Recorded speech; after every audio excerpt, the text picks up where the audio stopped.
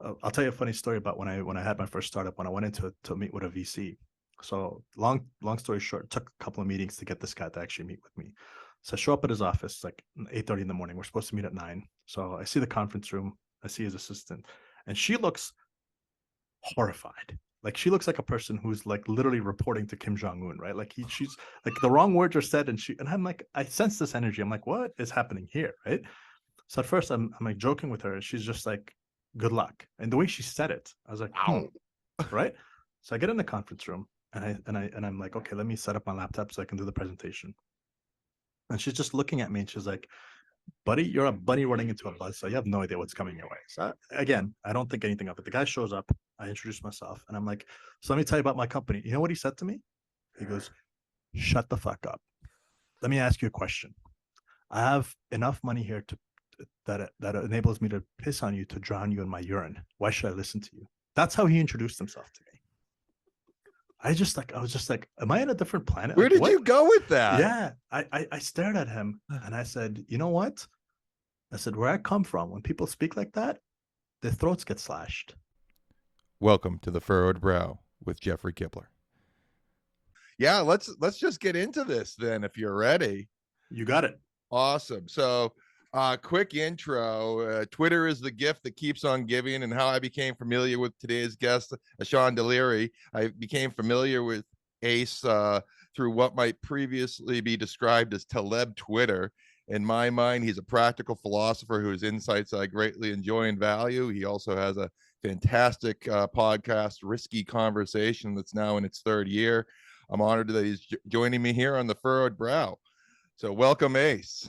Well, thanks very much for having me. I appreciate the kind words. I wouldn't go so far as labeling myself anything as a philosopher. I'm more of a pragmatist who tries to get things done, and that's part of the reason why you and I got together, because we both recognized that there was something afoot with regards to Nassim's ideas versus how he responded to the COVID pandemic and the mass vaccinations, and it kind of went completely against what he normally preaches, and It was that's why I always tell incredible. people, yeah, it was It was blindsiding. incredible.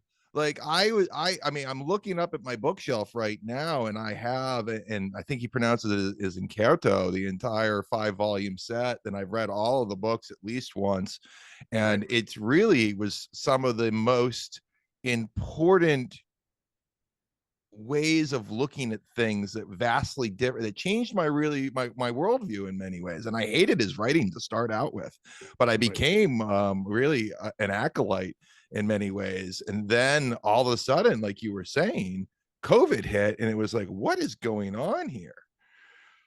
Yeah, you know what? Sometimes you start to think about these issues, and for the longest time, I gave the benefit of the doubt. I'm like, maybe he sees something I don't see. Clearly, there's got to be something more to the story. But as more and more of the insanity started to unravel around us, and his ideas, not only did he validate and authenticate what was being said, but he was also invalidating his own works. Right. Right. And So that was and yeah. reasonable disagreement, people can disagree on, like, I think the major one is a precautionary principle, Mm-hmm. where, just for our listeners, in case they're not familiar, is this idea that when you're doing something, especially that has potential massive knock-on effects, you really want to be careful. You want to put precaution first. And I feel like when we look at COVID, like, reasonable people can disagree with whether it is more important to try to stop something that's infection and has multiplicative effects, versus the danger of rolling out of a potentially untested vaccine, like we saw with the COVID vaccine, where we don't know the effects also. But Mm. to out of hand say that one is obviously better than the other and everybody else is a fool is flabbergasting to me.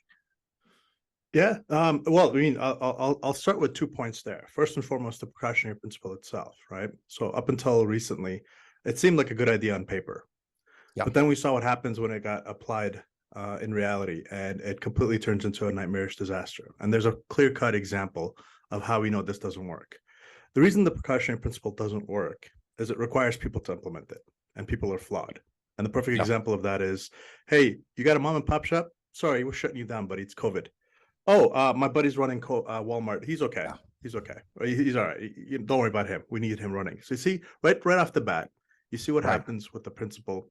Because a human being has to implement it, that human being has flaws and biases, that human being is a politician who is going to be under the pressure of various donors, power classes, whatever you want to call it. And as soon as that happens, it's going to crumble on its own weight. But what it's beautiful is it turns into a bludgeon for that same politician. So in Ontario, where I live, our premier, Doug Ford, this guy, when you hear him talk, you could tell that he has never read the precautionary principle paper. In fact, when I first read it, I was tweeting parts of it that was interesting in a thread, and it was a long conversation that people were joining in on. So I found some of the ideas insightful, but I never really thought the whole concept through until the very end, when two friends of mine, one's Michael Driver and one's George Cooper, and what they said to me was, they said, "Hey, I know this looks good, but I want you to remember something very interesting." I said, "What's that?" He said, "The smartest people are the fool. Oh, sorry, the easiest people to fool are the people who think they're really smart." Yeah. And that's what happened. And I thought about it for a long time, and I said, "Where's the flaw in it?" He goes, "When you see it, it'll be much more interesting than if we tell it to you." So I said, "Okay." Waited around, didn't think much of it. But I tried to steelman Nassim's point of view. And here's the point of view, the best I can understand his, because you want to be fair, right? When you're Yeah. criticizing somebody else's point of view, you want to be fair. So the very best argument he presented was, given your overall mass, given how many things you consume, given how long you've been alive for, one injection couldn't possibly create the amount of harm and damage that you think it can. That was the best argument he can lay out. I listened to it, various times. His, his ideas of what he calls them, COVID psychopaths or COVID idiots, all that stuff aside. Yeah. You tried to get to the root of it, which was, okay, people do drugs all the time, right? People have done really crazy drugs and they've kind of recovered from it. People have had really terrible accidents and they've recovered from it. So the dosage and the timing of the dosage and all that stuff, given the vast array of people, he said that based on that piece of information, you could presume that no matter how harmful it is, it can't be as harmful as you think it is, which is also not a bad take on the issue. However, like you said, untested technology rolled out brand new. This is on the heels of the whole Monsanto GMO food problem. So you kind of look at that and you go, okay, listen, I don't know where to, like, at this point, it's fairly reasonable to assume that either you are throwing your life's work away, or you're compromised somewhere. Somebody has something on you and they're saying something about you. They're saying, listen, this is, and we see it, like, you see a bunch of reasonable people that normally would just speak out the truth, all of a sudden ducking this whole issue, or all of a sudden taking the side that supposedly everybody else has taken. And these are the people whose cantankerous nature would lead you to assume that they would take the opposite side. Yeah. So when they don't, you have a couple of options as to why that's the case.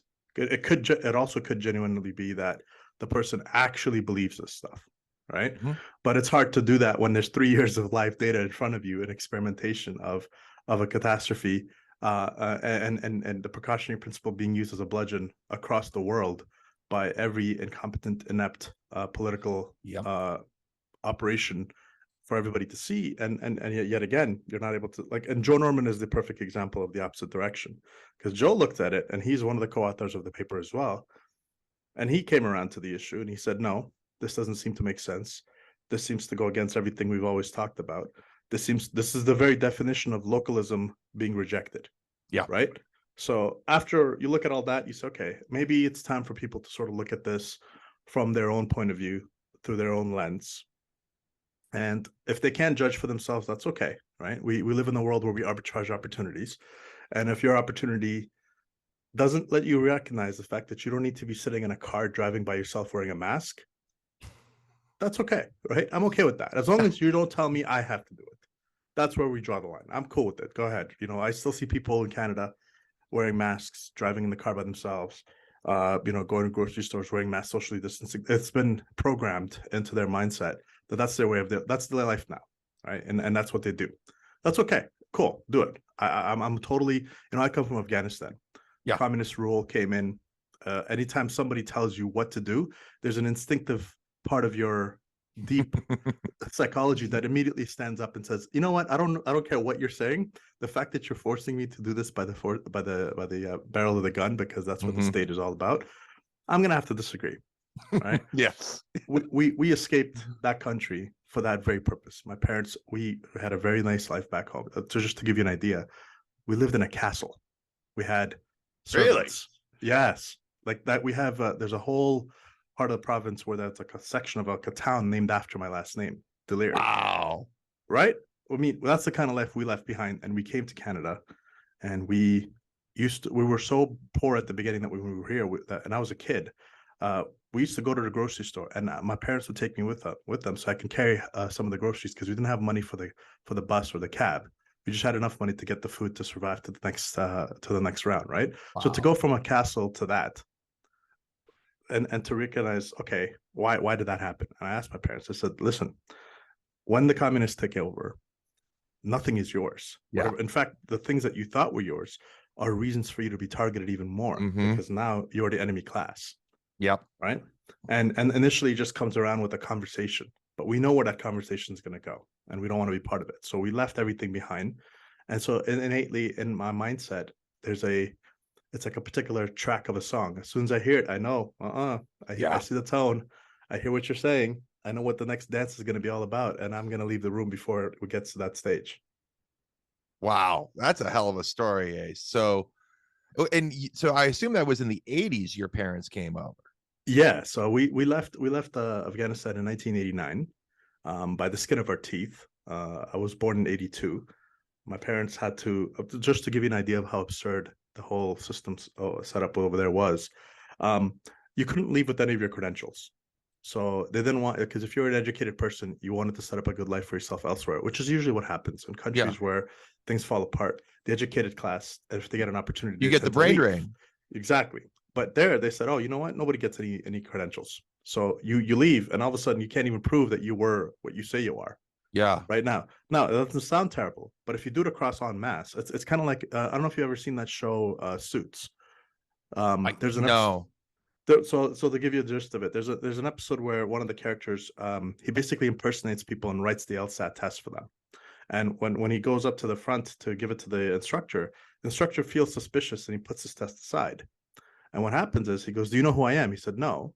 And what he does is he knocks over all the tests. Now you can't tell which one was his and which one wasn't his, right? So if you knock over everybody's quote unquote credentials, you don't know who is, and you don't know who isn't a real doctor or a real engineer or a real X. You see what I'm saying? Yeah. So you leave that country, wherever you go, you're now a nobody, so to speak.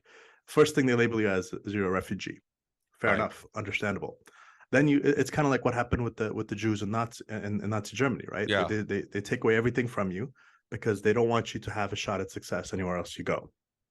Right. And so that's an extreme reaction. I said, yeah, but that's because we've lived through it. We know what it's like.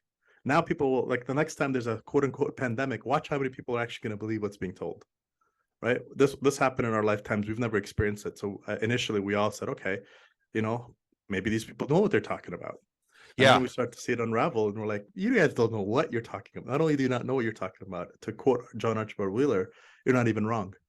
Yeah. I mean, so you probably aren't aware of this, but my wife is a PhD geneticist, right? Like, she knows tons about mRNA vaccines, and like at first she looked at all of the data coming out of Pfizer and what have you, and she's like, yeah, it looks good. It looks like it, doesn't look harmful, doesn't look suspicious. And now I don't know shit about shit when it comes to like that sort of world, but I've got the same thing going on as you. I've got alarm bells going off in my head that like this hasn't been tested that way. Like, it hasn't been tested for that long. They're trying to force it on it. You see this pattern, and I'm just like, emergency. I mean, I ended up getting vaccinated with the 2 shots, and I'm fine for it as far as I can tell. But now, like, now we're both looking back like, wow, there were things afoot then that were not obvious, especially with somebody, even if you have an academic background in the space, that you do trust the system. You were you were academically raised within it, and but if you don't, but if you haven't, I feel like if you haven't gone through things like escaping communist Afghanistan, like you might not notice these other things going on. Well, you know what? In fairness to yourself and to your wife, here's the thing, right? The problem is we look at the world through our own point of view. If Yeah. we're honest, decent people, we assume other people are the same way. Yeah. Right. Yeah. That's where the asymmetry. So one of my major philosophical shifts in the last little while has been the idea of looking for informational asymmetry and how to exploit it. All right. So what's happened here is simply this. We all assumed that every single institution that's around us, the schools, the universities, the banks, the law, the courts, medicine, the doctors, that they're all fundamentally intact. Right. But the problem is, it's kind of like if you introduce the HIV virus into a body, right? You don't need a lot of it. You just need a little bit to corrupt the system. All of a sudden, everything falls apart. And remember my conversation at the beginning, the first point I made, which is always going to be salient, is that the easiest people to fool are the people who are the smartest. Yes. Because people who are smart, when they listen to their supposedly credentialed colleagues, they assume the truth is being told. And that's where the asymmetry is set up. Right. So if you want to pull one over on people, you get one shot. And that's what they did. They pulled one over everybody. And now the next time, if there's even a real legit one, let's just assume for a hypothetical case, and there's an actual terrible disease that comes out, nobody's going to believe it. I'm terrified of that, because it's not like this couldn't happen and this thing couldn't have been like an absolute monster. Yeah, well, and here's again, I've seen your wife's credentials in her Twitter profile. I didn't realize what she was. I saw an episode of her podcast, so I've started to become familiarized with her work. And here's the thing, for guys like you and me, our defense is this, right?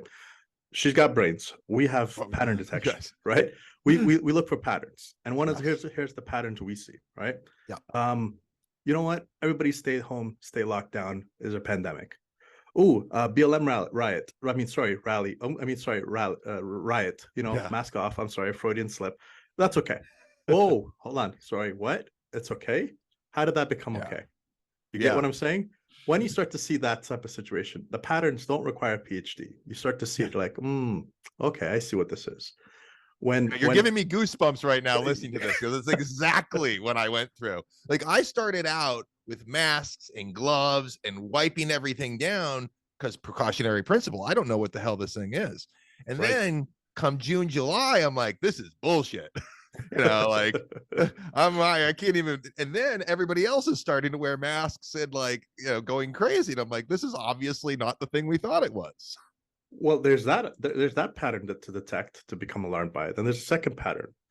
I don't know about you, but the way we survive in my country is it's family first, right? Yes. And that's and what I noticed for the first time, to my horror, is that families turn on each other.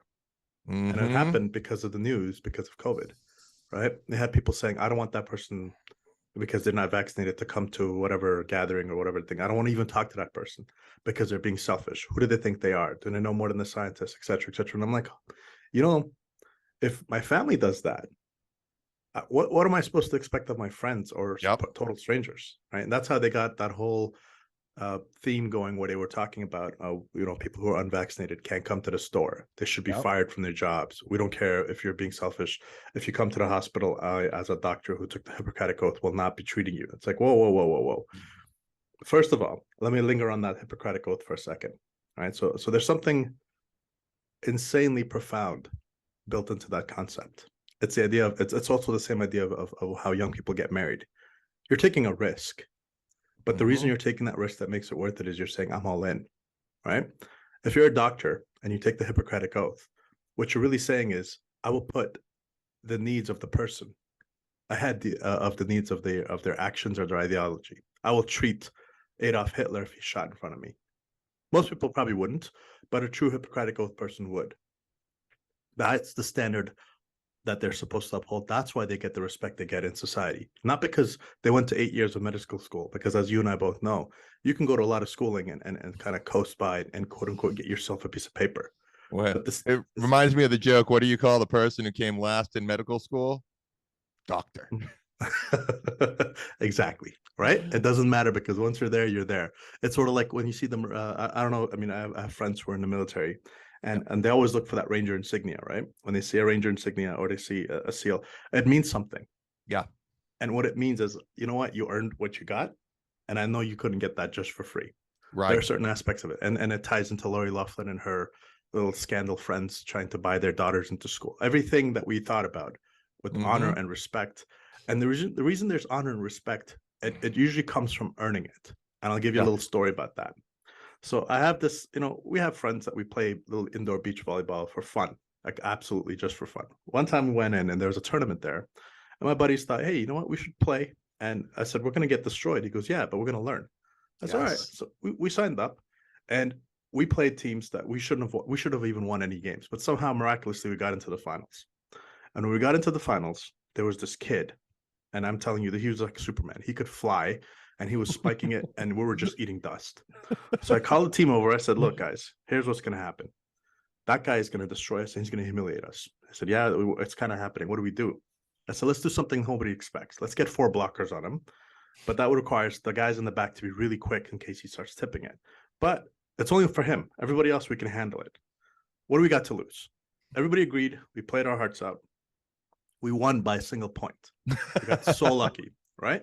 Now that medal, when it's hanging, it's just, we look at it and we remember the effort, the camaraderie, the flow that the whole team got into afterwards.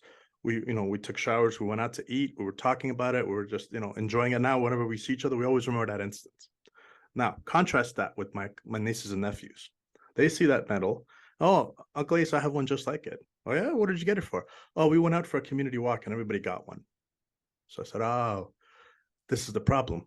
When everything is equal, nothing is Yeah. of value, right? Yeah. There's a misunderstanding here. And so we look at doctors, and we all, up until just recently, I assumed, like everybody else, wow, you're a doctor. You are like the Navy SEAL of medical people, right? Like you went through a whole procedure and you have a devotion to helping people. And then you hear the way they talk to you. First question I ask you, how are you? How's it going? Did you get your shots? How many boosters did you get? It's like, whoa, whoa, whoa, whoa, whoa. Right? Let's take it back a few notches. Yeah. And it goes back to our initial salient point. The easiest people to fool are the people who think they're really smart, because all it takes is a smart person to say something to them and they go, oh, my cognitive ability is good, that guy's smart, I don't want to do all this calculation, whatever he says is right, because by default, if Yeah. I say something, I should be considered right. Yeah, for sure. Right. And this is where, I've talked about this on a couple of my podcasts, but like there's agreeable people and disagreeable people, and like most people like try to get along with those around them. You have we want to copy, especially high status people, and this is why Yep. the news is so effective, that Yep. these people in nice clothes are speaking clear English, are that have high status positions, are telling you this thing, and sometimes that they're doctors, and Yep. it's takes a certain type of person to cognitively reject and analyze what they're saying, and it's very, very difficult. It is. And my experience over the last little while has led me to believe to a small corner of planet Earth where this is still applicable. Yeah. And the small corner is the entrepreneurs, because the entrepreneur's Yeah. default position is to, even if you look at something that is working, the entrepreneur says, I could take it on. And a clear example of that would obviously in recent times would be the people who founded Netflix. Remember, they used to ship Yeah. you DVDs from a box. I remember right? that. And standing against them was Blockbuster. And so even when things appear like they're good, we always have to assume that there's boundaries to that. And when those boundaries get tested and the context around them changes, you have a shot at renewal and revival, right? Most people see entrepreneurs as, whatever. It's like a odd person. I mean, obviously at this moment in time, everybody's taking their shots at Elon. Ironically, I'm like, you know what? You think you're his peer. He gets more done in an hour than you did in your entire life. I would be a little bit more cautious about throwing stones at that guy, but go ahead. It's all good. You know what? That guy's taken more shots negatively in terms of the bear market for Tesla bears than anybody in history. And he could take this on. So that's okay. But to our original point, when we see an entire medical community and we see the consistent failure right across the board, and we see that, okay, how much impact does pharma really have on medical schools, right? Pharma comes in, these are the drugs you should take. This is the hospital wing that pharma is donating, quote unquote, to. This is the school of X, Y, and Z, and you go in there. It's all you start to look at it, and you go back to that whole idea of the contagion. When you hire a CEO in a large corporation, a CEO and a founder are two different people, right? Yes. A CEO, his main qualifications for getting to where he is, 99% of the time, is because he understands one thing that other people will never do. He prioritizes making money over everything else. Yeah. And that's it. And now, if you put a person like that in charge and you say, okay, you prioritize making money over everything else, go exploit those opportunities. And they will. And when they do that, you shouldn't be surprised that their supposed goals of the corporation and yours don't line up anymore. Right. Because they're not interested in the same things you're interested in. A founder is a different type of person, right? So Steve Jobs was a founder. And even though he was a CEO, his idea was that if you do the thing correctly, everything else will follow suit. Now, we're looking at Apple. We're looking at a transition. Tim Cook came in, learned a lot from Steve, but the next guy that's going to come in, you're going to have a product vision type of conversation. And here's where that problem leads to. I'm not saying this is going to happen. I'm telling you as an Apple investor what you should look for. Mm-hmm. So the greatest slice of growth in that company is not products and services. It's no longer their actual hardware that they built. So in that community of the VPs that are reporting to Tim, which is usually going to be the pool of candidates who are going to be up for election to take over the spot, are you really going to have a Steve Jobs or a Johnny Ive type person in that pool? Likely? No, not really, right? You're going to have a guy or a girl, whatever the case may be, whose interest is going to be solely on capitalizing opportunities in the market for making returns for the shareholders. Right. Because that's what that person is going to be chosen for. Now, unless the guys at Apple, hopefully they did this correctly, they set up a procedure in place where the succession plan has that the embedded DNA of Apple, which being, make the product, lead the way.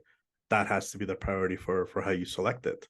Unless that's there, we can immediately tell the next guy that comes in is going to coast for 5-10 years, take all the money, and then all of a sudden the company is going to get into a state of irrelevance. And that happens to large corporations all the time. Look at Microsoft.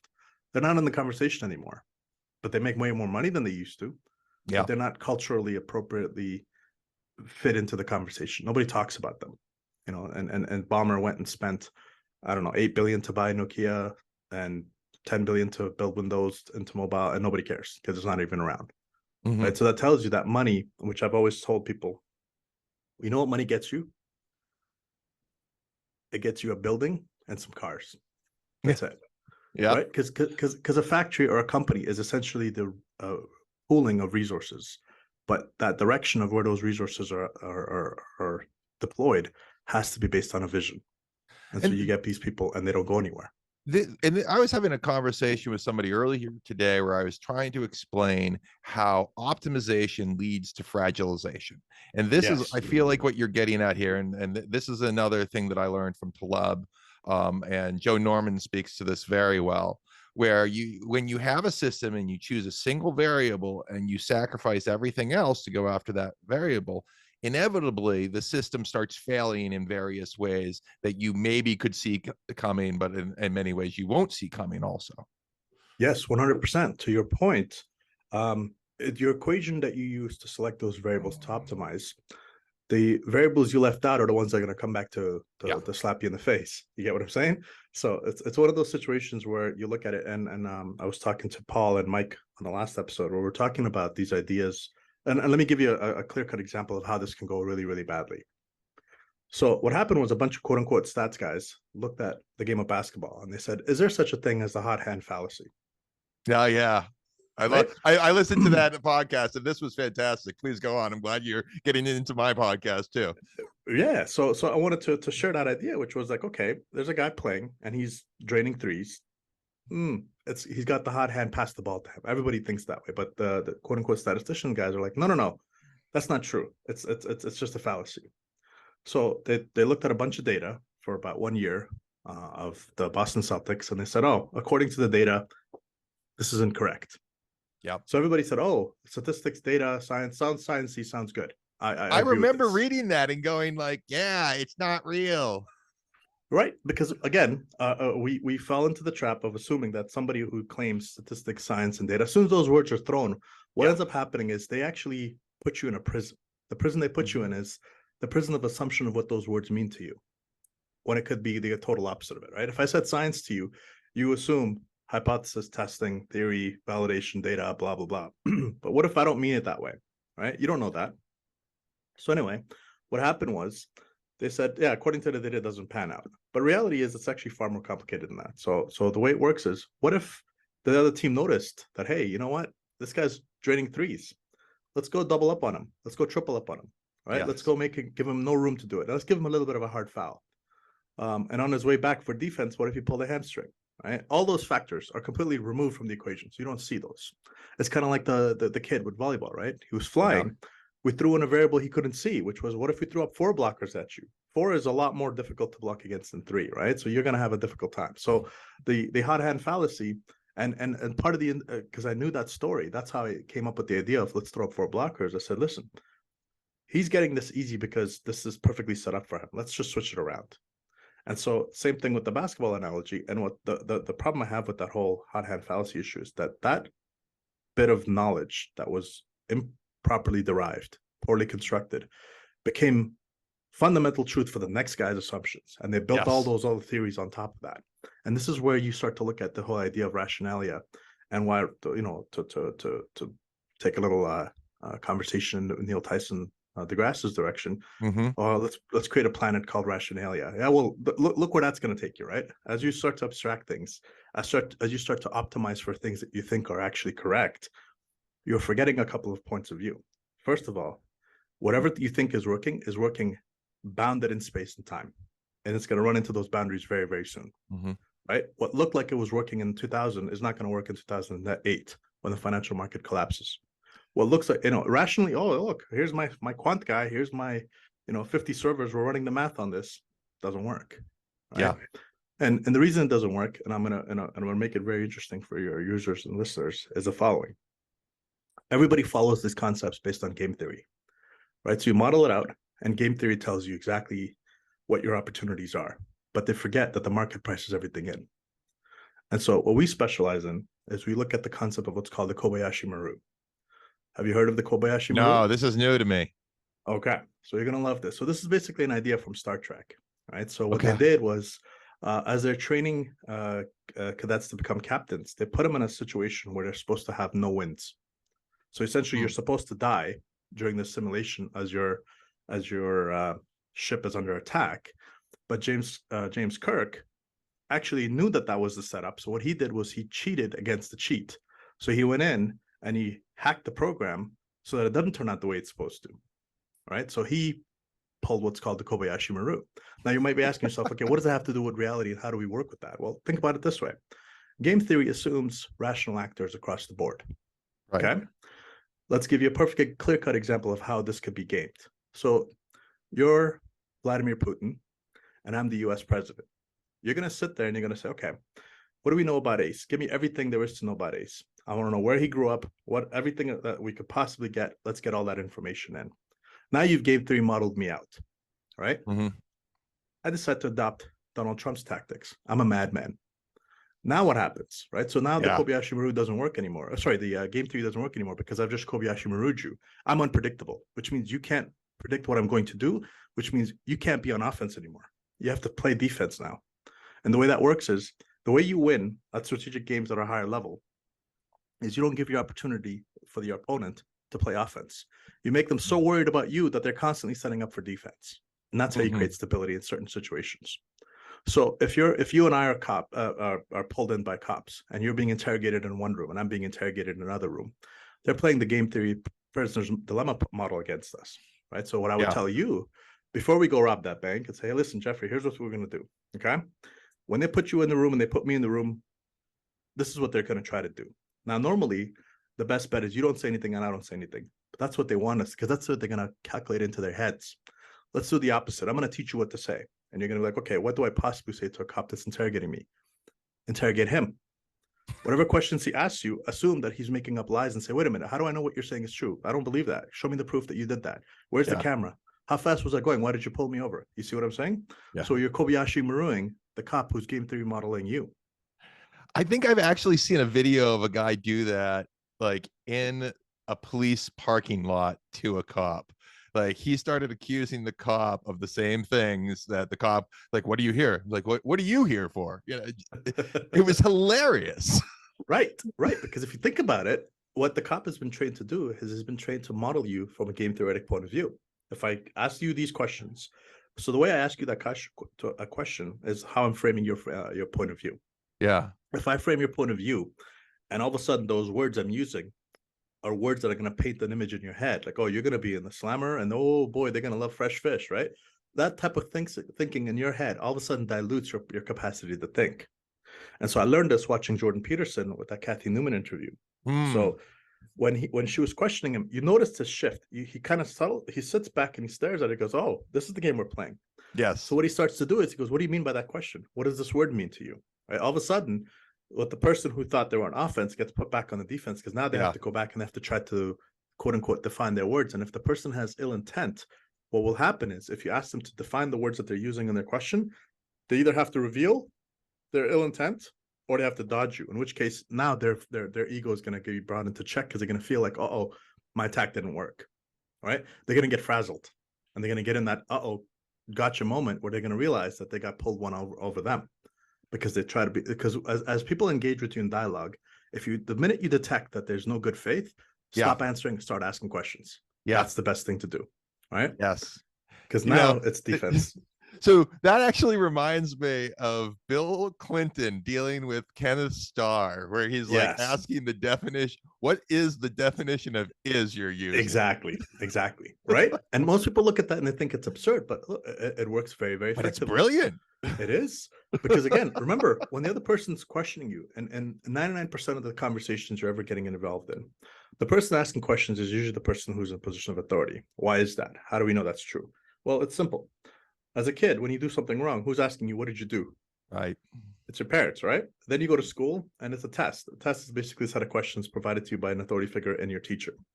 If you go to the doctor's office, your doctor's asking, what's wrong? What did you do? Where does it hurt, right? So the minute somebody asks you questions, subconsciously in your mindset, you're automatically infantilized. You're the child. You're answering to the authority figure, right? So if you know that going in, all of a sudden you go, pattern detection here. Let's exploit this asymmetry. This person wants to ask questions. I don't like the questions they're asking. I don't like their tone. I don't like their energy. I don't like their vibe. Let me flip it around on them. Right. And the first question you ask back is very subtle. You say, I'm sorry, I'm confused. What does this word mean exactly before I go on and answer it for you?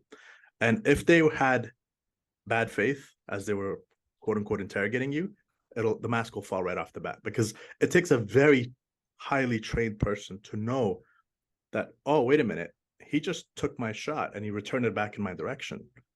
And they have to now engage in the second layer of deception to keep the game going. And most people aren't capable of doing that. That's the reason I know. The reason I know all this stuff is one of my uncles, when we were in Afghanistan, he was part of the, I guess at the time, what you could call the KGB variation. Sure, intelligence agency sort of shit right here. Yeah. Right. So his job, to save his family before he could leave, was to root out the enemy within the country, the ruling class that they didn't want part of it. And so he was brought in for training, and he was taught these tactics, and he was told, never, ever, ever answer a question. Always ask a second question back, right?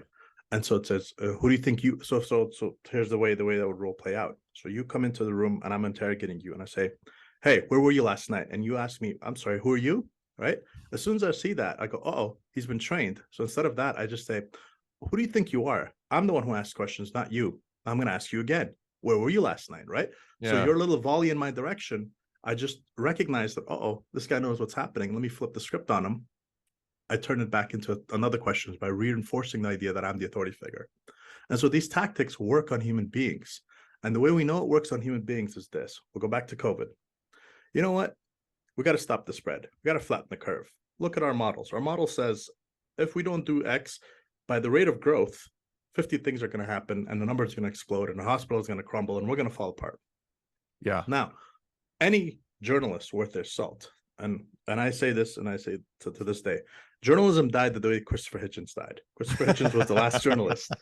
that I remember who actually had the intellectual capacity and the moral courage to just stand up and say, who do you think you're talking to? That's not, I will not be put up. A I'll giant put this among in, I will men. put. Exactly. Right. So here's what happened.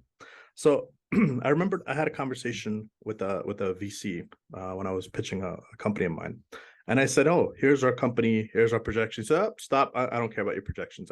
None of that means anything to me. And I said, why? He goes, kid, do you understand how many projections I look at every day? And do you understand that almost none of them actually come to truth? I said, oh, he goes, I don't care about that. He goes, whatever your projections are maybe, I'm going to divide it by 100. And then I'll consider it even then, because now you're asking me for my money, which means you're putting my game, my risk on the line. I'm not going to take you at your word. So apply that same concept to, hey, the curve, look at the number of cases. It's exponentially growing, right? Well, why should I assume that everything you're saying is going to stay status quo and we're just going to explode? Yeah. Right. And now the politicians were also playing this other sneaky game. Every time they brought the numbers down, it was our strategy and it was my brilliant thought and my science team told me this. But every time the numbers got bad, oh, it's you people are bad.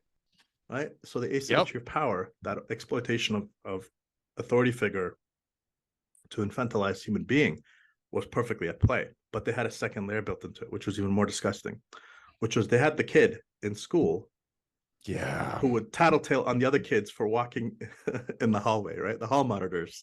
The number of hall monitors we got to see just boggles the mind. It's like, you know what, man? I get it, but what are you doing?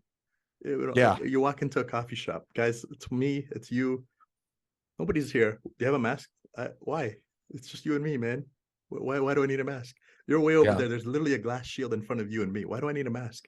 Oh, it's the rules. I said, is anybody recording this conversation? No. I said, tomorrow if they said, you know what, we're going to replace you with a robot, do you think they'll care about you? Well, no. I said, then why do you care about me? Just give me my coffee and let me out of the door. I don't really, we don't need to have this conversation. We don't need to have this dialogue. I just want to get a cup of coffee. But if you're going to make it this difficult for me, I'm just going to leave, right? So again, you start to recognize that one of the ways you keep control is you empower the hall monitors in the school, because a teacher can't be everywhere. Right. And one of the crazy hall monitors they have now for you, which was insane when I saw it, was, oh, we're going to have this app built into iOS and Android that's going to contact tracing or whatever they call it. At the time, I was like, wow, hall monitoring, take it to the next level. Right. Well, it's like you take these people, and what I found is the people who think of themselves as victims were far more likely to feel as though that this thing was going to, be a danger to them, right? And that people around them who weren't playing by the rules were victimizing them. And then you take it a step further, and like you're saying, give them this power to retaliate against these people who are victimizing them. Yeah, and exponentially made it worse. Not only do I give you the power to retaliate, I'm going to give you the moral high ground to do so. Yes. Now you're morally righteous and you're vindicated from a moral point of view. From only you're the smart person, you're the righteous, correct person who's saving everybody, and you get to be this hero by trying to impose your will on everybody else. Correct. It's tribalism at its worst, right? And the problem with that type of situation, when I see people who think that way, I'm very live and let live as my philosophy. I don't really say anything to people. I'm like, you know what? Again, I learned this from Paul Portersey. He had this concept called let it trade, right? On Wall Street, you pick a bet on a stock, I pick a bet. You have to let me trade, so I have to let you trade. Otherwise, we can't participate in the markets. But reality will settle the score at the end of the day. So when I see a person who and I look at it, I was with my mom. We were in the elevator. This was about a year and a half, almost 2 years ago. And this person wouldn't get on the elevator because the two of us were in the elevator. Yeah. And this person almost seemed angry at the fact that there were two other people in the elevator. So my mom looked at her and she said, wow, this person is really cautious. I said, no, that person's going to be suicidally depressed. Yes. She said, that's quite a jump to make. I said, no, if that person is unable to do what they're doing now, what they're telling you, they're signaling to you that they're in so much pain that they can't trust anybody. Yeah. That means that person has alienated, I guarantee you, half their family for sure. Yep. If not more. right? And Yep. every once in a while we see that person and we start to notice the signs of a lonely person. You could always pick that up on somebody. If somebody's lonely and they're depressed, you could see it. Yeah. You could almost smell it, right? And because they've doubled down so hard and they've made the gravest sin of all, right, which is the sin of rejecting family. Yep. And if you do that, then what ends up happening is, people don't recognize this, but it's very, very simple. If I see you rejecting your own family and I'm your friend, I know I have no shot at your loyalty whatsoever. There's no way. You get what I'm saying? But if Yeah. that's your Yeah. blood and you're doing that's your I blood, mean, what am I? I've been on both sides of that equation before. I've made the mistake of rejecting family, and I've had family reject me also. You know, I think it's something that you work through, but you know, Yeah. I know, yeah, I know what you're talking about. It resonates. Right. And here's the funny part of that is that it shouldn't, because we didn't get to this far. We didn't get we didn't survive multiple generations to this point by Yes. rejecting family. And our tribes that were so small, just to sort of give you an idea, right? So for you to be born, you needed 2 parents, 4 grandparents, 8 grandparents, 16 great great grandparents, and when you go to the 9th Yeah. level, you needed 2,048 groups of people. Right? That's a lot of numbers. Yeah. For that to happen, and if you didn't have trust, that was implicit to the point where it was blind, and you required that blind level of trust. And Yes. to certain groups, you need that to survive. If you don't have that built in, somebody's cracked an armor in your system. Yes. And they've let, it's a small backdoor to software in software terms. I'll give you an example of how you could do something like that. So sometimes when you write data into a hard drive or an SSD or whatever, there's little buffers, little spaces where you can add extra data that's padded to allow for the amount of the data for the word to be fit in. What somebody at the NSA could do is they could say, okay, not all the words that are written are going to match that length. The computer's going to actually just inject some buffer into that. Yeah. What we could do is we can actually calculatedly inject a specific amount of data across the memory that will, if you string it along, it actually turns into a command that we can use as an exploit to take over the control. An overflow attack, right? Exactly. Yeah. Right. Something of that sort. Now you look at that and you say, okay, if I can separate you from the family, right, where lions are hunting, what do? They separate you from the herd, right? That's when you become isolated and you become weak. If we can get you to turn on your family, you are now dependent on the state. Yes. Period. Yes. End of discussion. And I got to tell you that realization and what you're saying right now is possibly the most important revelation that I've had in the past decade. And that, you know, I used to be a leftist, socialist, utilitarian type, right? Like thinking that you can, of the Sam Harris sort of persuasion, where you think that there's a correct answer that can be calculated out there, right? That's better for everybody, which I now think is hogwash. It's absolutely poisonous thinking, and that there's always going to be, now I believe there's always going to be conflict, and that you need to have your tribe, so to speak, your family and friends who have your back and you have theirs. And it's been quite a revelation. And to build off that even more, it's like this kind of thinking is built in. And I was a former atheist who now, I believe in religion strongly now, because this is kind of a theme for my podcast also, of what truth is that truth, this is truth itself, because truth itself requires survivability. And yeah, and it's not just genetics, like my wife studies, that has naturally selective properties, but ideas themselves. And then it's like the combination of ideas and genetics in concert that have survivability properties. 100,000%. And I'll bring a point to that to tie it home to you. It's the idea that, when you look at a rectangle, a rectangle, what's important, the length or the width? The answer is both. You need both, right? Yeah. What's important, genetics or environment? Both. The minute you try to emphasize one over the other, you've lost the plot. And to tie it back to your other point with Sam Harris, ironically, the man who rails against tribalism and other things he attacks on he relies on his Patreon tribe to keep him financially afloat, so he can do what he's doing, right? Yeah, for sure. The irony's not lost. We watched that, and you know, just to give you an idea, just to give you a clue of how bad this was for me. Back in early around 2000 and I would say 6, 7, me and a friend of mine, we actually started the first Afghan atheist group on Facebook. Wow. Right? Yeah. So that led. I mean, you talk about, you know, I was a fan of Dawkins and Harris and Hitchens. I still put aside as Hitchens is a different character. Yeah, that guy's different. I'll put him in his own league. But the other guys, you know, Dennett, Harris, you know, I read all their books. I was massively a fan of theirs, and I always had a problem believing Islam as a kid. I remember I was in grade 7, and I was forced by my father to go to Islamic school on Saturdays, which as a kid, there's nothing worse than more school, right? So right off the bat, it was poorly framed for me. And I've never been a morning person. And this morning class started at 7 a.m. Right. So it's like, you know what, all the odds are stacked against this kid to survive this school. And I remember I went into school, and that same Friday, we had a class in science, and my teacher was explaining how malaria spreads, right?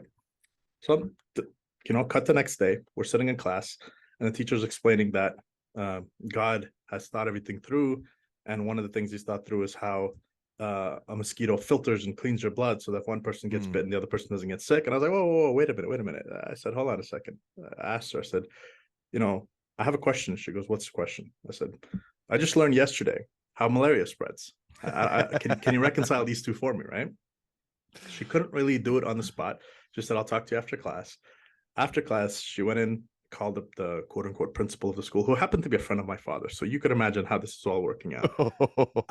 I was branded the troublemaker. I was expelled from that school. You know, I used to spend all the day looking for, I would find excuses. Oh, I got to go pray. So I'd leave the classroom and walk around and try to find new friends and do silly things with it. So my rejection of this idea of authority, it was always innately built into me. I just couldn't do it. Yeah. Right? And so when we came to Canada, same thing happened with regards to the political ideology. So when you say you are left, trust me, if anybody knows, it's me. You start there, and we have very similar lineages from the sound of it, at least intellectually. Exactly. Right. So we process the information, and we get to a stage now where it's like, you know what? Here's the problem, right?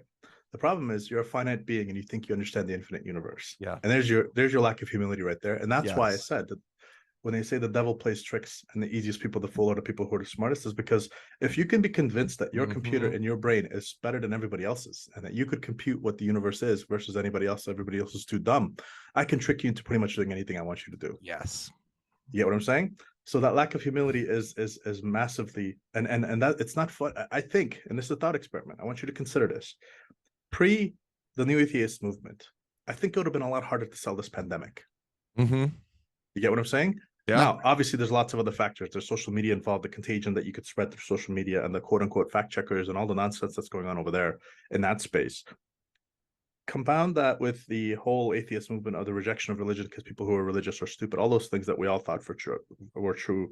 None of it is true. It turns out that a lot of it is actually just stored wisdom that's lost its ability to be translated. The only person I've found recently who could translate that wisdom with any degree of depth is Jordan Peterson. Yes.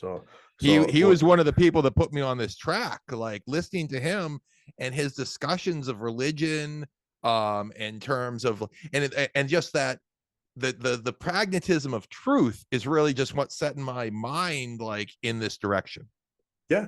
Right. And so this is what I'm talking about. It's like nobody really articulated those points of view. I would have loved a conversation between him and Hitchens. That would have been like probably, oh my God, it would have been amazing. It would have been, because I actually went to see a live debate between Hitchens and Tony Blair. It was like absolute trashing.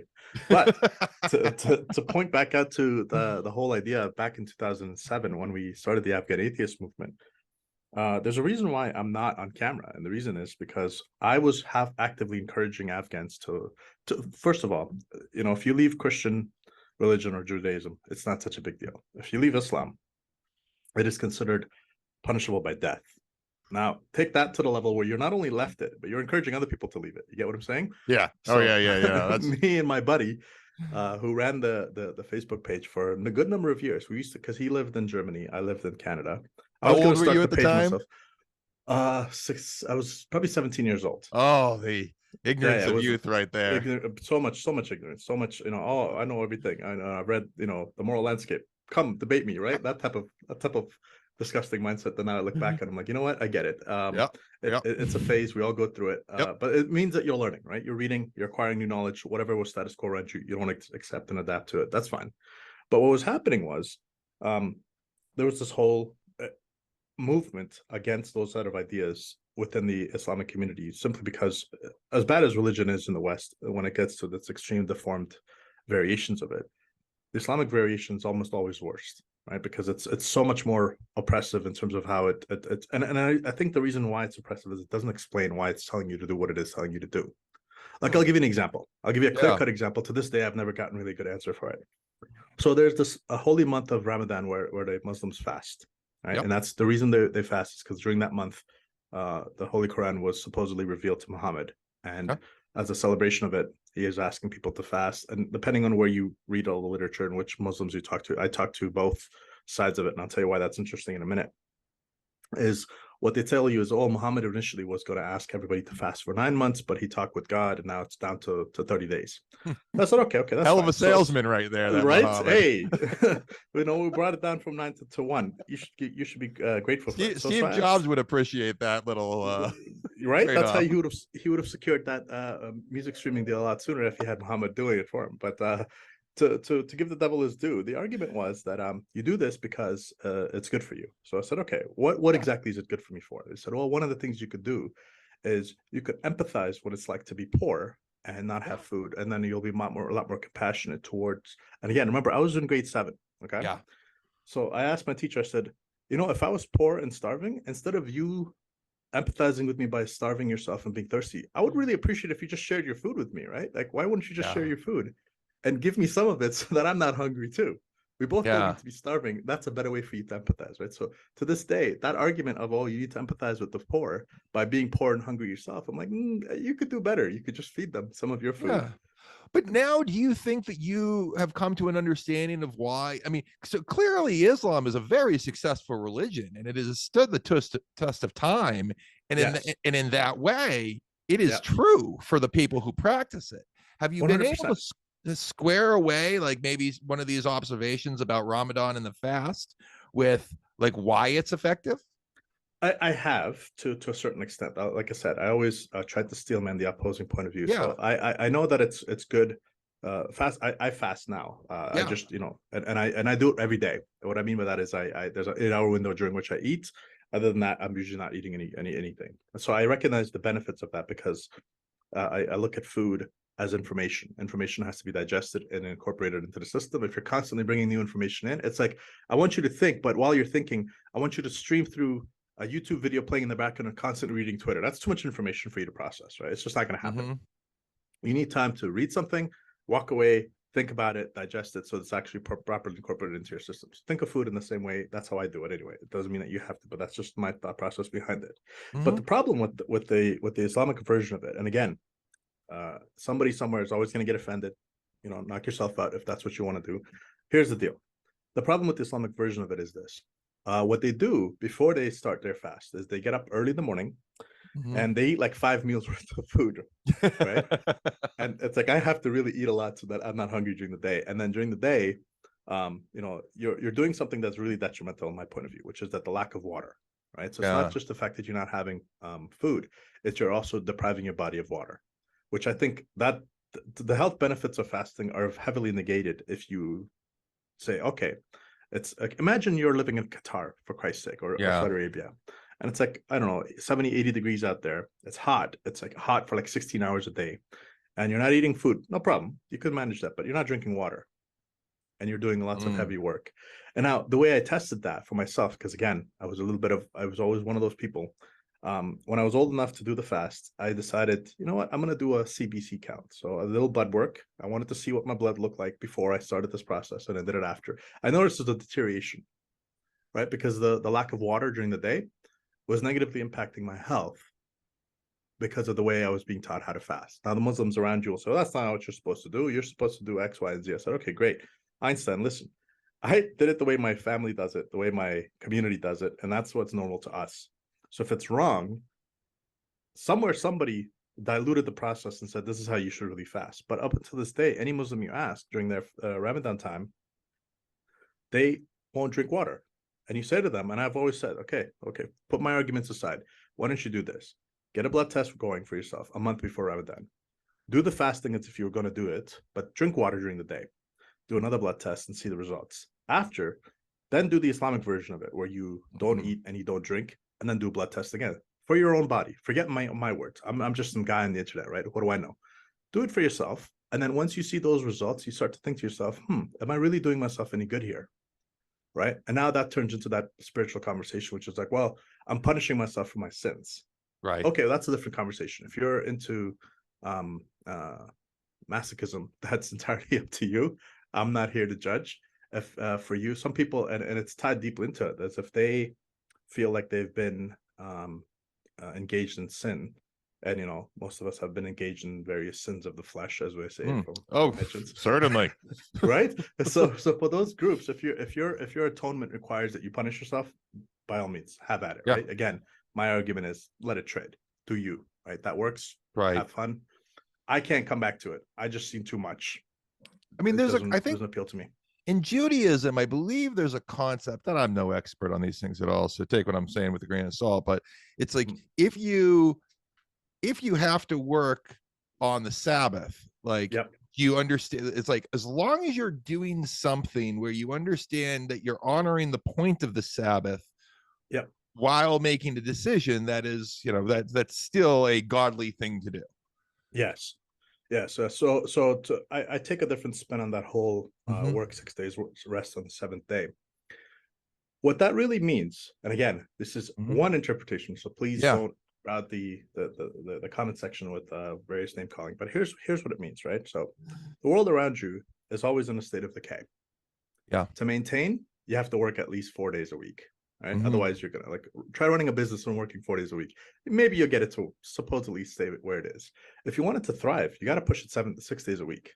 Yeah. And that 6 days is the difference between. And again, think about it from Elon's point of view, right? He always says, "Look, people work 8-hour days. I work 16-hour days. And 1 week I get more done that you do in 2 weeks. If you multiply that math out by a year, you'll see how much further ahead I am than you." Yeah. Right. Take the same idea and say, okay, what if, just for argument's sake, for 1 month, I worked 16 hours a day, 6 days a week, and took the 7th day to just completely rest. Yeah. Now, I took a spin on that idea, and I said the way I do it, based on I run a software company called Moonlit. What I usually do is I will work 16 hours, and then I'll just sleep until I'm fully rested, and then I'll wake up and I'll restart the clock again. Now, that doesn't always translate to perfect 16-hour blocks, but what it does do is that it actually allows me to adapt my system and my body to my work and my goals. Get what I'm saying? So in that regard, the whole 6 day working, God rested on the 7th day, that's essentially what the prescription is talking about, which is that if you want to succeed in the face of ever-changing reality, you have to be engaged at this level if you want to create a new nation, right? That's the whole creating nation of Israel, God's land, God's city, all that stuff.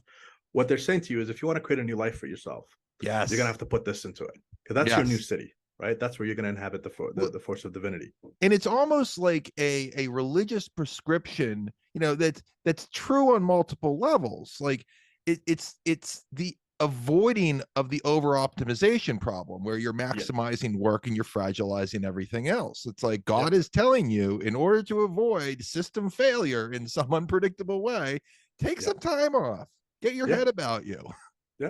Yeah, and actually, it's interesting because one of the ideas behind that is the idea of Sufi poetry, which is heavily influences my mind, which is that to appreciate beauty, you need context, and the only way to add context in your life is to add time. What that means is just time to do nothing. Right? Yeah. Just let everything you brought.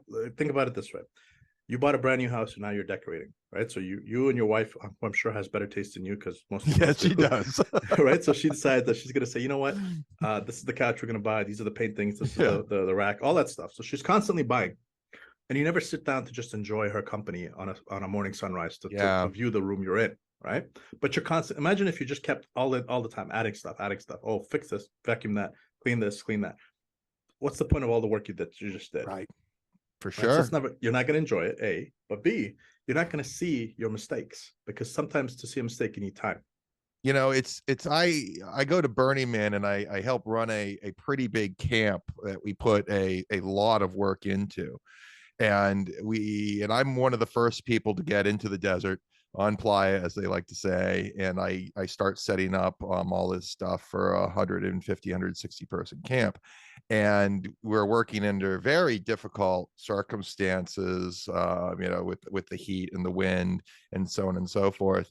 And almost every year for the past few years I've done it, one of my happiest and most joyful points is that I just go up on this tower and I chill out and I watch everybody else who's not building, the city start to come in, and these amazing things that I didn't help build most of them, but I built this part, and just look over the landscape and go like, wow, this is amazing. It's a thing to be a part of. And it came from nothing basically in the Right. time that I was there. That's fantastic. But here's what's interesting about that. The minute you do that, you're actually subconsciously informing yourself for what you want to create next year when you participate. Oh, Because you you got you to see, couldn't be right? more right. Yeah, I mean the last time I went, I gave a brief speech, that I don't think most of the people in camp really appreciated, but the guys who build it with me really did. Is that we build this for so we can tear it down, so we can build it again. And Right. it's the Iteration. ephemeral nature of that, and the incredibly difficult circumstances in which I'm working with these guys who I truly love to make this sort of temporary city where the impossible happens every year. And if it was just a permanent thing, it wouldn't have that same sort of experience all the time. Right. Right. No, no. Again, sometimes there's a guy on YouTube. He has a cooking channel. It's like the 100-hour brownie, or like the 100-hour. Yeah. Honestly, he takes like 100 hours to cook some brownies or lasagna or whatever the case may be. Mm-hmm. And his main ingredient in his dishes are time. Yeah. Right. And you start to think to yourself, the entirety of modernity is built around compression of time. Right. When you compress Yes. time, you also lose information. Entropy And becomes increased. and hey, what was it? It was Hagen. Though I'm looking at my notes we're an hour in, and I'm looking at my notes for the first time, so that's awesome. Um, So it we was didn't do the Jonathan Antonio John Brown. Higgins. Mm, Higgins, mm. which is he the one that talked about that? I don't think I'm not quite sure if it's him, so I don't want to. Okay, I'm just going to plead ignorance on that one. I keep don't really going. know. No, but what I was going to say to you is that the whole idea of it goes back to that basketball analogy with regards to the data abstraction. When you abstract, when you optimize, you lose information, right? That's the problem, right? So nature gives you information, and you decide to optimize something, which means from that information nature was giving you, what seemed like noise in state one could actually be signal in state two. And if you start to abstract layers upon layers upon layers, what starts to happen is what you're dealing with is pure noise, but it looks like signal to you because it came from state A. And state B, you won't be able to recognize it. So I'll give you an example of how that applies. Okay, you're the CEO of Intel. Your name is Paul Ottolini. I'm Steve Jobs. I come to you, say, hey, listen, I need you to make me a CPU for this phone. You go, all right, no problem, Steve. We'll go look into it. And you go talk to every single person on your team that's got the MBAs and all that stuff. And they come back and they say, yeah, there's no market for this. Right? This is 2006, right? So there's no market for this supposed cell phone that's going to be requiring a CPU that's efficient. Now, why did that happen? Well, because you're looking at data points bounded in space pre-iPhone, right? You don't see the data points because, again, remember this whole idea of, oh, I need this thing to be peer reviewed. I need data, data, data. Okay, great. You know, when the tsunami hits, there's no data point that predicts what's Yeah. coming, right? Yep. Sometimes a single piece of information is so big that it changes the context of the boundary of the space you were in. Fat tail distributions. Exactly, right? So the fat tail shows up in that. So if you're Paul Ottolini and you're at Intel, Steve gave you an opportunity to be in the next wave, and you declined because your MBAs told you there's nothing there for you. Yeah. Right? You missed that ride. Now, the only thing that was left on the modern smartphone that you have in your hand, the only thing Intel contributed to that is the USB port. Everything else is not from them anymore. They're no longer a player in that game. Right. Right? Because they're stuck. And and again, this concept of path dependence, which we learned, is the idea that if you wash your shirt and then you iron it, that's cool. If you iron your shirt and then you wash it, doesn't work so well.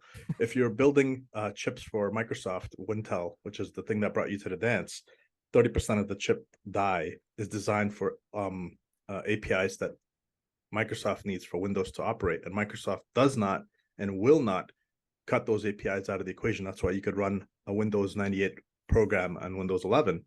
So your Intel, you're stuck. This is the cell that they gave you. This is that word science that they told you. Yeah. And now you can't move past this, right? And so this idea that you're always looking at things from the point of view of I need data, I need validation, I need peer review. I always tell people, I'm like, if you're a cutting edge thinker, you don't have peers. Who's going to peer review you? Yeah. You get what I'm saying? Yeah. You're Einstein, and you're going to change the way physics is done. Nobody's peer reviewing you. And right. and here's where it's interesting. All right, so let's think about it this way. You walk into a physics classroom at MIT. You're sitting among some of the smartest people on planet Earth. Yes or no? Probably. I mean, it's certainly the wittiest and quickest. Right? So here's what's interesting. Now, if I was to sit in that class, I can assure you that I'd probably fail. Right? It's not my area of expertise. Yeah. Now, there's somebody in there that could sit in that classroom that could actually understand the material well enough to pass. There's going to be a guy next to him who's going to understand it so well that he's going to do great. There's going to be somebody there who's going to understand it to the point of view where he can write the textbook out in his head. Yeah. But once in a generation, there's going to be a guy in there who's going to say, this is all wrong. And he's going to leap past it. Now, that guy doesn't have peers. Right. Right. And the way our world changes is when that guy who doesn't have peers shows up. And I'll give you an example of it right now, which people are not paying attention to. It's going to seem obvious after the fact, but look at Elon and look at Starlink, right? What Elon actually did with Starlink is he's reinvigorated the idea of real estate. Because now for the first time on Earth, you can move wherever you want and you can have access to the internet, which is what usually draws people back from going anywhere. Huh. Yeah. I mean, that makes a ton of sense. I was a poker player for a little while, and one of my fantasies was that like I was going to just have a van and play online like poker. And one of the limits was that I couldn't get a connection like 10 years ago when I wanted to try and do this. Right. So think about it this way, right? So real estate markets, I mean, in Toronto, it's insane. You don't even ask, right? It's so bad. Oh, yeah. Now you look at it, you're like, Canada's a massive piece of real estate, geographically speaking, largest landmass out there. Parts that were basically uninhabitable before because you just needed to stay connected. And the reason I tell that to people, I say, you know, every single one of us is a commuter these days. Just we commute digitally. You go to the office digitally. This is us right now. We're commuting digitally. Right. Yep. This couldn't be done. And so large parts of the land were basically uninhabitable because you just couldn't get there. But now you look at it and you say, okay, Starlink comes out. You and your wife each get a Starlink account. Then you get a switch at a home that actually has dual ports, so you can connect both of them in. Now you have the speed of both Starlink satellites connected to one system. That's faster than most people's internet at home anywhere you go. Is it really that good? It is good. It's really, really that good. Now, again, caveat to be taken into account is that obviously if the weather's bad, you're probably going to have some issues. But it went from I have no internet to I have internet, right? Yeah. And now I have really fast internet. That's a big change. Now, when that starts to propagate and people start to recognize that, you know what, I could just live further out and it's cheaper to buy a house out there, which means I can actually start to own equity, which means I could actually start to become financially independent relative to being in the rat race in the city. That's a change. That's one data point that actually flips the entire conversation. That's phase shift from old context, pre-iPhone, to new context. Oh, every smartphone now looks like the iPhone. Wow. Right? Yeah. So those type of phase changes, that's the asymmetries that I'm always looking for. It's like what's happening here that's entirely different than what used to happen. Because what we're human beings, our natural inclination is map what you see against what you already know. Right? It's not true. The world doesn't work that way. The world works in a much more complex way. In the way it unfolds, opportunities show up that you never saw coming, and it's only obvious after the fact. Right? Which is why, and here's where I find that the arrogance of it hilariously easy to spot, which is that every single person these days who is engaged in what we call presentism, the idea that I'm going to judge George Washington because he owned slaves. Oh yeah. Right. I'm like, listen, you probably can't do 2 push-ups, right? And you live in your mom's basement, and you think you're so incredibly smart that for the vast majority of human history that nobody's thought what you just thought. Right. And the reason you think what you think is not because you're a genius, it's because that's what's been built around you. Right. You're living in that water that's been cleaned and filtered, and you think all water should have been cleaned and filtered. Yes. Meanwhile, if you lived 500 years ago, or if you lived 100 years ago, hell, if you lived 50 years ago, you probably would have been one of those racist people who actually hit black people on the streets. So please get off your moral high horse. And let me tell you another story. You're not actually on a moral high horse. You're actually on a donkey and you're riding it backwards. You just think you're on a moral high horse, right? Well, it's the benefits and the comfort that have been unearned by the people who have them, that don't understand the things that were required to survive in previous days. It's like the largesse that we live in that are on the backs of everybody who came before us, that are all of a sudden these moral monsters. Yeah, that's hilarious because, like I said to you, think about we discussed earlier with regards to how many grandparents and nth generation grandparents you had to have just to be born. Yeah. And my culture, the reason I know this viscerally a lot more effectively than most people around me is this, right? I come from a province in Afghanistan that had the Northern Alliance built into it. So we were the only Okay. people who fought the Taliban before the Americans came in. The Yeah. leader of the Northern Alliance, his name was Ahmad Massoud. His team single-handedly was fending off the Taliban for years before the Americans came. When the Americans came, they basically the Taliban sent in a camera crew to interview Ahmad Massoud, and they put a bomb in one of the cameras, and that's how they killed him. Right? Oh, Right.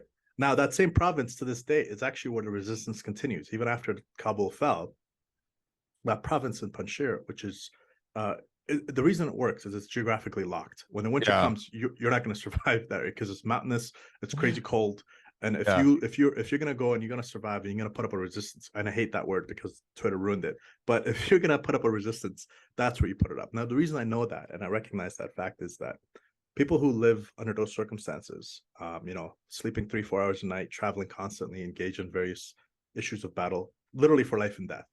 The lessons you learn from that are totally different from, oh my God, I went into Yogan Fruits today and they didn't have my flavor. I feel so oppressed, right? It's like the contrast couldn't be more.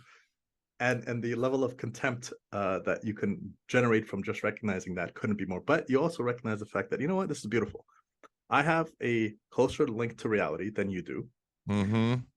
And that allows me to arbitrate the information that's coming in and bet against you. And so I'm going to exploit that asymmetry of information.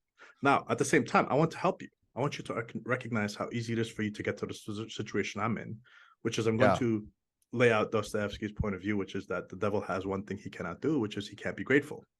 If you are grateful, right, he can be everything. He will never be grateful. Right.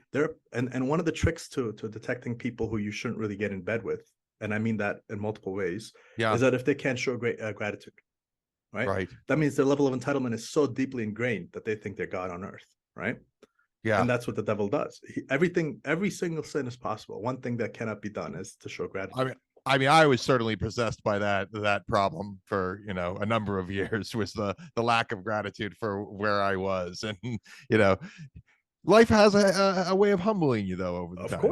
Of course. And I tell people all the time, and again, I'm in the same boat as you, right? I had that same, when I had my first startup company, I couldn't have been more of a tech bro, arrogant piece of trash. You couldn't, if you took all the epithets of what that tech bro means and all the negative connotations with it, you couldn't possibly package that into something that would remotely come close to what I was, right? But reality has a way of humbling you, as you said. But I realized after the fact, I said, you know what? There's a lot of strength if you recognize that before the fact. If you're humble enough to start with gratitude, to say, look, and to your point earlier about the whole idea of being a staunch atheist, the way I broke out of mine was I had three really bad trips. One with LSD, two with LSD and one with shrooms. And here's what happened. Okay. So when I took the LSD, I had a difficult relationship growing up with my father. So my father was corporal punishment leaning. Let's just put it lightly that way. Okay. And so in our culture, that's essentially how they discipline children. Yep. Now, one of the things I learned is if you hit a child, you know what happens really, really quickly? A child learns how to lie, because to avoid pain, they'll lie. Yeah. Right? Now, if you're a liar, that's good. It helps you avoid pain. But if you're smart and you're a liar, you start to believe in your own lies. Yeah, right? Man, that's for sure. Right. So I took the LSD trip, and I did it not because I'm interested in drugs or whatever. I was like, I just need that shamanic experience because I keep reading about this stuff. I need to know what that's all about. So I took the largest dose I could get, and I just wanted one trip. I was like, I'm not interested in doing this multiple times. I just want to do it one time. So I took all I had and I took one shot at it, and I quote unquote had that out of body experience. And to most people, that could be like another delusion of your ego. Sure, absolutely. But here's a lesson I drew from that. The lesson I drew from that was I had a conversation with the universe, so to speak, and the universe said, every time you tell a lie, it's like you're swiping your credit card to the universe. We'll let you do it, no problem. Just remember when the bill comes due that you're going to have to pay it. Mm-hmm. So the lies you're telling eventually saturate your own soul to the point where you can't even see the truth anymore because you Yeah. believe in your own nonsense too much. As an entrepreneur, but part of being a salesman, and I always tell, me and Mike Driver, we have this conversation all the time. There's very little difference between a salesman and a con man. Yeah. The only difference is one doesn't do it to take advantage of you. He could, Right. he just doesn't do it. So I took that bad LSD trip and I saw the ledger for all my lies. And I said, okay, I got to get off this path, right? This is not working for me. I can't pay this off if I continue down this road. So I walked away from that and I was shaken to my atheist core, so to speak. And I said, okay, that was one bad trip. So, listening to Terrence McKenna, listening to Sam Harris and all these other guys, I said, okay, let's try the shrooms approach. So I took the magic mushroom trip. And that one was about being lazy. And what it did was it took me to the door path of hell, right at the doorstep. And what I saw there was this, right? So what I saw there was the very moment before my parents die, like their last breath. And they look at me and they say, look what we left for you and look what you've done with it because you were lazy. Right? So as they're walking into hell and I'm standing at the gate and I'm like, okay, we had a castle. Wow.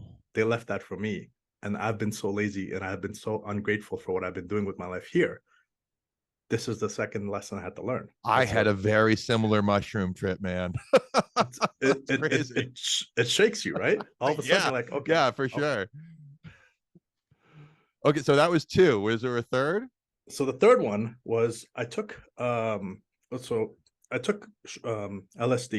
and it brought me to heaven, right? So it let me see the quote unquote heaven, whatever you want to call it. Now, again, I always tell people this: don't do it.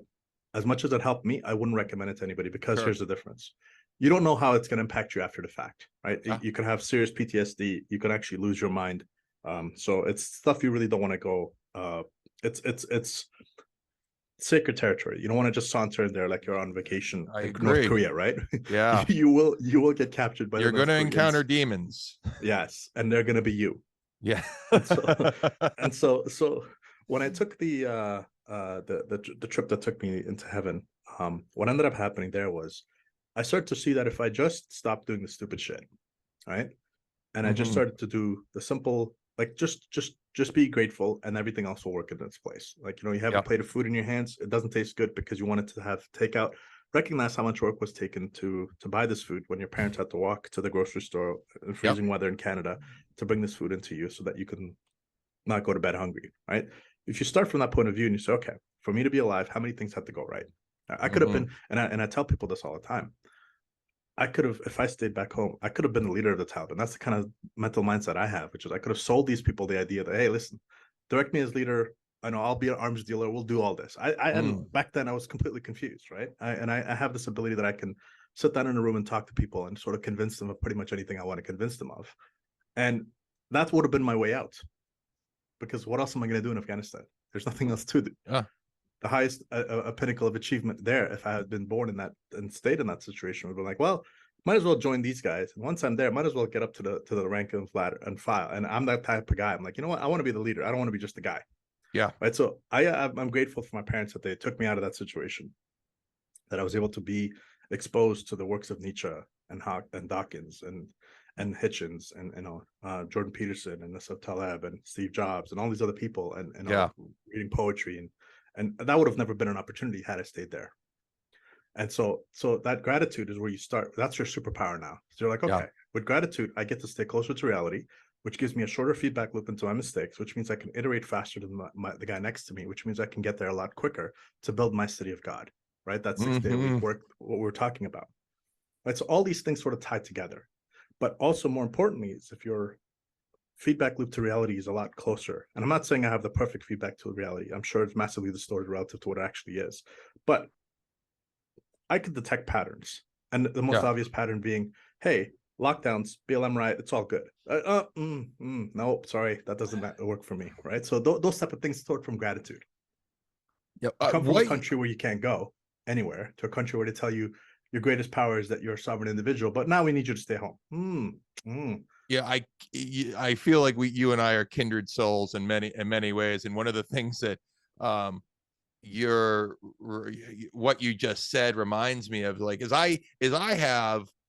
I'm reasonably sure that life is going to be more difficult at sometime in my lifetime for many people than it was when I was growing up in the 90s, right? Yes. Like, Yes. I don't, like, you're the Nathan John Higgins in his Great Simplification really talks about that kind of sort of peak easy energy sort of thing, and that we won't, for an expanding population, we won't have as much to go around, so on and so forth, and things become harder.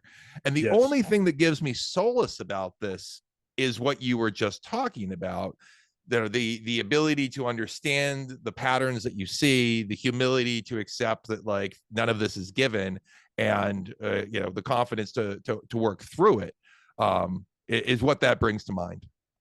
Oh, absolutely. So I apologize. Earlier when you mentioned Nate, I was thinking of a different Nate because I I was didn't just say Nate. I said I use his middle name, just John Higgins. So I think yes, you. that's right.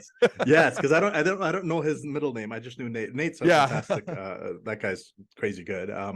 No, you're absolutely right, and we're starting to see. It's ironic. His podcast came out, and he's just been talking about the idea of energy abundance not being Yeah. an easy thing for us to rely on, and the idea that it's like we've been on this boat and the wind has been blowing in our direction and we think we're great Yes. sailors, right? We're about to see Exactly. what happens when the winds change. And Yeah. ironically enough, we're seeing that right now with the energy crunch across the world with Russia and Ukraine and all that stuff that's happening there, and in Canada, the US, and all the inflation that's and again, here's an idea, right? So what I thought about it, and I said, okay, why is the United States so heavily interested in dismantling Russia? Right? Yeah. That whole idea. Now, again, there's no bigger fan of the United States that you'll find than me. But Yeah. when I criticize it from a position of gratitude because Yeah. all the great things that have come to the world. I mean, and It's anybody who disagrees, I always tell them, like, you would have been in a Nazi death camp, just for facts. yeah. That's where you would have been had they not been around. Okay, And it's so it's for wanting the best for the country and the peoples that have given so much. 100,000%. Right. So I looked at it and I said, okay, here's what's happened. And again, this could be quote unquote labeled a conspiracy, but sometimes ideas that seem preposterous tend to make sense. Oh, the truth is always stranger than fiction. Right. So let's do the math. So you decided that we're going to lock down the country for 2 years. Yeah. All right. That means that your economy, which is predicated upon growth, is now Yeah. stalling mid-flight. For sure. One of the greatest boons that could happen to the West is if you can somehow convince the Russian people to get rid of Vladimir Putin and put somebody like a Justin Trudeau in charge of that country, right? Because the resources that are available there Yeah. all of a sudden become part of this sphere of the world, right? So I look at it from the point of view of, I'm like, what if this is just all a play to make up for the fact that they really miscalculated with the lockdowns because they brought the economy to a grinding halt. And now I'm not saying that's what they're doing. I'm saying from an economic point of view, what would reinvigorate growth into the West would be if they can immediately get an ally in Russia with the natural resources they have and become integrated into the system as a counterbalance to to China. I mean, I'm sure that they want the resources integrated with the system. I mean, it is without a doubt a system that is predicated on infinite growth. Yep. And Russia and China are, the major stalwarts of that, from their lack of integration, control, and oversight within the banking systems and their, trade distribution. Well, let's go back to the idea of abstraction, right? So there's a difference between the guy who becomes a king and the son who inherits the throne. Yes. Right. So the king has to deal with reality. The son deals with an abstraction of reality. You're born with a silver spoon up your mouth, right? Well, yes. In your mouth, up somewhere else, but nonetheless. So let's compound that multiplication factor and let's see what happens. So you're the president of the United States. You're George Washington. Great. Yeah. You are actually an accomplished figure. Jefferson, again, Barbary States, buying Louisiana. Fantastic. First few decades of the United States history, amazing men. Amazing, absolutely incredible. Fast forward to Joe Biden. Now we have a different conversation, right? So the abstraction layers compounding to the point where you're, and again, this also speaks to the media, right? And this is why the media is the way it is, in my point of view. Again, take it with a massive grain of salt. Actually, take it with a bucket of salt. With great gratitude, I posit this theory. If you're a rich liberal white kid who went to these Ivy League schools, your reality is completely abstracted from actual reality. So Yeah. what you think should happen based on how smart you think you are is how you start to dictate to the world. And for a temporary moment in time, it will work that way that you think it should, right? Yeah. Until reality says, oh, actually, it's time for a phase change. You're no longer in the seat to call these shots. So when we went from a unipolar world of the United States having the bomb, which, and here's an interesting thing about Churchill and my appreciation for him. He had said, hey, you know what? The war is over, but that Stalin guy, I don't know about that guy, right? Maybe we should cap him at his knees before he turns into something. Yeah, why don't we keep going? Right. Yeah, and yeah. He saw. I mean, he saw the red threat, no doubt.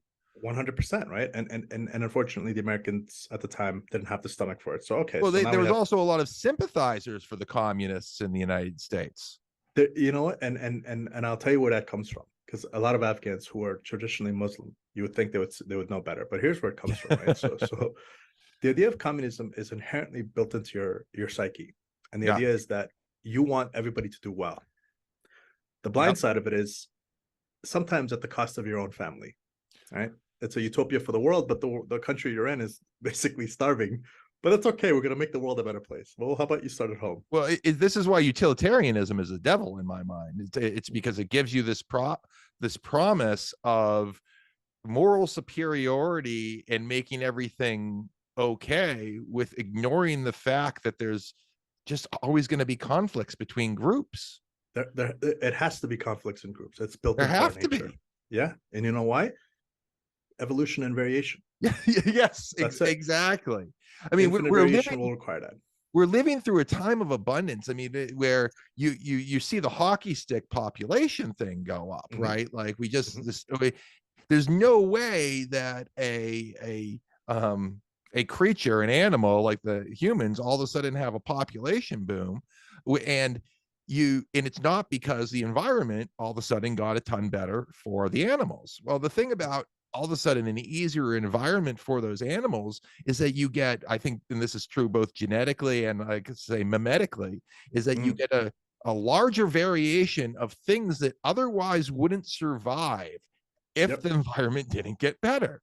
So 100%.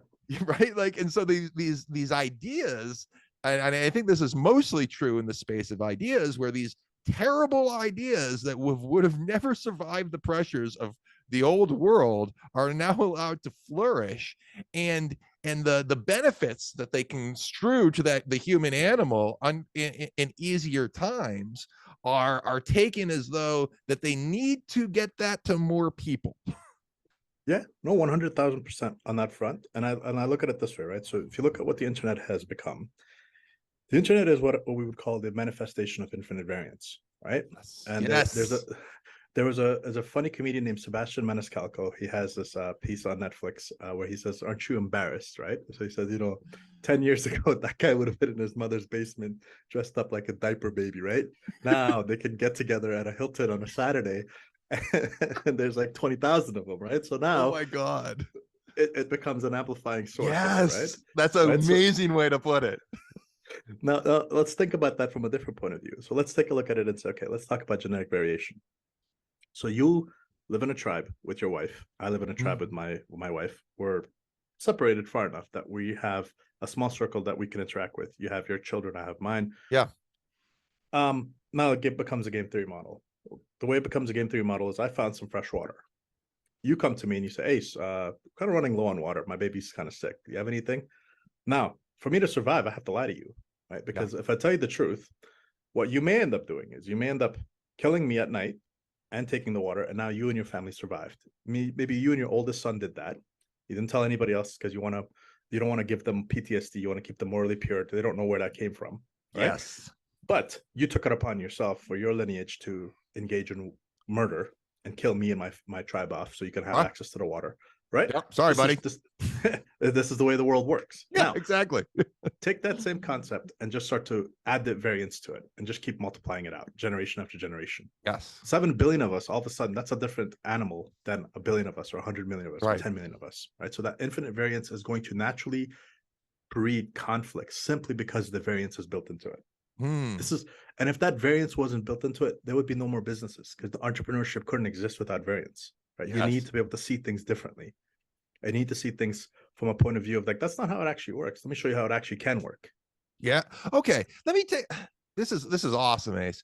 So on my second podcast, I had a guy named Jason Bradley, and Jason does research into UN and other like NGO policies, where he's been looking at like eugenics and population control and policies that are implemented at the international stage that are pushed into nations, and so on and so forth.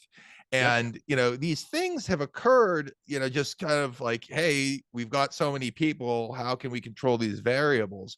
But the thing that I realized in my own thinking was like, okay, if I wanted to wage war on my enemies, I would get them thinking this way. I mean, do you think that there are people out there who are trying to do this stuff on purpose from a like, does that resonate with you at all? Like, or is it just this emergent phenomenon? Well, the answer is yes, because I mean that is both. Okay. And I'll give you an example of where that can happen. Again, thought experiment time. You're born into a family of, you know, the Rockefellers. Exactly. Right? You're a multi-generation billionaire, right? One of you is an infinite deviant case of variance. Your idea is that you're the savior of planet Earth. But you need to crack some eggs to make an omelet, right? Yeah. You didn't learn the brutal lesson that if you crack eggs and you didn't make the omelet, all you have is a messy kitchen.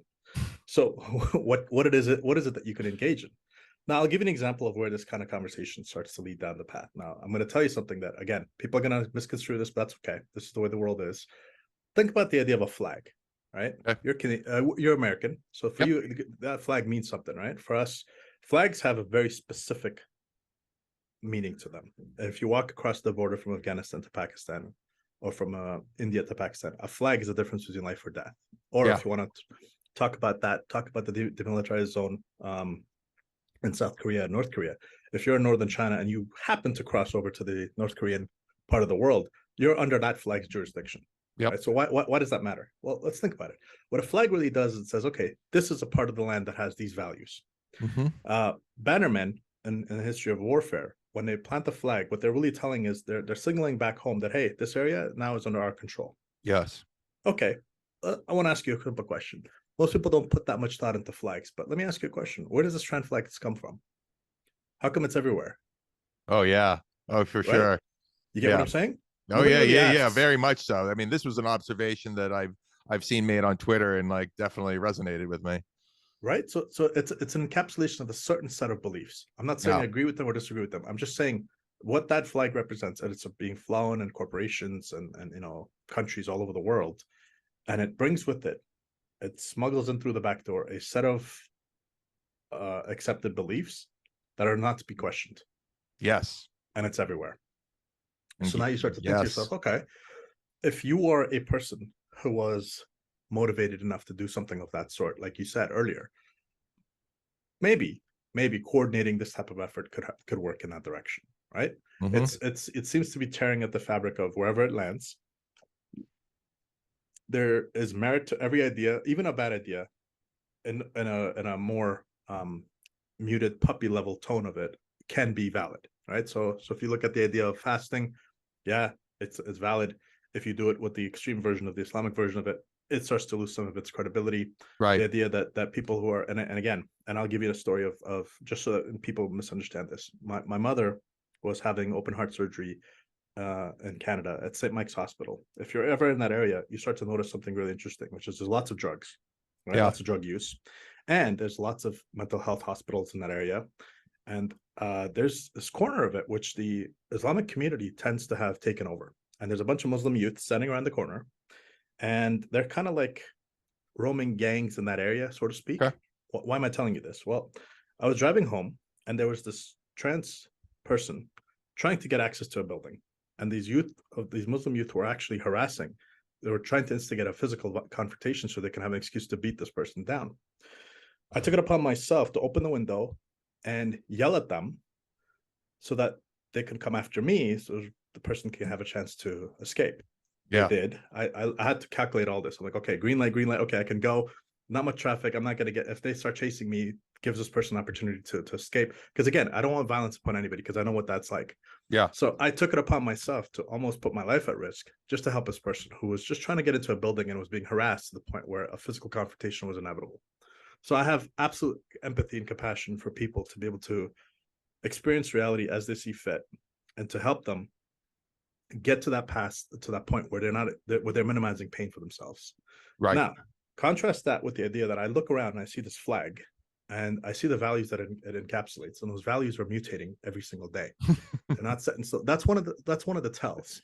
Yeah. If something is off, it's changing every single time. The reason it's changing every single time is because it hasn't hit the right variation yet. And the way you know that is simply this: the start menu on Windows, always at the bottom left corner, made sense. Nobody needed to change it. The driving, the wheel, the brakes, the seat of the driver's seat. Once it was established, it got established. You don't need to change a car every year and, now the steering wheel's in the middle, right? Sit in the middle. No, once it's correct, it's in the right spot. You don't have to redo it. The kitchen design, once it's correct, every kitchen is almost exactly the same.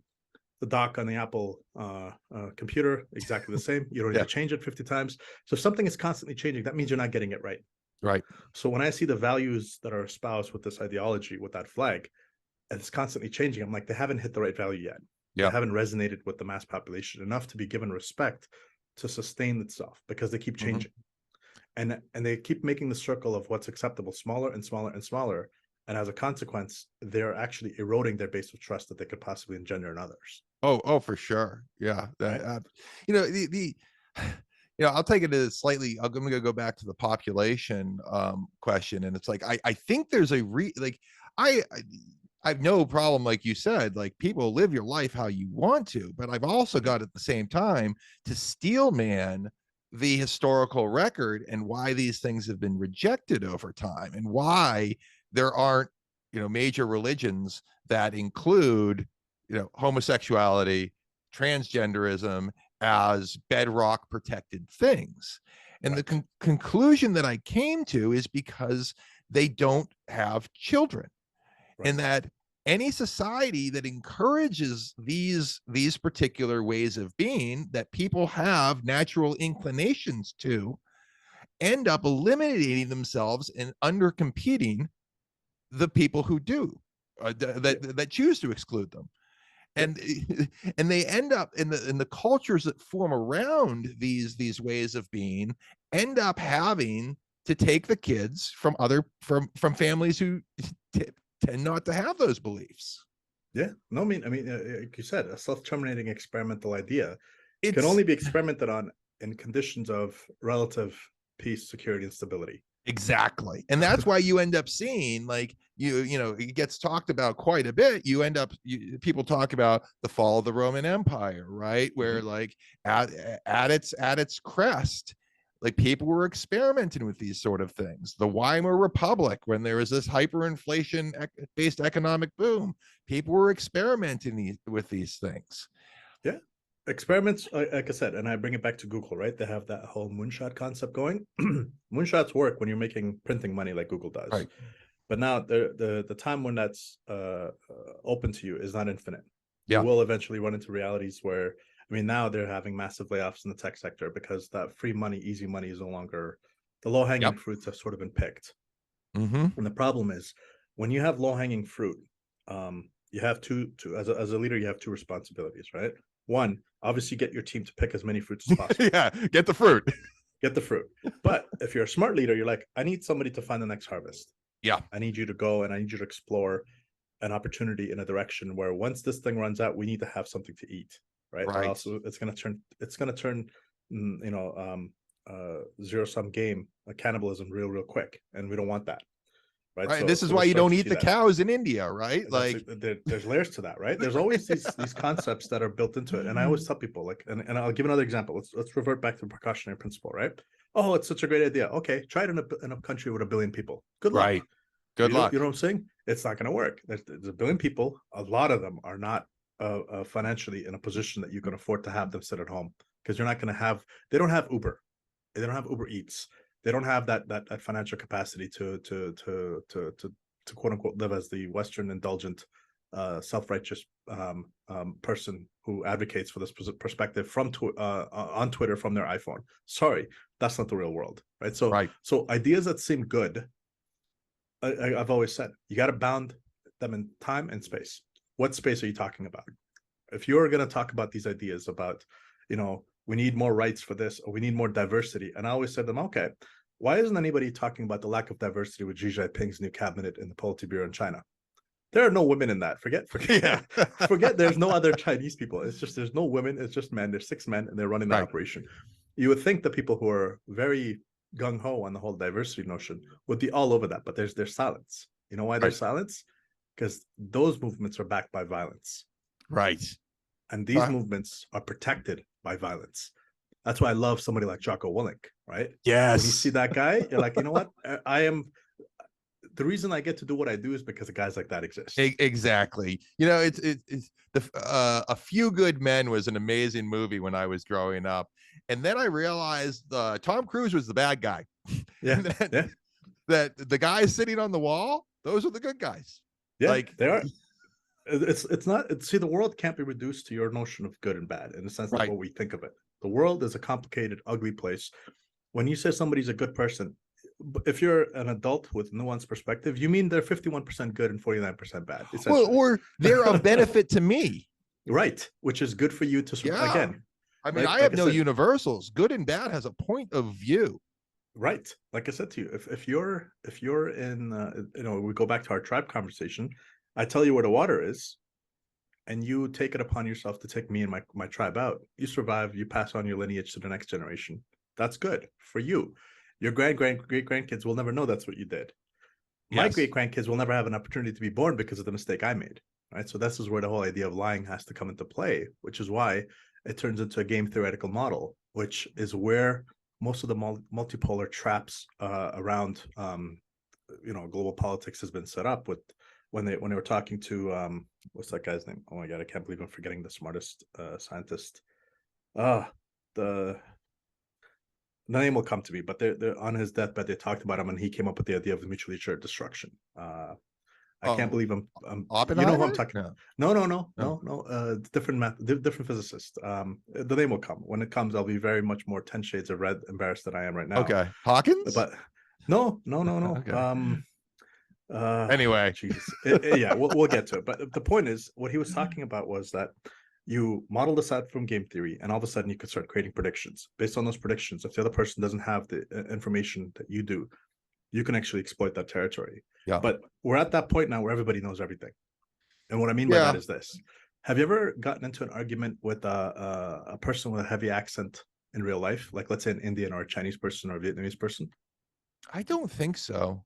I have, and I do for fun, right? Because that's just the kind of prick I am. But nonetheless, and I do it jovially, just to get inside the person's head to figure out what they're about. But here's what's interesting: you never can tell somebody who has an accent when they're trolling you on Twitter. Right. Yeah. On Twitter, everybody speaks English the same way we speak English. Pretty close, right? So if they're gonna troll, if they're embedded in the 21st century cultural phenomenon of everything that the West enjoys, and they're trolling you, you will never know where they're actually from. Now, why is that important? The reason that's important is that the information asymmetry is starting to fall apart, right? So now, here's what I mean by that. You have the United Nations, which you spoke about before. The United Nations is very much reviled everywhere else in the world. You know why? They're not part of it. They were not included in the major decision-making process. Yeah. India doesn't sit on the Security Council. They should, but they don't, right? Half the world doesn't speak the languages that the people at the UN pass the resolutions and speak in. So a lot of the part of it of exclusion and not being able to participate exists. So there's resentment and hostility built into the system. When that variance propagates across time, that hostility will show up in different ways. And one of the ways it shows up in is when you tell everybody, hey, we're going to sanction Russia. India's like, no, we're not. You guys do that. We have 1 billion people to feed. Good luck. Now, rewind the clock 50 years ago, and if the same conversation was had, India would have no choice but to agree, right? So the compliance factor, again, this idea of iteration across time comes back into play. The American way of doing business for the past since World War II has come to an end, unfortunately. And the Yeah. reason it's come to an end is the asymmetry of information is no longer there. Right. Everybody sees through the bullshit. Yeah. Right? Yeah. I And mean, once it's and it was, I would say, like 10-15 years ago, like the internet really blew things up for that internet. Like, no, everybody knows the hustle now. yeah, and now, like I said, one of the interesting aspects of it is that what we saw the internet reveal the sham that has been the medical establishment. And Oh again, yeah. we fear drastically for what the real next version of this is going to look like, because the amount of trust that was eroded, it's insane, right? We can't trust these people anymore, and they did it to themselves. They took power, and they let it go to their heads, and they start to push a point of view from an authority. There's an old school concept that I have at my team. We walk into the room and we always say, okay, we're solving a problem today. Hands up, everybody who doesn't feel stupid today. And if your hand doesn't go up, so you don't need to be here. Leave the room. Right. Next thing we always talk about is we say, own your knowledge. Don't flash your badge. Right. I don't care what your badge says. Oh, I went to MIT. I don't care. Show me the code. Show me that it compiles. Show me that it runs to do what it is you're asking me to do. Then I will listen to you. Right. So we went from that generation of people who had to own their knowledge to the generation of people who flashed their badge. Oh, I read this study. I'm like, okay, I don't care about your study, because here's what I'm interested in: reality.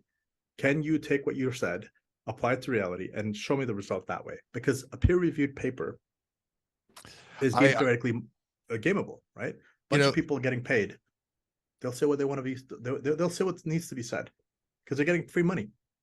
And I will tell you, like, the COVID thing blew that up terribly. Like, there's an entire movement now called DeSci, which is attempting to replace, so to speak, the centralized authorities that are like within science, the science journal, like Science, Nature, so on and so forth, and trying to figure out how to take these power structures and route around them. And my wife is heavily involved in that stuff. She's sort of like one of the poster children for that whole movement and trying to think through these problems.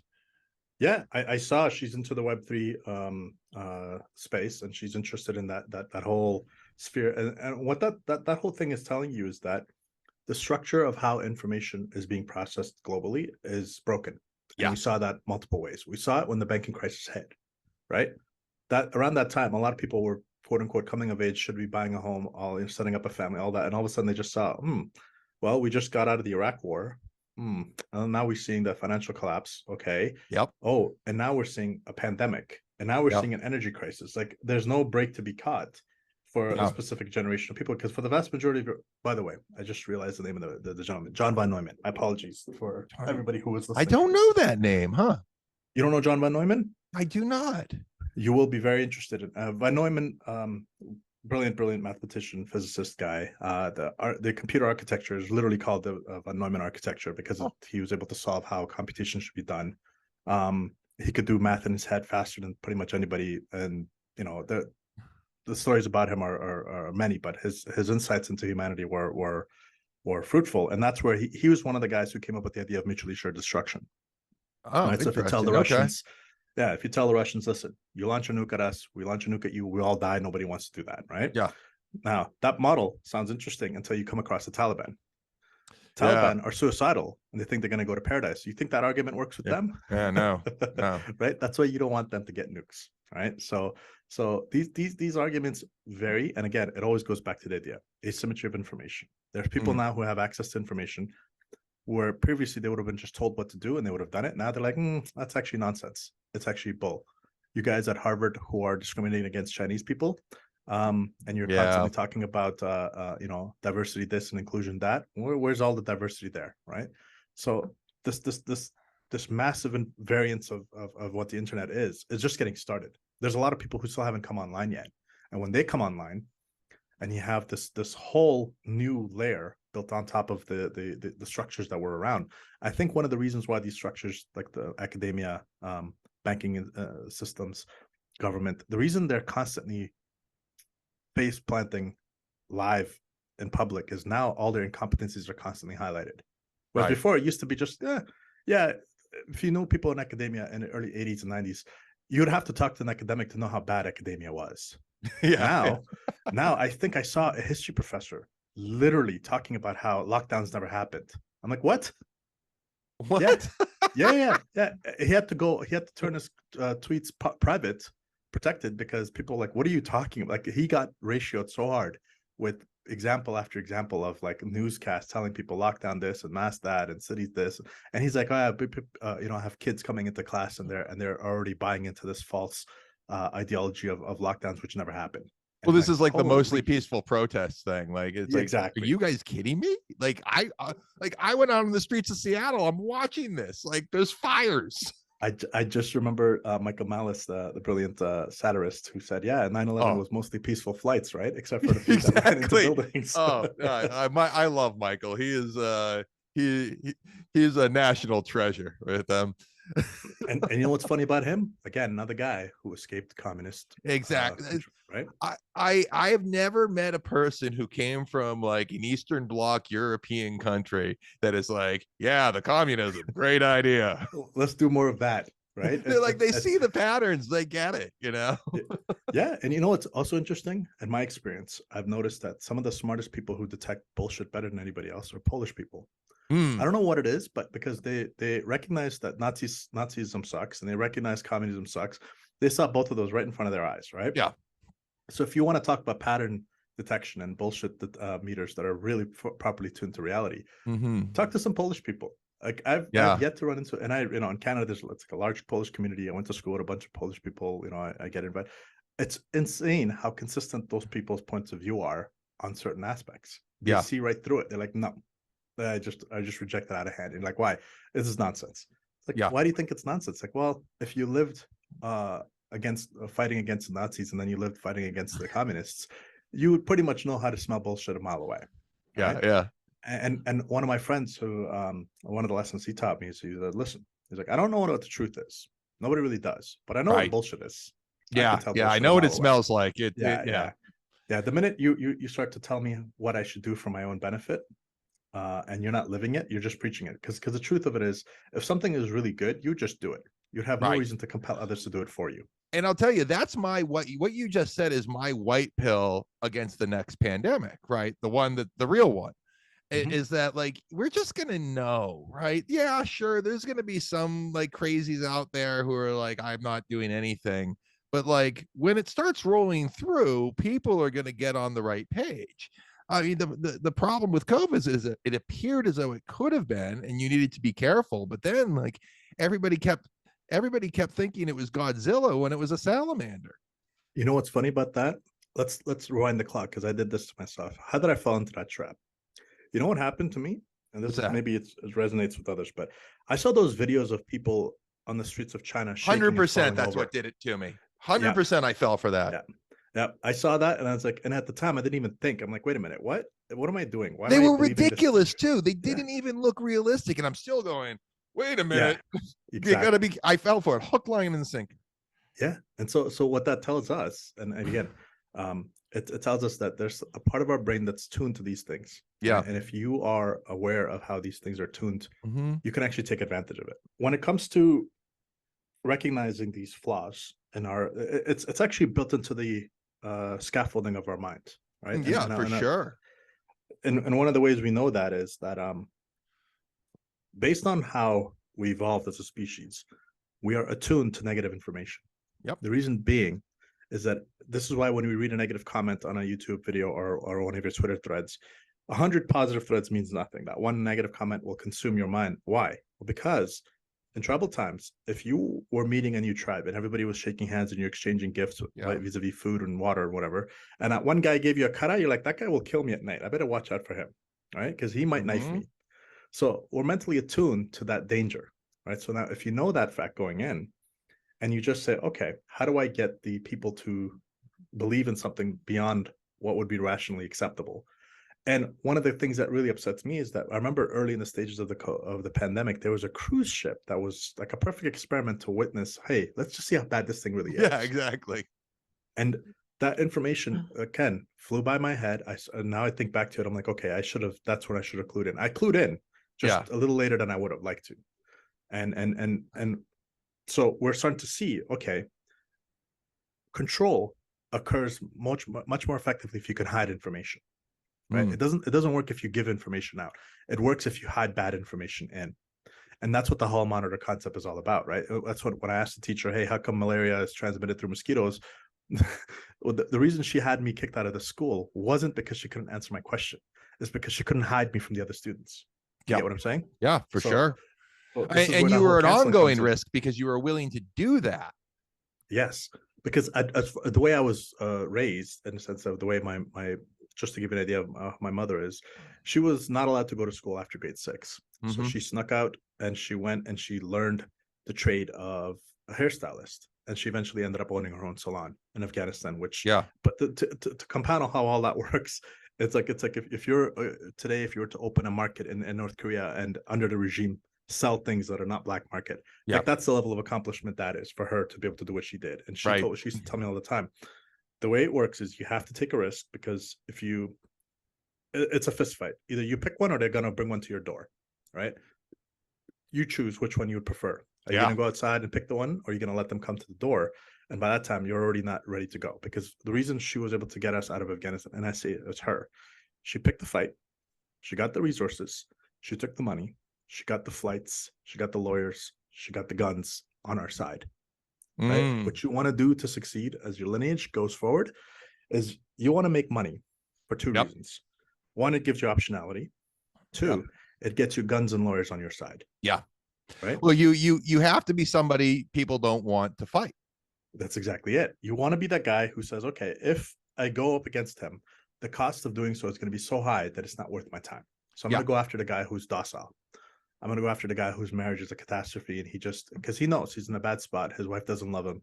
His kids resent him because of his wife. And if he says anything, his wife will divorce him and he'll lose everything he's worked for the past 20 years.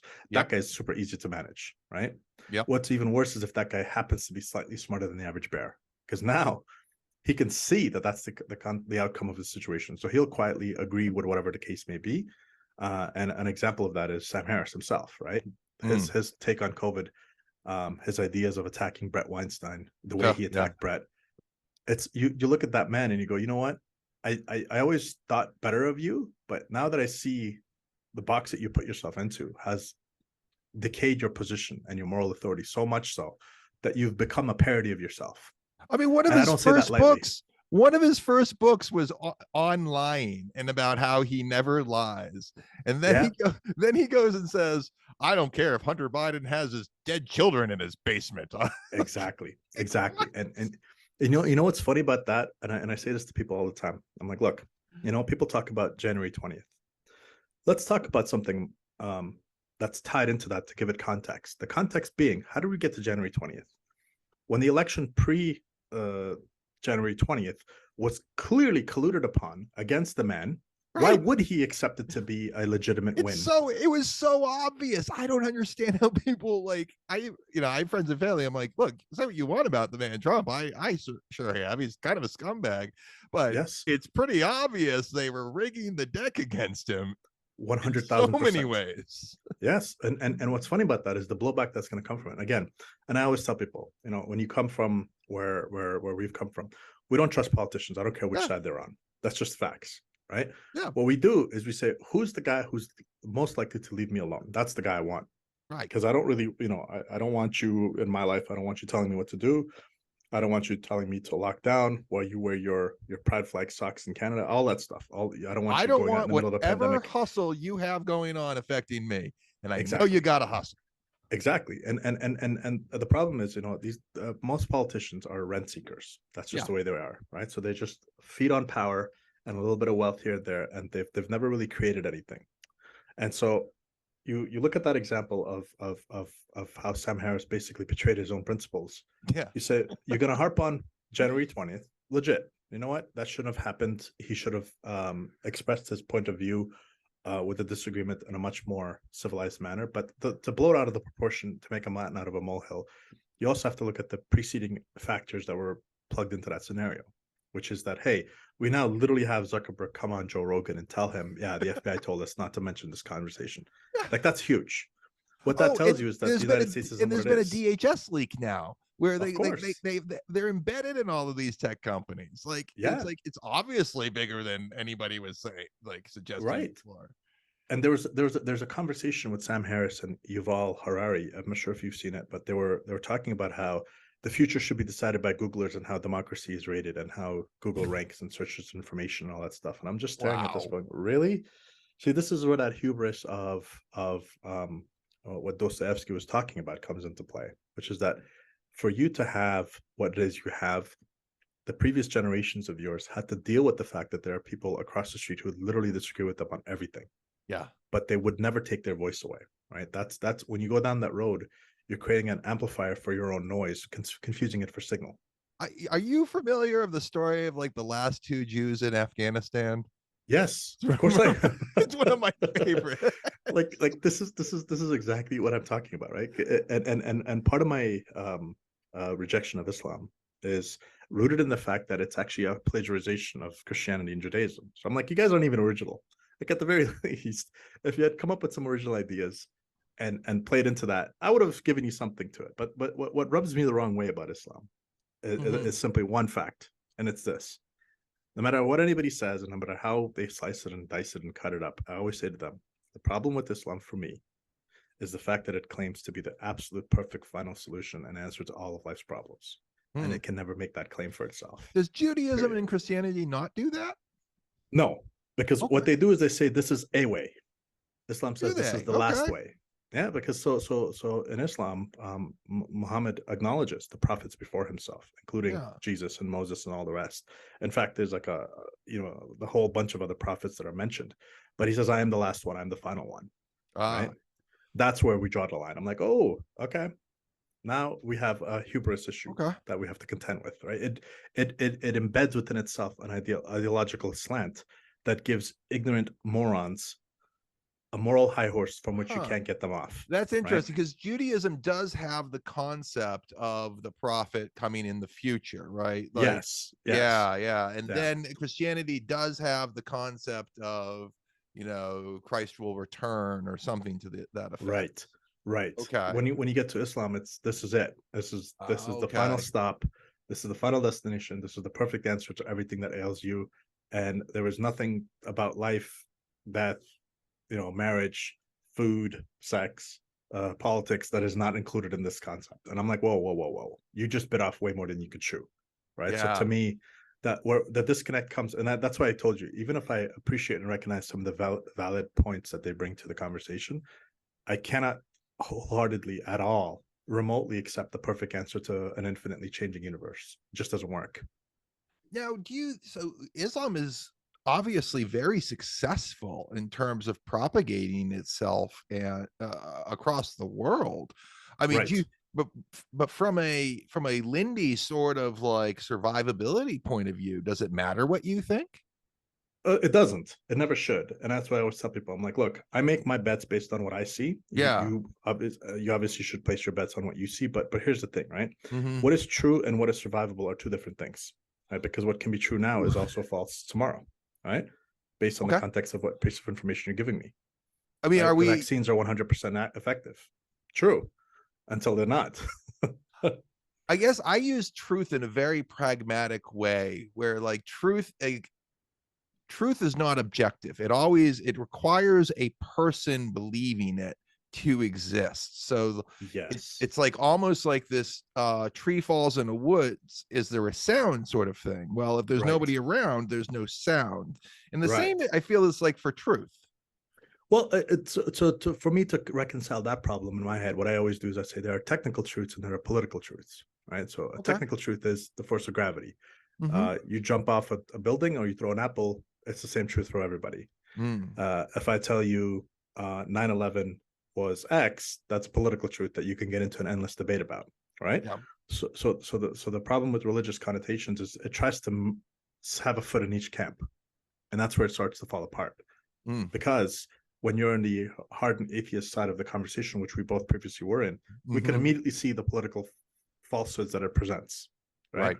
Okay, this is weak, this is wrong, this is not going to work out, all that other jazz that comes into play. We immediately can reject it, and then we get blind to the technical truths that it also brings into the conversation. Mm. Similarly, the people who believe in it wholeheartedly are blinded to the technical truths that it misses, right?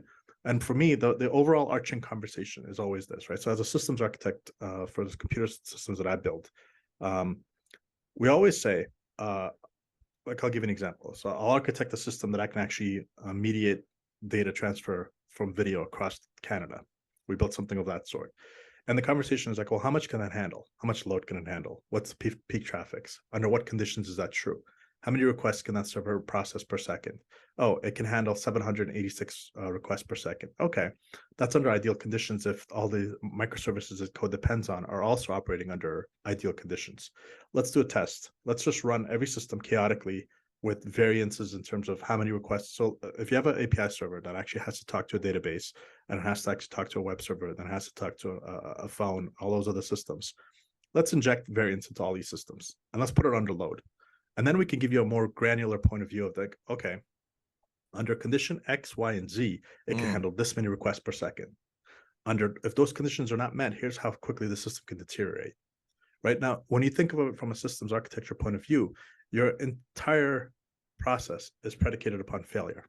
Under what conditions is this not going to be true? And so when it comes to the concept of, we're bringing it back to Islam, under which conditions is this the final word of God, and this is the final prophet, this is the best answer to everything there is in life, under which conditions would those not be true? Right? When it gets to that level, all of a sudden everything unravels. So you start to see the embedded assumptions into the system. And so what I always tell people is, and I have a famous line for this, which is that don't marry your models, because then you can't go on dates with reality, right? So you've created a mental model in your head and you start to marry that, and reality says, okay, we're no longer going out on dates with you. So what you've really done is set up an almost inevitable failure point in Islam for a system from the point of view of the practitioners. Like, if given a long enough time frame, like, yeah, okay, I think I'm picking up what you're putting down there. It's like, if you don't leave open the ability to question and modify an environment, then you can't deal with all environments that could come along. That's exactly it. Yeah. Right? So again, and unfortunately, what it does subconsciously in a very subtle way is it actually injects a significant amount of hubris into your mindset. Right. Because think about it. This is the perfect answer. It can never be that. Right. Right. It's kind of like programming languages. We go to that. Oh, this language is perfect. It's this. It's that. Okay, great. Now you've locked yourself in. Now you've whatever that prison you create with the word science. Now I couldn't give you a better prison in your mind than to tell you have something that's perfect. There is no better prison I could create for you.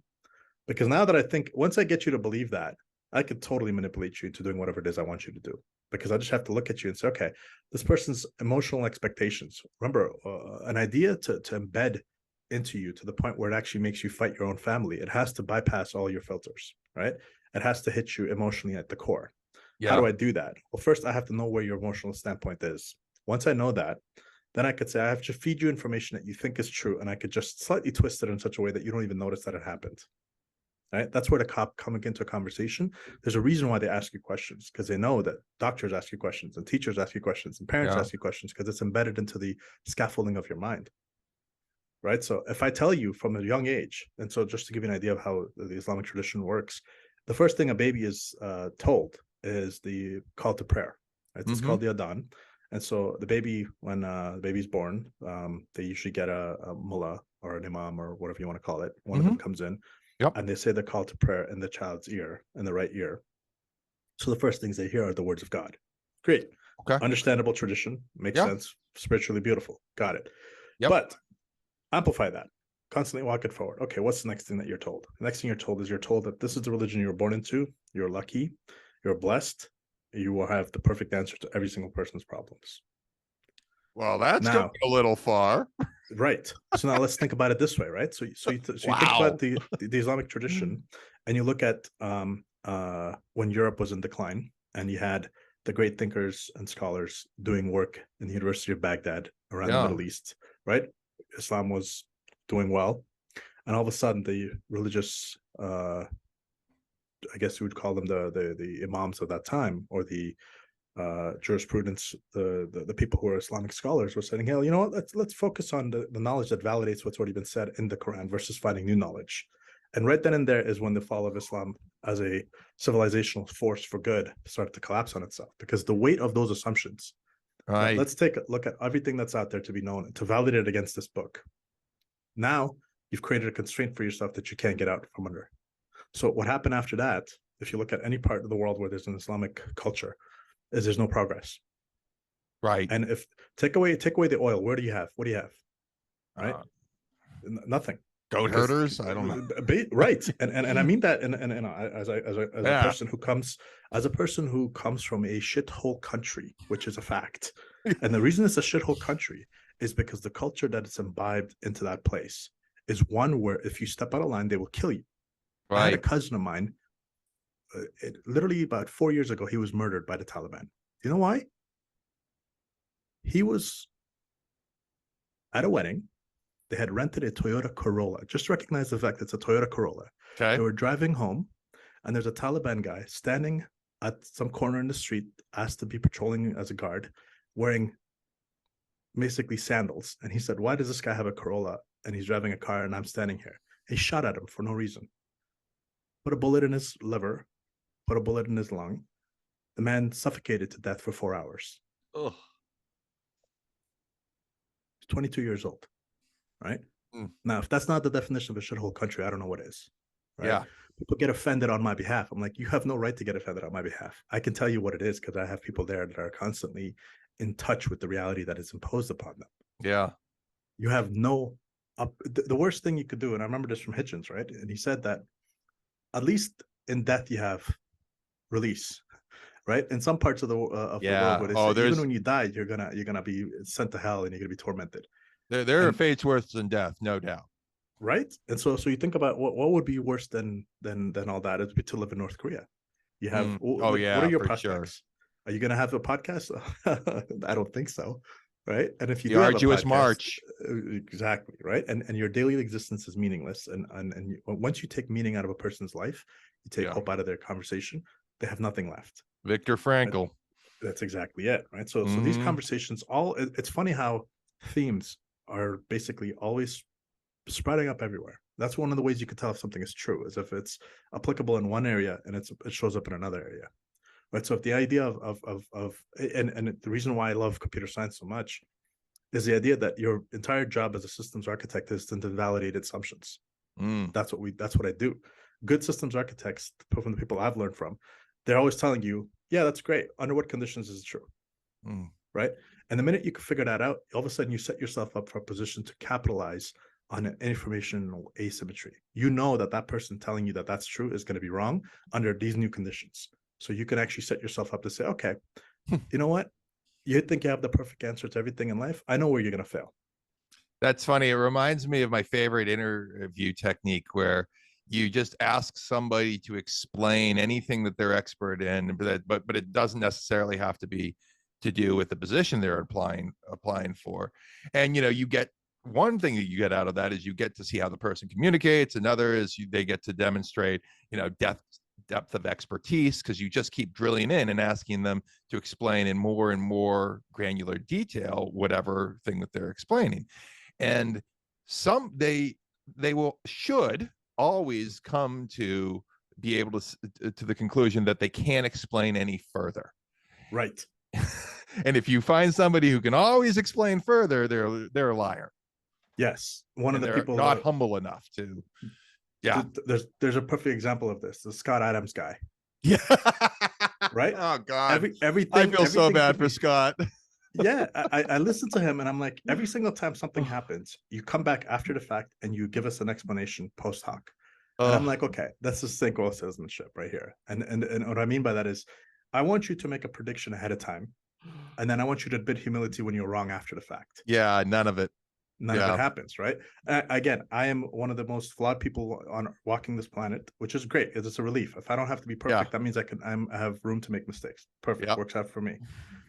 What I always tell people is, I'm like, listen, here's the deal, right? The deal is we abhor uncertainty. Some of us can tolerate it better than others. Most of us really can't deal with it. If somebody comes and tells you a specific truth, even if you know it's a lie, but you can feel like, okay, something may be a lie if it's individually accepted, but it may turn into truth if a number of people accept it.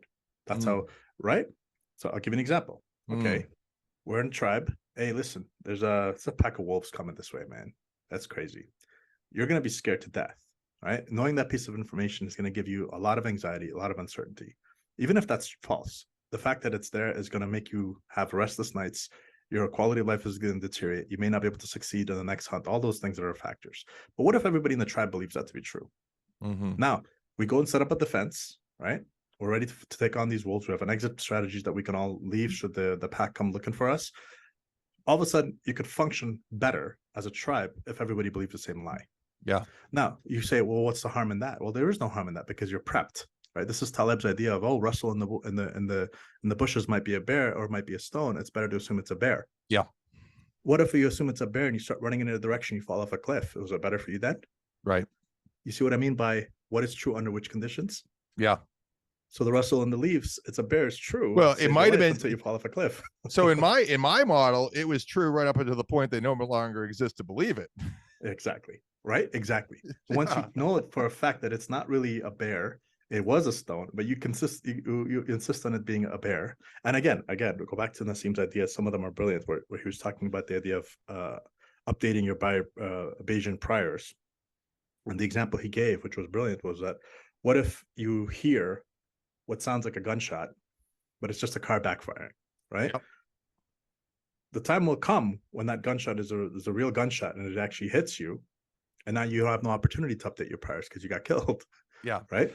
So there's always, and I think one of the things that Nassim and his ideas really appeals to are people who are smart.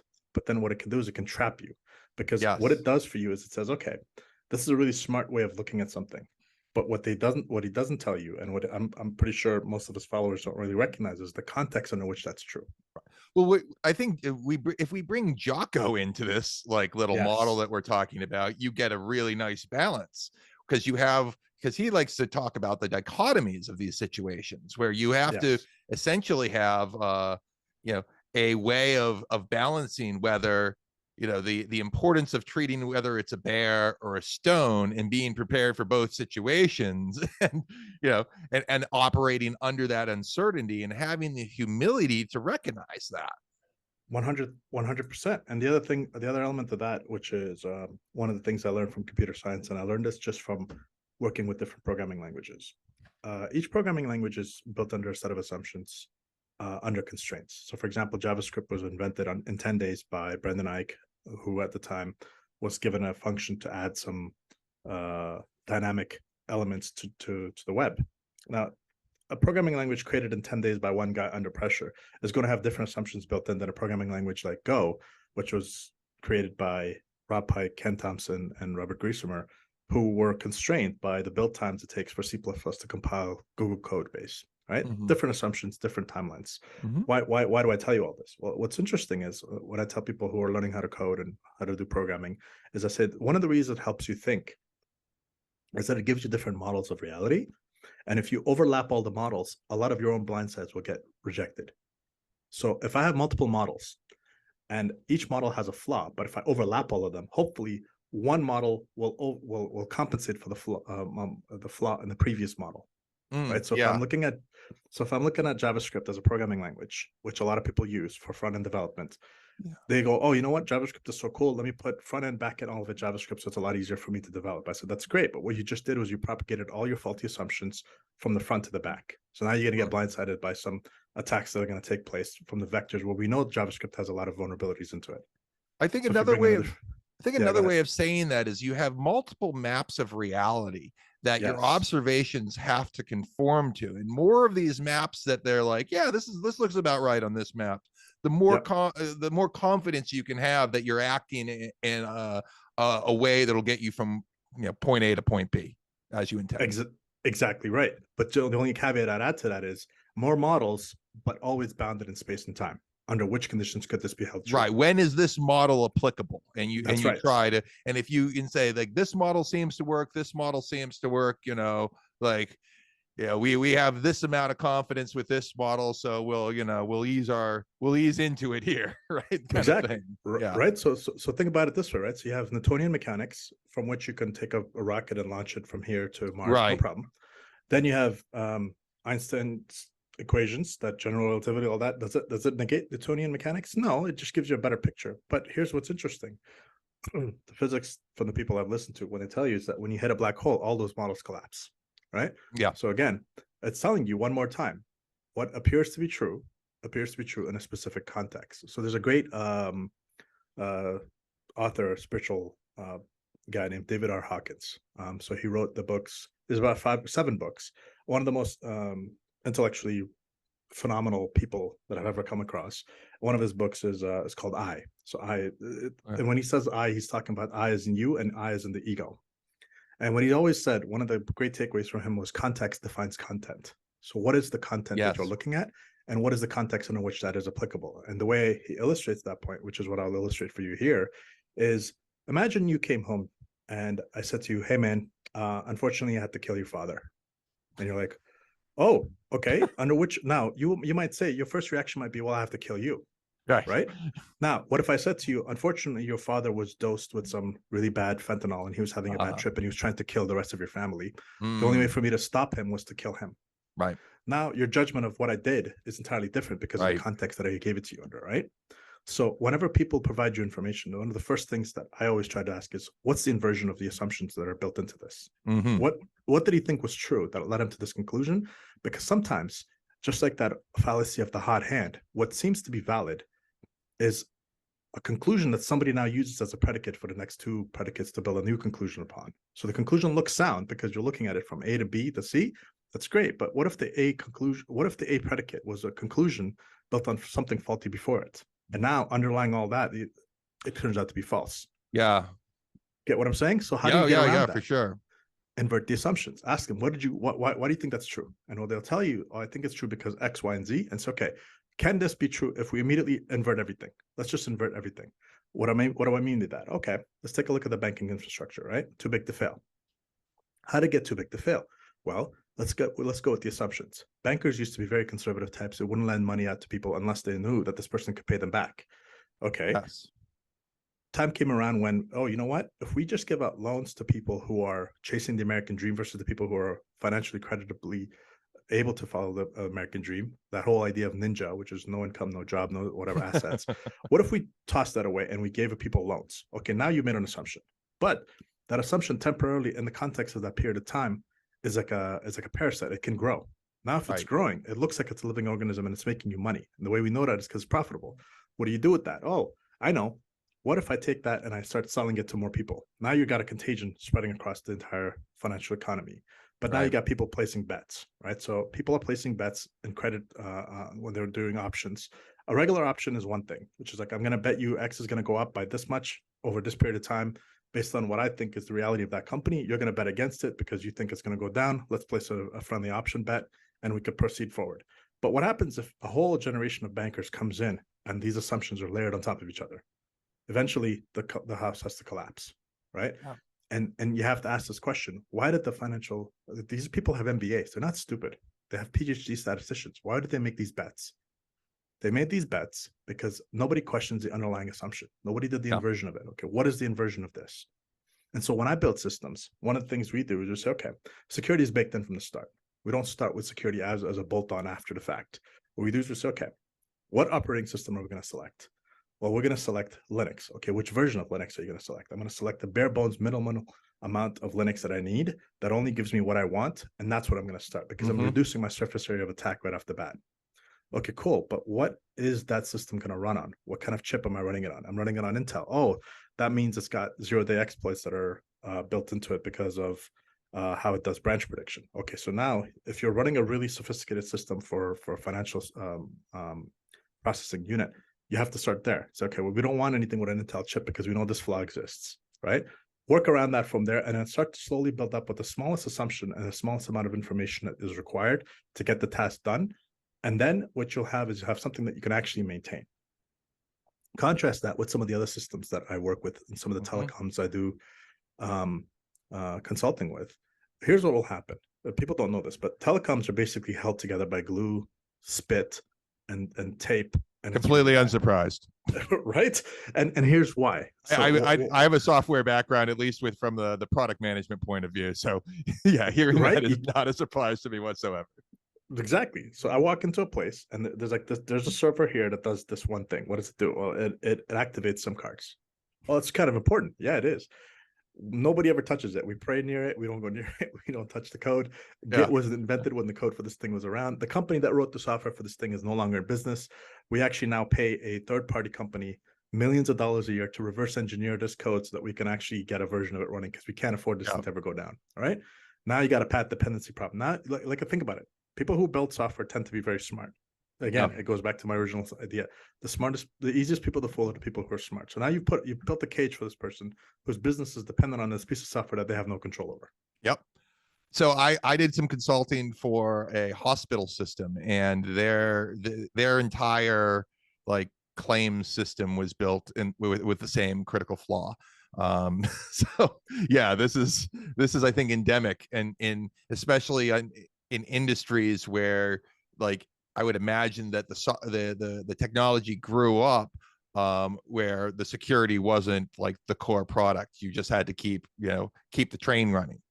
Exactly. And in fairness to those people, and I never dump on my predecessors whose code bases I end up touching. I always understand they're under a set of pressures. Usually, oh, we need this done as quickly as possible with this little bit of money, get it done. So I have compassion for that particular point of view. The thing that's interesting is I always tell people software should be like your lawn. It's never done. You always have to Yeah. mow it. You always have to look for weeds. You always have to change stuff around. And things that are built that aren't designed with that assumption built into place are things that are going to rot. And once they rot and they get deep into your system, you're stuck. Yeah. And this is why banking systems can't get their financial, so algo programmers are still required. Fortran programmers are still getting jobs. Why? Because they're not willing to invest in the money to update into new systems because they're like, this is what we've always done. Right. Yeah. So that part of the legacy code is also it's interesting. Think about legacy code. Think of genetic code that's legacy for us. Think of belief systems, tribal systems that are legacy for us that worked at a specific period of time but are not updatable. Goes back to Muhammad's idea of this is the perfect answer to everything, right? That's legacy code. It Yeah. can't be updated. Yes, it is. Right? So the context again is always what's going to be interesting around these particular points of view, which is that you always have to look at this and say, okay, where's this person's assumption of reality and how much of a gap is there that I can exploit as an asymmetry? And the way I can do that is A, I ask the questions, and B, I look at their assumptions. Right. And once I have those two things in place, then I could bound this and I could time this. This person assumes this was true. If you met me in 2008, staunch atheist, the world is much better off with that religion. Why? Under those contexts, bounded under those conditions, a Muslim who escaped communist invaded Afghanistan, came to this part of the world, didn't like the religion he was imposed upon. All that seemed right to me, right? And the best part about humility is you could say, yeah, it sounded like a good idea at the time. Yeah. It truly isn't now, right? Because it's like if I ask you a question, hey, what are the odds of Apple increasing the stock value by 10% over the next year? It's pretty high. But if I take that timeline and I shrink the horizon to the next second, the answer is I don't know. Yeah. Because I don't know what's going to happen tomorrow, right? Any minute, if you're day trading at all, stocks going up and down per second, nobody can predict that. It's literally infinite variance, right? So if you're going to make a bet on a short time horizon, you're going to be wrong most of the time. If you bet it over a longer horizon, that's why they say the arc of history is long and it bends toward justice. You notice how they say it's long. There's a reason they say that, because they know over the short term, it can totally go in the opposite direction. Oh yeah, for sure. I mean, that concept is one of the reasons that I'm white pilled so much, where I think the good guys win. And it's because the good guys are the ones who deal with reality as it is and end up making good choices. But in the short term, though, in the medium term, I mean, there's a huge amount of suffering and pain to get there. 100%. I mean, I'll tell you one of the interesting things about me is I read Satoshi's original paper back in 2009. I'm so glad you went there, because I'm just about to ask you about Bitcoin with everything that you're the show used to be called Proof of Work.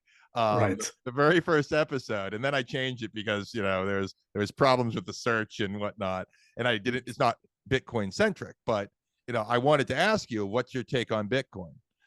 Yeah. So again, my take on Bitcoin is that it's an interesting piece of technology. Hmm. The reason it collapses is the people who found it have found their new Muhammad, right? Satoshi is their Okay. new Muhammad, and so they become maximalists, and all of a sudden they get Mm. blinded to their own reality, and that's Mm. when it starts to become cultish, i.e., Oh, it's in certainly charitable, cultish. right? So the minute you smell cult, you gotta be careful. It's like, okay, now there's assumptions built into this that I can't validate. And I was working with a startup back in 2012, and their entire idea was we want to bring this to the masses and we want to do all this, all the usual stuff that you hear. Yeah. And in 2012, I asked the guy, so let me ask you a question. I said, yeah. I said, okay, they were open protocols of the web, which were supposed to make the internet free for everybody. Yeah. I said, yeah. I said, do you believe in those protocols, TCP, IP, all that jazz? Yeah, I do. I Yeah. said, great. Have you noticed what it actually has done? It's Right. accomplished the exact opposite, right? What was supposed to be a free and open internet is controlled by Facebook and Google on the internet. Yeah. To a smaller extent, maybe Wikipedia, right? Now, here's what's interesting about that. Facebook is essentially a form where you input data and that's it. Twitter is essentially a list. It's a list item of various Mhm. things that's stored in the database. Google is free form search, but it's not really free form because we know the bias from the Google engineers. They're going to be adapting to that system. What's the problem here is open protocols were predicated upon a utopian vision of how the internet is supposed to work. And then the people who are, like I said, what if you have somebody in a position of power whose sole motivation is money? They will tell you, yes, I believe in socialism, utopia, X, Y, and Z, but they'll exploit it to their advantage and they'll actually commandeer the entire system. Meanwhile, fooling all the people in their and under their control that they're doing the right thing. Mm-hmm. So, as a consequence, what seemed like a good idea actually flipped to be the worst idea we've had so far. Mm. Same thing with the Bitcoin concepts, right? The idea is that the protocols and all the stuff that these guys were coming up with, solving the double spend problem and all that other wonderful stuff. I said, what's happened is in reality, is a small number of people have become extremely wealthy, and Mm-hmm. everybody else has seen no benefit from it. So far, yeah, for sure. Yep. Right now, again, over the long arc of history, I wanted to see it to get. If it's a living, breathing entity, the fact that it went from $0 to 1 cent is already it's automatically a victory because anybody who's ever started a business knows if you can get something for somebody to pay a penny for it, you've already made a business out of it. The Yeah. fact that it starts to grow or shrink, whatever, time will tell. But what has to be always taken into consideration is when these conversations are put into place. I always tell people one thing. I'm like, look, what Steve Jobs did with the iPhone is what Bitcoin hasn't been able to do yet. And here's what I mean by that. Mm-hmm. He took a piece of glass and he put the internet protocol on it so that anybody on earth could interact with it. He empowered everybody around them. And I remember this conversation from Alan Kay. And Alan Kay's point of view, Alan Kay is probably one of the most brilliant people. He's still alive, one of the early Apple engineers. You could watch his talks on YouTube. Super, super smart guy. But one of his famous quotes that I love is he says, perspective is worth 80 IQ points, right? Mm-hmm. And the way we explain that is I say, okay, imagine you lived 2,000 years ago and you wanted directions from Egypt to Rome. You'd have to gather the smartest mathematicians who knew geometry and whatnot and get the cartographers and whatnot to sort of draw you maps that you can actually make it from Egypt to Rome and probably not die on the way there, right? Mm-hmm.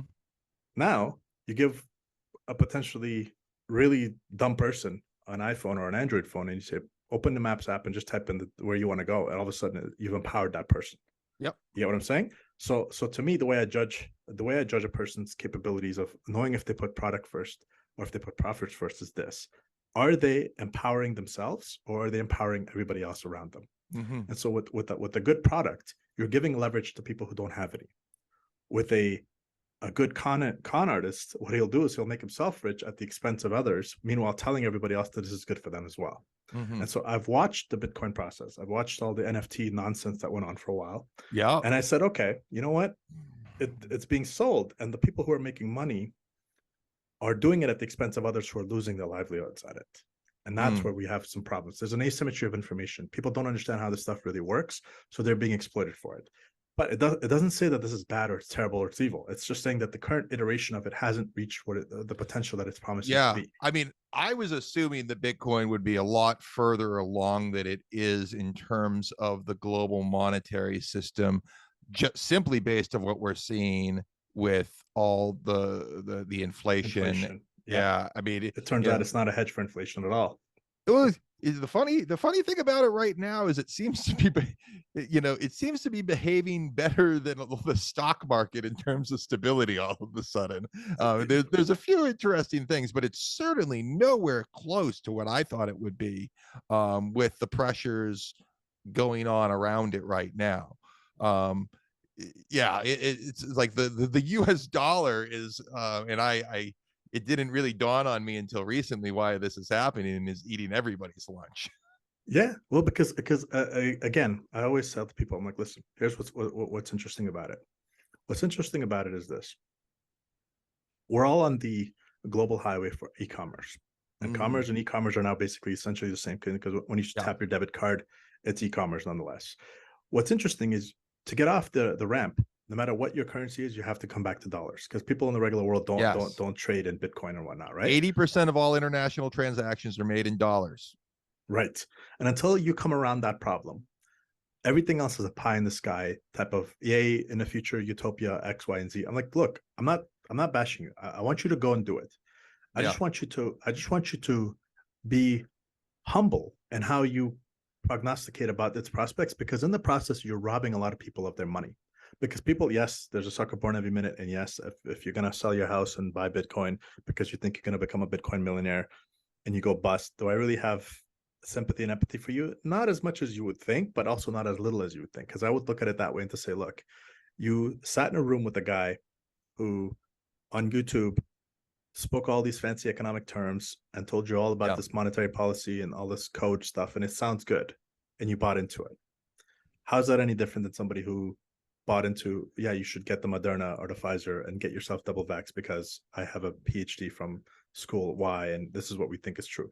It's the same. The problem isn't the fact that this happened. The problem is that there's the asymmetry of information was exploited.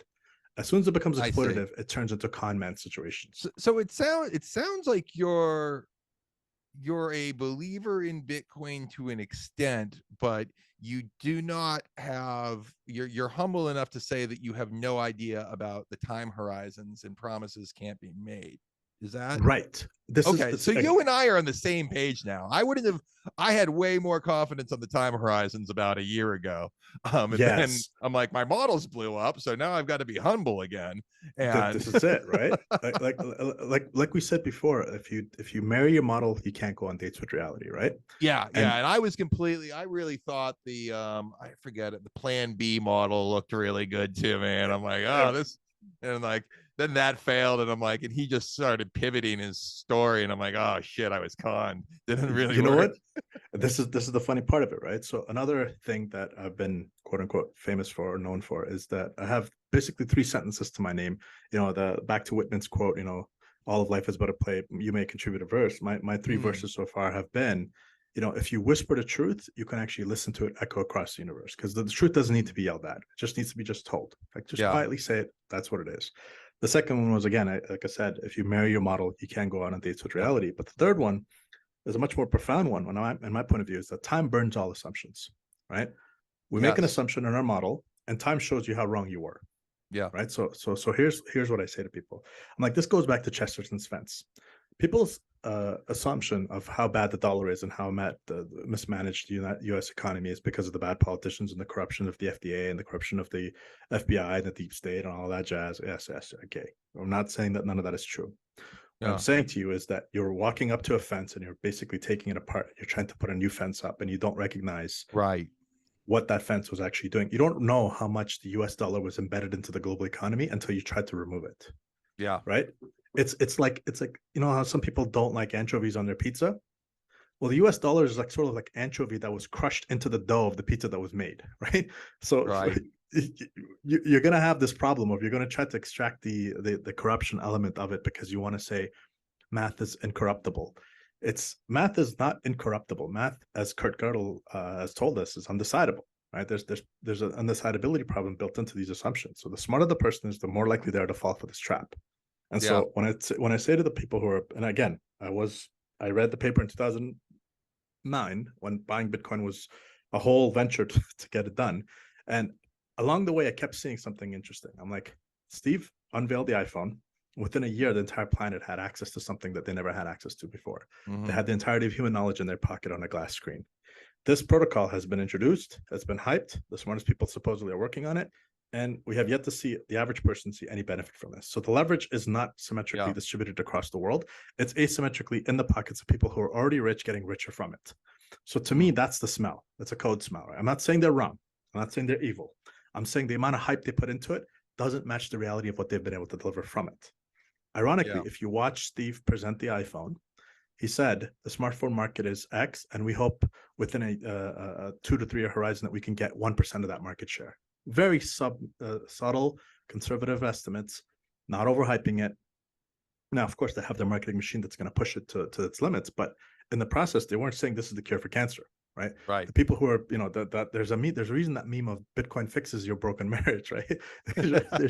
there's a reason that came about, is because it's saying the absurdity of the claim. It's almost Mohammedan at the level of it. This is the perfect answer to all that ails the world. The world is far more complex than you could possibly imagine.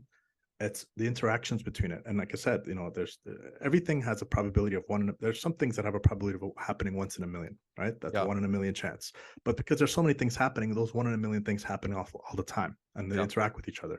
Who would have seen what we saw? Who would have seen, like, the fact that one of the things that the demise of the West, in my point of view, from an Afghan who's escaped communism, the humble point of view is this: the day the virus wasn't allowed to be called the Wuhan virus is the day the West lost its process, right? Yeah.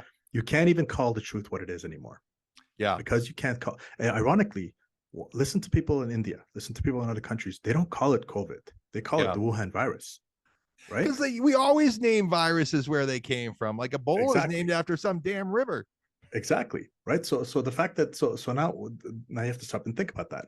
How do you get an entire civilization to turn on its head on a simple truth? If we can't call it what it is, how are you going to fix it? Yeah. Right. You've lost the plot already, because you've already done off the bat, before you even walk into the room to have the conversations. You said, I have to accept and eat this live first and foremost. Oh yeah. Now let's go ahead and solve this problem. That Daszak and the Eco Health Alliance are still getting government funds. It's like, are you really?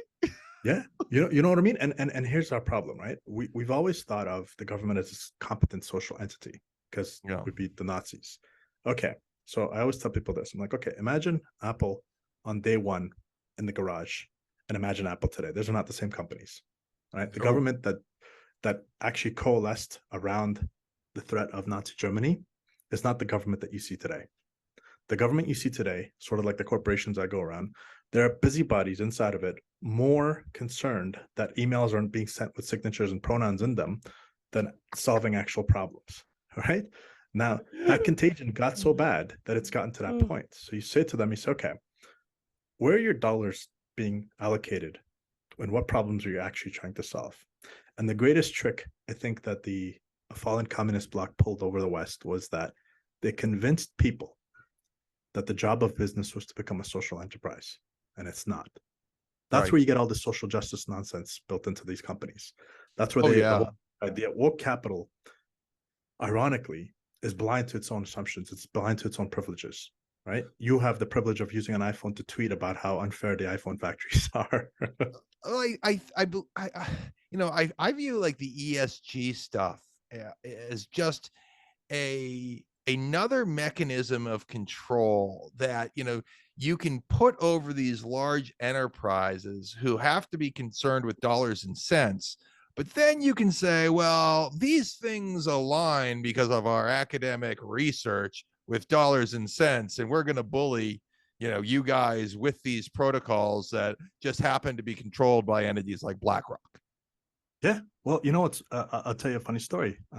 I run a company. I'm not a white guy, so I always tell people diversity is not my strength. If you want to work for me, we have to push in the same direction, right? We're a rowing team. If we don't pull in that direction, I don't care about your diversity. Every company, every country, everything that was ever built was built on a cohesive narrative of a vision of people showing up saying, we need this to happen. It's funny, when those companies become profitable and wealthy, then after the fact, diversity would be really good. I'm like, is that how they got started? Exactly. It's they actually raise, because what they're doing in effect, and I am sure there's many of them that understand this, is that they're raising the barrier to entry by saying, all of these other non-diverse companies, these startups and whatnot, they're the bad people, because they're all they're all the whites and the Asians and the Jews and whoever, and they don't have the right representation. But us here at Google and Apple, we Mhm. can we have the right people here, and look how successful we are. Yeah, I mean, so I'll tell you a layer of this from the communist upbringing that we were forced to deal with, because I hear horror stories from my parents. But one of the things that was interesting was in Stalinist communist Russia, the idea was to inject politics into art. Yeah. And to inject politics into art was simple. Art is meant to be the experience of the divine, the numinous, as to quote Christopher Hitchens. Mm-hmm. It's to escape the reality of what you're into. Now, if that's the case, and you want to really control people, that's where you stop in. You inject your political policies into the art, Yes. so there's no escape from it, right? So now think about what's happening in the West. You inject politics into entertainment, Yeah. right? And you inject politics into the workplace. There's no escape from this now. You're basically literally marinating in it 24/7. I feel bad for you, because I'm sure when your kid goes to school and he's told that, oh, you're oppressive because you're white. If somebody She told that will to my she kid, will not be going to those schools. I will tell you right now. We are gonna. I don't care if I end up in poverty. I'm not handing my child over to my enemies. that's exactly it, right? And I look at it this way, because it's funny. People see me, they think, oh, he's one of us, he's our ally. I'm like, I'm as far from your ally as you could Yeah. possibly imagine. You just don't even know how much contempt I have for your point of view. Yeah. But Yeah. again, I You let just it know how to trade, keep your right? mouth shut. Yeah, no, and the reason I keep my mouth shut is partly two reasons, right? One is asymmetry of information. I like to know how bad my enemy is thinking. I listen to Sam Mm, Harris's podcast because I like to know how bad my enemies are thinking. yeah. Sam Harris to me is an enemy of civilization. Yep. Period. End of discussion. Like Yep. whatever he says, all of his fancy high pros falutin crap. At the end of the day, Yep. we boil it all down. Enemy of civilization. End of Yep. discussion. Right. So now, why do we listen to him? Well, because I need to know what my enemies are thinking. Yeah. Right. And in my culture, here's one of the brutal facts of Afghan culture. In ancient times, that's pre communist invasion. If we went to war, you know what I would do to you for you in the morning before we get into battle? My grandma taught me this. I would take the traitors in my camp, slit their throats, and present them to you as a gift in the morning. Say, here we Mm, go. We're going to go to war. And this is my first gift to you. I want you to know that this is what's going to happen to you, right? Because if yeah. we're at this stage and it's about survival, Mm-hmm. that's the level of thinking we have to do to survive where we're Yeah. at. And the reason you slay a traitor's throat is you're getting rid of falsehood from your camp, right? In your camp, you cannot have a point of view that is undermining your overall strategy. That's the point of it. When you have people in the West, and I'll give you a clear-cut example of this. Two examples perfectly right in front of us. You have Game of Thrones, The House of the Dragon, and you have Mm-hmm. Lord of the Rings, whatever that crap is that Yes. they developed. Okay.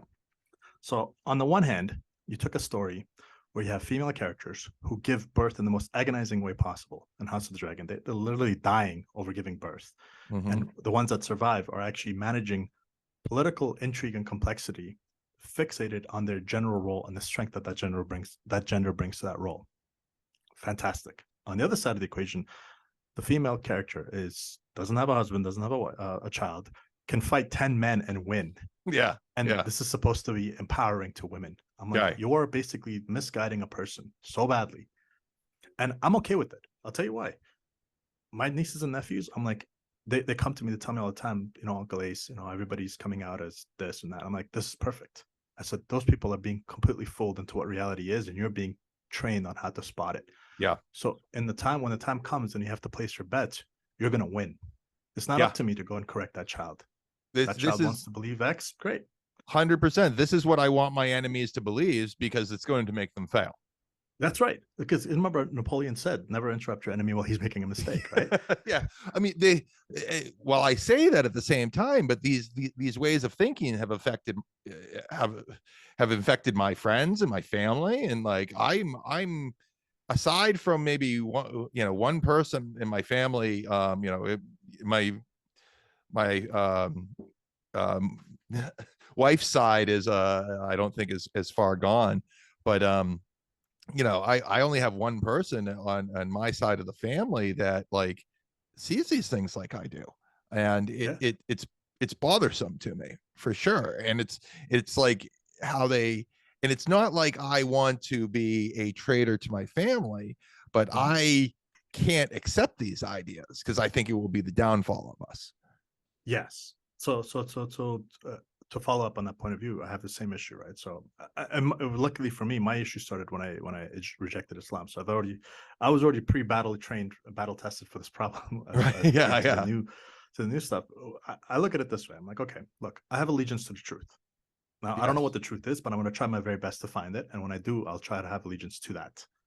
Now, am I biased? Yes. Am I a hypocrite? Absolutely. I'm a human being. I'm not perfect. So I try my very best to minimize my hypocrisy. Whenever I make mistakes, I try to correct it as fast as I can so I don't make the same mistake twice. Now, with my family, I have what Dr. Hawkins called unconditional love. Like, Yeah. unconditional love is a way of being. It's like, I will never use your mistakes against you, but I will also not indulge in your mistakes to help you in that direction. So I'm not going to Yeah. propagate them in that way. So if you reject me, that's fine. But know this, and I've been rejected from many family outings and whatnot, and I've been told not to attend weddings and all that. And I've Yeah. always thought to them, I said, that's okay. You're welcome to do all that. But understand something. When everything hits the fan, understand that you can call me. I will show up. Yeah. 100%. Yeah. That's the lesson I learned from listening to Dr. Peterson talk about Jesus, right? It's like everybody will betray you, and you will. If you can bear that responsibility, that even at their betrayal, you can still be the support net that they need, that's cool. But the consequence of doing that correctly is that I also don't need to depend on you for that. So I'm not going to call you when I'm in trouble, because I already see that before I'm in trouble, you've already cast me out. So my unconditional love stems from the fact that even though we disagree to the point where you're willing to cut me off, I'm not willing to do that to you. However, I will refuse to participate in your ceremonies of praising falsehood for truth. That's just not going to happen. So I'm okay with it. Like, if you want to have your kids, and I have a family friend, known the kid since he was born, is practicing what do they call it? Drag, right? Oh, Now, yeah. Right. So he's going down that road, and we had a conversation, and I'm in the room, and I have this rule: I never say anything unless somebody asks. Right. I'm not going to say anything. So I'm quiet, and usually they know that I have an opinion on most things. I'm going to remember that rule. I need to take that one up. It gives you peace of mind, right? Because again, it lets you know that I don't have to, like, the world is the way it is. If somebody wants to do something, and it goes back to the whole diversity notion that we need to encourage girls. I'm like, if you ever met a real engineer, you would have to put them in jail, and even in jail, they'll figure out a way to be an engineer. So let's cut the crap, right? So back to this conversation about the whole trans situation. They said, Ace, what do you think? I said, whatever makes you happy, but recognize the simple fact. I said, do not hit the absorption barrier. What's the absorption barrier? I said, well, it's a point of no return. If you do something that you can't take back, you will live to regret it. And all the studies show things are safe. I said, their studies are so short and so narrow that they're basically laughably absurd at this point. Yeah. How about you just take it easy and you bear witness to everything around you? Give it 10 years. Right. Yeah. Because there are people now who are coming online and they're talking about their adverse reactions to the hormone therapies because their bones are becoming brittle. They're experiencing osteoporosis at the age of 30, right? Because they did this hormone therapy. And I said, hormones are embedded into your very way of being. It's in your bones. It's in your brain. It's everywhere. If you mess with that, exactly. You mess with that because you think you know better than nature, who created you to survive the harsh conditions of the Saharan desert. You are reckoning with a force so beyond your imagination that you have no idea what's coming your way. So my point of view on this is do it, but just don't do anything you can't undo. Tread very lightly on this one. This is extremely right. And so you can imagine there's a room about 27, 28 people, and I'm just the only guy who said that. And everybody's just kind of staring at me, and they're very uncomfortable. Yeah. But I said the truth is uncomfortable, unfortunately. I was, if you're gonna do it, I'll support you. My wife and I are part of this parents group where we meet online, and they brought up, they asked the pronouns at one point, and they brought up a lot of these, a number of these woke ideas. I won't get into the specifics of it though. And it's like, I had to leave the room because I was just like, I can't, I'm going to go take care of the baby and put it down, because I just didn't want to hear these things. My Jocelyn is like, Jeff, don't say anything. I want to be friends with these people. No, it's good, and I take that as an opportunity to learn a lesson in humility of your own Yeah. ego, right? It's like, okay, can I sit in a room with somebody who I vehemently disagree with and let them express their point of view without being emotionally triggered by them? Because it's, again, Yeah. I always assume that, imagine you're being interrogated in a police station for the sole intent of cracking you, right? Game theoretical model. Can you have the composure to sit quietly and just listen? And I tell people all the time, I'm like, well, the vast majority of people thought that women shouldn't vote, and now they vote. The vast majority of people thought the earth was flat, now it's not flat. The vast Yeah. majority of people think this. I'm like, okay, you know what? Let me take your idea of the vast majority and apply a different concept to it. What if I take you in a room full of 100 Taliban and we hold a vote as to what you should be able to do and shouldn't be able to do? Are you going to abide by that rule? Yeah. All of a sudden, the assumption of democracy and majority rule all of a sudden collapses under the weight of its own assumptions, right? Yeah.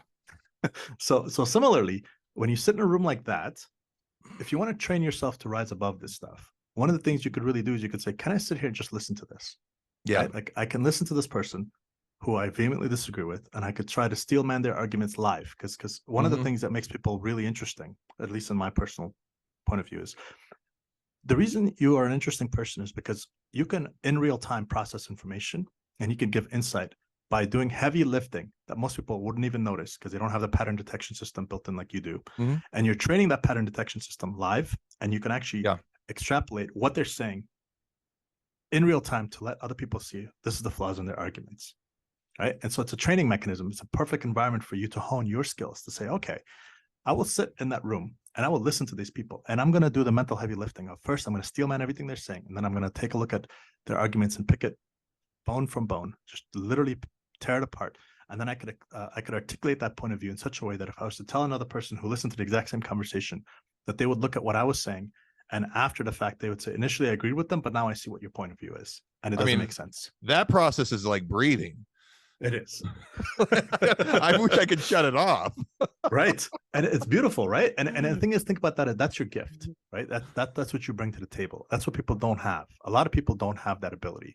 A lot of people don't have that innate capacity to hold multiple thoughts at once and try to actually distill where it's true and where it's false and how they can do it. And so you have a part of your gift. And again, it goes back to my LSD trip when I had the temporary experience of heaven, quote unquote, and to speak, which was that you're blessed with these gifts. How many people have you bestowed that gift back to? Right. So I look at it that way, and I'm like, okay, again, I'm flawed. Sometimes I lose my shit on Twitter because, there's only so much woke crap you can take before you have to say something. But for the most part, I try. I don't want to come across all sanctimonious and be like, oh, I'm the self-righteous man, I'm Jesus 2.0. None of that. The point is, I try my very best to listen as intently as I can, and to hear a person's point of view. Like right now, everybody's dunking on Elon, and I'm like, look, I'm not saying he's perfect. And one of the things I learned, listening to people, slam Andrew Tate or slam Joe Rogan or slam Elon, I said, there was a time in history where we used to build statues. Can you think of a single person today who'd be worthy of a statue? Right. No, because we shit on every single person, regardless of their merits, because they didn't agree with one thing we said, we must destroy this person. Hence why we destroy all these statues, which means we're destroying our own civilization. Human beings are inherently going to be flawed. 100 years from now, whatever they think is true is obviously going to be false. So therefore, have some humility to look at it and say, hey, you know what? When you say something like, I like Joe Rogan, but I don't agree with everything he says, that what you're really saying to me is, I'm a piece of shit who thinks he's better than that person. I don't want to hear that. I get it. You're flawed too. So why don't we dispense with that crap and just state the facts? You know what? Joe Rogan has done fantastic things for me because he's exposed me to so many great minds. If you don't like I'm in debt to the man. Right. My entire podcast was modeled based on his. Let's have a conversation. You and I did not have a script for this. Like this. I mean, I hate explaining. It's like, what's your podcast about? Well, I'm trying to be like Joe Rogan, except not him. Right. And the thing is, what Joe has done, and he tapped into this old force, which is that we are all built to sit around campfire, eat and talk, and to exchange ideas. And that's what we do. Right. And the minute you turn that into, can you subscribe to my listeners to this? And that's why on my podcast, I don't do any of that. And also, it's not my main source of income. So I get people who do it. I understand the business logic of it. But for me, it's like, look, I like you, so I want to have a conversation with you. And I say some things that are interesting, hopefully, can I make this into a disaster like the Patrick David Bet and Antonio Brown conversation? Hopefully not, right? I gotta I'll try listen to steer that. you. And it's what's crazy about that conversation is right off the jump, the way Patrick introduces him, he takes offense to it, and Patrick introduces him by stating all his accomplishments as a football player, Oh my and he god. takes offense to that. Like it's right off the bat. It's like a train wreck. Oh. I've never seen anything like it, but it's informative, right? And you watch it, and I Patrick's saw so good of it as an interviewer too. He's he's like top fantastic. notch. He's being, he's trying to be accommodating. And halfway through the conversation, Patrick takes off his headset. It's like, I don't even know if I want to continue doing this conversation. But I watched that and I said, okay, what could have led Antonio to become what he is, to behave that Right. way? And I started to strawman his position. I said, he's probably been taken advantage of every step of his life. Yep. People have probably lied to him nonstop and try to make money off of him nonstop. And he was completely unprepared for the position that he was put into. The money that he got, didn't know how to filter out the bad guys. Yeah. And so for him, every single thing is like, oh, you're going to say that so you can turn it into a clip so you can get clickbait on my name and make money for yourself and make me look more of a fool than I already am. So I get it. And one of the things I resonate with that is like, I'll tell you a funny story about when I had my first startup, when I went into to meet with a VC. So long story short, it took a couple of meetings to get this guy to actually meet with me. So I show up at his office like 8:30 in the morning. We're supposed to meet at 9. So I see the conference room. I see his assistant, and she looks horrified. Like she looks like a person who's like literally reporting to Kim Jong-un, right? Like she's like the wrong words are said, and I'm like, I sense this energy. I'm like, what is happening here, right? So at first I'm like joking with her. She's just like, good luck. And the way she said it, I was like, right? So I get in the conference room and I'm like, okay, let me set up my laptop so I can do the presentation. And she's just looking at me and she's like, buddy, you're a bunny running into a buzzsaw. You have no idea what's coming your way. So again, I don't think anything of it. The guy shows up. I introduce myself and I'm like, so let me tell you about my company. You know what he said to me? He goes, shut the fuck up. Let me ask you a question.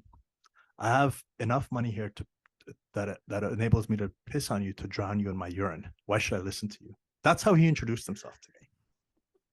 I was just like, am I on a different planet? Where like, did what? you go with that? Yeah. I stared at him and I said, you know what?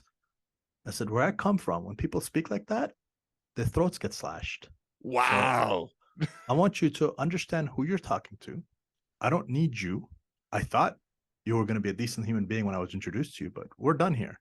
So I packed up my stuff and he just kind of turned around and walked out. As I was packing up my stuff, I walked over to his assistant and I looked at her. I said, find another job. Yeah. Right? So sometimes when you meet people who are that out of touch, that's when you asked me earlier, you think if somebody who's really wealthy, they would do all this crazy stuff. I'm like, yeah, I've seen people who are that, when you become that wealthy, you're that far, like, and Dr. Peterson talks about this. Like there's the fastest way to hell is for people to roll out the red carpet in front of you. When you're wealthy, everybody says yes to you. Everything around you is yes.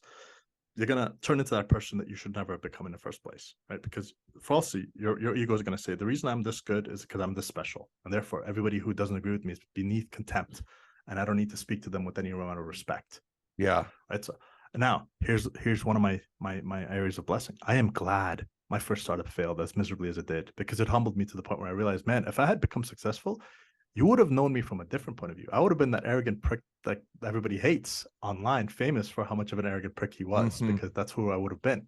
Yeah. Yeah. Right. Oh, I certainly could have gone that direction if I had continued success in my earlier years. Like the humbling that I got in my mid 30s was like, okay, thank goodness that happened, because I could have just been a monster. Yeah. And it takes a special kind of person. Now imagine that and flip it, right? Imagine you're Prince Andrew, whatever his name is. Oh, there's nothing that's going to humble that guy, right? He's so insulated from humility that what's going to humble him is going to be at his deathbed, maybe at his last breath. But there are people who are born like that, and now unfortunately those same people go to the same school of Ivy League places, and they have the same thoughts and they have the same ideas and they have the same narratives and they're pushing the same crap. And I like to think of them, and I learned this from my friend Mike, which is that there's two types of people on this planet. There's the command and control types who want top-down mandates, authority. This is the science, this is the law, this is the. And then there are people who are, from nature's point of view, adapt and survive. We're in that latter group. Like, put me in any situation, I'm going to figure out a way to adapt, and I'm going to figure out a way to survive. Yep. And the reason my approach is superior to yours, if you're a command and control type of person, is that I have one thing that you will never have, which is I have an ally in reality. Because if I have to adapt and survive, that means I have to get real-time information of what's coming in. When you are in the position you're in where you're doing command and control, you have no idea what reality looks like. Justin Trudeau runs Canada. He has no idea what the economy looks like. No. He has no idea how to run a business. That guy would probably take a lemonade stand and run it into the ground before he could, do anything else with it. But meanwhile, he's given access and control over one of the largest economies on planet Earth. And with his nonsense, managed to destroy the economy and has brought inflation upon the people. And it's because he was given undue privilege because of his last name, right? If it wasn't for his father, there's no way that guy would have ever gotten a seat of power. Castro? Well, the last name of his father, let's imagine it that way, right? So the other side of it, I look at it and I'm like, there are people who are in power now. And again, I always say, are you a king or are you an heir to the throne? Yeah. I respect kings. I don't respect heirs to the throne. I've never had, and reality has always borne aside for me that anytime somebody gets into a position of power, because they're the heir to the throne, they always mess it up. It's inevitable because they've never had the experience of what it's like to build something. I think that there's there's a concept of like the 7 great Roman emperors, and it was like one of them, like I think they all were like appointed and they didn't become, and Yes. it wasn't nepotism. Like, I wish it was with me, but yeah, I when you're given something as opposed to earning it, So let me ask you, like, what are your thoughts on democracy in general? It's the best we could do relative to the worst of everything else that's available. Is However, and again, and the caveat emptor was always the case that if you're in a room with 100 Taliban voting, is it really the best you could do, right? Yeah. So I look at it this way. I'm humble enough to know that I don't know if there's a better solution. I can't say that I've thought of it deep enough to say that there's a better way to do this, because again, democracy is how we voted Hitler into power, right? He didn't it wasn't a coup d'etat. He voted himself in.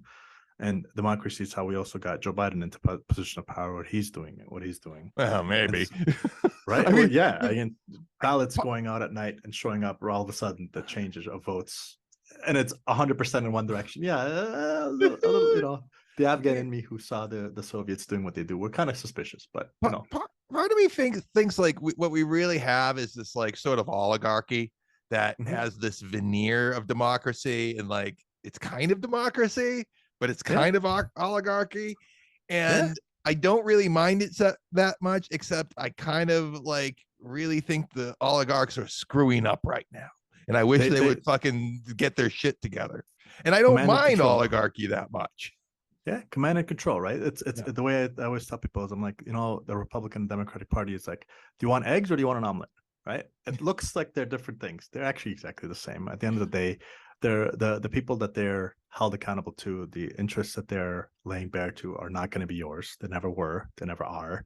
And the only way out of this is to become financially independent enough to have guns and lawyers in your camp, right? If you can have your own security and you can have your own lawyers so nobody can really mess with you, then you have a solution out of the system. Anything else you do, something somewhere is going to catch you. And I look around and I say, okay, you know what? It's not that hope is lost, because obviously we have hope. It's that command and control always fails. Sometimes it takes a long time to fail. Imagine you were born into Russia just when Stalin came into power. Oh yeah. Right. And then when his purge took place and all the leaders that came afterwards, you'd have to adopt a strategy that would fly bold into the face of somebody like Sam Harris, which is that you must lie to the tyrant. You have to. Otherwise, you're going to die. Right. So you adapt in that situation. You say, okay, here's the new boss, same as the old boss. We need to increase our productivity, but no matter what I do, my life is just as miserable as it was yesterday. In fact, it's getting worse, because entropy and the way human life works is as you get older, things get worse for you. So how do I really have faith and hope in any of this? Well, the hope and faith you have in any of this stuff is to recognize that eventually, as Christopher Hitchens used to say, I live for irony, right? Irony is the revenge of the gods, right? So I will look at this and say, you know what? All the people who were very angry with me for not taking the pro lockdown, all that situation, all those people now are trying to, in a very snaky, sadistic way, walk it back. Oh, we need amnesty. Really? Oh, that amnesty. Oh my gosh. Right? Like to me, that speaks to a level of arrogance, the likes of which you can't possibly fathom. I was willing to deprive you of life I was willing to revoke the Hippocratic sacred oath from you. But now I want you to pretend like it never happened. I'm like, you know what, dude? To quote Nietzsche, you've killed God and there's not enough water to wash away the bloods. You've stained your soul with betrayal to the rest of your fellow men, and there isn't enough water for you to wash that stain off. So Without a I'm good doubt. with it. You live with that. I'm good with it. I know, and I want you to know, and I tell this to people all the time. If you believe that and you are willing to advocate for that position, I want you to know that you now live in a world where nobody trusts you. Yeah. Right? Good luck. That is the ninth circle of hell. Well, one of the things that happens when I had my bad shroom trip was I experienced that ninth circle of hell where you're sitting in a frozen cube, and what it is that nobody trusts you, nobody wants to be around you, nobody likes you. Do you know how do you know how terrifying that is? Oh, I've Because been there. right? I have Because been there. Yeah, without a it's doubt. On a similar kind of trip. And I'll tell you, it wasn't, I didn't have a good trip mm, really mm, until I became religious to an extent, like right, had a sense of God. And once right, I had that, took some mushrooms, wandered around in the woods, and it was like, how is this is nice now? Like right. the universe is speaking to me in a positive way all of a sudden. Right. No, and you know what that brings to me the idea that what we have to do, and in essence, for the vast majority of these situations, is we have to say that old quote is, I traveled far and wide and I looked for my enemy and I always found them in the mirror in front of me. For Right. sure. Right. It's your ego and your assumptions about how the world operates. And the reason I tell you that is, here's an interesting anecdote. Right. It sounds simple, it sounds stupid, but if you think about it, it's kind of profound. Which is like the word Billy means cat in Hindi, and the word Bishak means cat and Farsi. You're adding a label to reality which has no bearing and consequence to what reality actually is. So any description of reality you have is an best an approximation to that. Yeah. So so the further your approximation is, the more reality is going to check you hard when it's time to pay the bill. Right. So Yes. so when it comes to betrayal of your fellow man, it shows a level of cowardice because you couldn't take the risk of doing it the right way. So what you did is you cut the corners and you betrayed them, and now you have to live with those consequences. Yeah. And so the worst element of all those experiences that you can have in life is that you can walk around knowing that, imagine as a man, tomorrow your wife and your child just stop respecting you. Yeah. You could live in the same house, but they just don't respect you.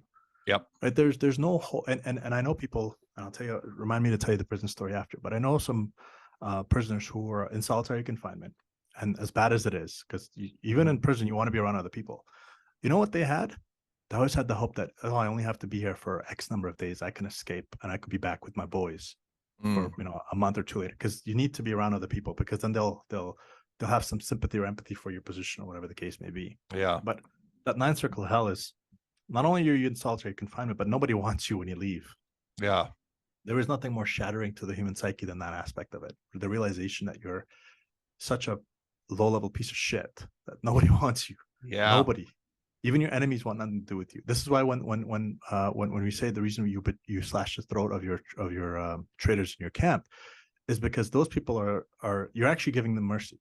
Because what will happen is, if they, and this was born out over centuries of war and whatnot, is that if they betrayed the camp and they joined the other side, as soon as that side won, the first thing they did was they tortured and murdered them, because they said, well, if you're going to betray your own kind, why would we want you on our side? Yes. You have no honor, right? Honor means something. It's like, why did you earn that medal? Well, because we played hard, we sweat. Why did you get the medal? Oh, because we showed up. Well, okay, different conversation, right? When Alexander was conquering Persia, I believe that like one of the rulers of a city like killed the king when he was coming to try and like curry favor with Alexander, and Alexander killed him for being a kingslayer. Yeah, that's exactly what it is, right? There's rules to this stuff, and so I'll bring you back to the game theory model, right? So I used to work as a personal trainer before I went to school for finance and engineering. Mm-hmm. One of my clients was in prison, and he was basically like a white collar kind of guy, and he spent some time in prison. And when I met him, we were talking, and he said, "Oh, I have a lung capacity issue." Okay, so he showed me there's a scar on the left side of his chest. I said, okay, you're gonna have to, that there's obviously a story here. He goes, well, when you earn my trust, I'll tell you the story. Sure enough, a couple of months go into it, and we're talking, and we're having good vibes. And he said, do you want to know the story? I said, sure. He said, all right, so I'm in prison. I said, okay, let's start there. How did you get into prison, right? So now, long story short, I made some mistakes financially, and it ended up in prison. Okay, cool. What happened in prison? He goes, well, I was generally by myself, but people knew that I was a quote unquote smart guy. I said, okay. He goes, and as one of the ways you could tell you're a smart guy is you play chess. I said, okay. So he sat in prison and he was playing chess. And there was a gang, and the leader of that gang was really good at chess, that he used to beat all his cronies and whatnot. I said, okay, Mm. it's getting interesting. So what happened? He goes, well, I wanted the protection and respect of these people. So I decided that if the opportunity ever comes, not that I'm going to go to them, but if they ever ask me to play, I'll play them. I said, okay. So what happened? He goes, well, their leader eventually got word that, I'm really good at chess. So he invited me to play. But before he invited me, he was talking all this shit to his boys about how he's good and he's going to destroy me and all this stuff. And me being a wise ass thought it would be really good if I beat him. I Oh, said, okay. So he game theory modeled this out, right? I play him, I beat him, I predict his moves, and I get accepted as part of his gang because I've watched too many movies. I said, okay, what happened? mm, He goes, as I started beating him, he just got up and he stabbed me in the ribs because he didn't want to lose in front of his boys, right? mm. So there's another example of a Kobayashi Maru, right? So the Yeah, guy, so you trapped him, you thought all of his moves ahead, but he was unpredictably violent, and he basically put you in your place, yeah, right? So another example of what happens if you marry your models, right? So reality yep. says, I'm going to stick a shiv in the side of your ribs, collapse your lung. And now when people say he really beat all his boys at chess, you have to wonder did he really beat them at chess, or did they Right. let him win, right? But the point is that he still remained undefeated because a hole in your lungs doesn't allow you to continue to play the game, right? Hypocrisy is how you demonstrate power. That's exactly it. But here's what's funny about it, right? So you think of Trump and how unpredictable he was. Hmm. Everybody had to play not to lose, right? So if Yeah. you're China, if you're Russia, if you're North Korea, you're looking at this going, this guy's crazy. I don't know what he's going to do, so I have to just play not to lose.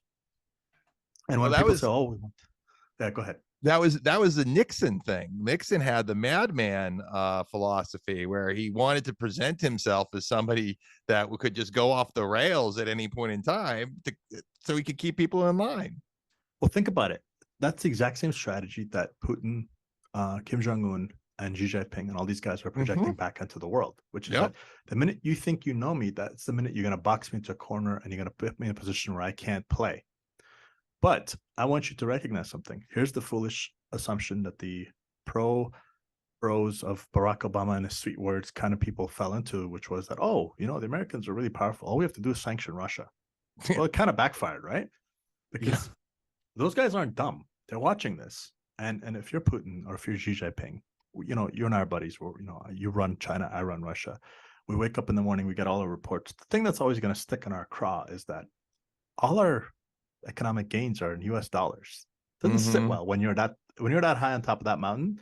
That's the one thing that's going to bother you, right? So you're going to look for ways to bifurcate the global hegemony of the U.S. dollar, and you're going to look for ways to actually start pulling people in the other direction because you want a world where woke capital isn't the only capital that dictates terms of business for you. Because those guys see it. They're like, hey, Yeah. listen, they infiltrate this crap. We don't want those values in our country. That value is eventually going to show up here. Last night I showed up. I was at a Leafs game, Leafs and Bruins.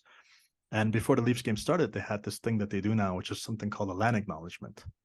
Have you heard of this thing? Oh, yeah, yeah, yeah. Right? Right. Stolen So land, blah, blah, stolen blah. land, this stuff. Yeah. So I look at them like, the entirety of our history is about stolen land. That's what we do. That's what our nature Yeah, is. yeah. So which It's called people are you being going to apologize conquered. to, like, basically, right? And we say this as Afghans. I'm like, listen, we've been there's 5 tribes in Afghanistan. They go to war all the time, and when they Yeah, go to war, it's nasty. Like the Hazara tribe, which recently just got like 150 of their girls who were trying to go to school were killed in a bombing. That's today. What they used to do yeah, to them is they used to boil oil and take their leaders and dip them in the middle of the public square. So you could see them literally being deep fried. yeah, Right? You get what I'm saying? Like that's the level of psychotic shit that's out there. yeah. So for us, we look at that and we say, okay, the people who survived were tough, resilient, or they were adaptive. They start to Hmm. recognize, okay, I need to survive this. So now what's happening is the people who survived are the soft, weak ones. And what they want is validation by being told that the other people should apologize to them. And I'm Yeah. like, the world doesn't work that way. The world is a lot more cruel than you can possibly imagine. And if you don't believe that's true, Google how many idiots went around the world looking for, oh, everybody's cool. And then they showed up to like Oh Syria and they yeah. got raped and thrown off a freaking cliff, right? Yeah. So, No. so Welcome to reality. welcome to reality. So again, that and it's not going to get better anytime soon. As much as you want to hope for that to be true, it's not, because like we said, infinite variance.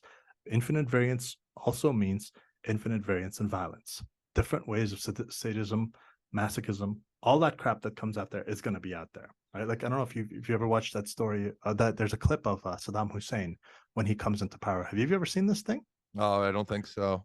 It's I on don't tend YouTube. to It's watch five this minutes. kind of stuff. It's I some things you can't unsee, and I try to This, avoid that. well, this one is very informative, Oh, and, okay. and I recommend it. I This recommend it. It's isn't five like minutes long. watching No, no, no, people no, get no. killed or anything like that. Okay. No, no, no, no. What this is it's utterly fascinating. And to his credit, the man who brought it to my attention obviously was Christopher Hitchens, because he was talking about it. He said, so what happened is it's in black and white. It's documented. It's video footage, because Saddam loved to film this stuff. So he's sitting in a council of all the people in charge and power in Iraq. Okay, so he's sitting there. And a guy stands up and he starts naming names, like an episode of Seinfeld, right? You name names, right? So all of a sudden, people are being dragged into the hall who are traitors to the party and who are traitors to the country. And now, one by one, these people are being dragged outside. And the people who are sitting in that room, you could see the panic just spread right across their face, because they recognize that, oh my God, if my name gets called, I'm going to be sent out there.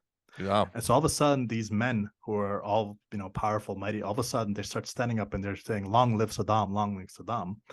And he's sitting there and he lights a cigar as he's watching his enemies get purged. Right now, that's a Hitler-esque, Stalin-esque move, but he did something then again, I'm paraphrasing literally word for word Christopher's words. So this is not my insight. This is just him talking. And he said he did something that even those guys hadn't thought of. You know what he did? Everybody who survived the purge in that room who were yelling, long live Saddam, were told, outside are the enemies of the state. Pick up your guns, go outside and shoot them. Yeah. So now your hands are stained with the blood of my enemies. Oh, and they're part of it, and now they're the ones to be revolted against. If Saddam goes down, they're bonded. That's cool. But here's what he did was one step further. The people who got shot, their families were sent a bill for the bullets. Oh Jesus! You get what I'm saying? Yeah. That's the kind of man. Like that's and it's a 5-minute video, black and white. Anybody could see it. Now you don't see the killing part. You just see the names being called out, and you see Saddam sitting in the middle of the on the stage and just smoking his cigar as the entire party's being purged. I mean, if a prince must commit atrocities, he needs to do them early. Right. And he did that very early. And there's stories. I have friends from Iraq, and like I said, when I talk to people and I say, I know a guy who got stabbed in over a chess game, they're like, I don't even know what world you're living in. I'm like, I live in the real world where I interact with people who didn't go to Harvard and Yale. And although I do have friends who went to Harvard and Yale, it doesn't really matter. But what's interesting is that the stories you hear from Iraqis on the Iraqi people have this absolutely horrific history bestowed upon them just by this one psychotic man and his family. What he used to do was, a friend of mine told me the story about his cousin. You're sitting in your house, and all of a sudden there's a knock on your door. Never a good thing in a country like that. You knock on the door is you're gonna live Kafka's dream, right? So nightmare, sorry. So he's sitting there and he goes, what happens is the police show up, and it's always a bad thing when the police show up, but they show up in this case and they tell you that your daughter is missing.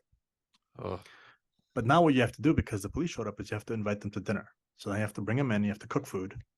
And for entertainment purposes, they'll put a video of them raping your daughter. Oh, yeah. And you get to watch it with them.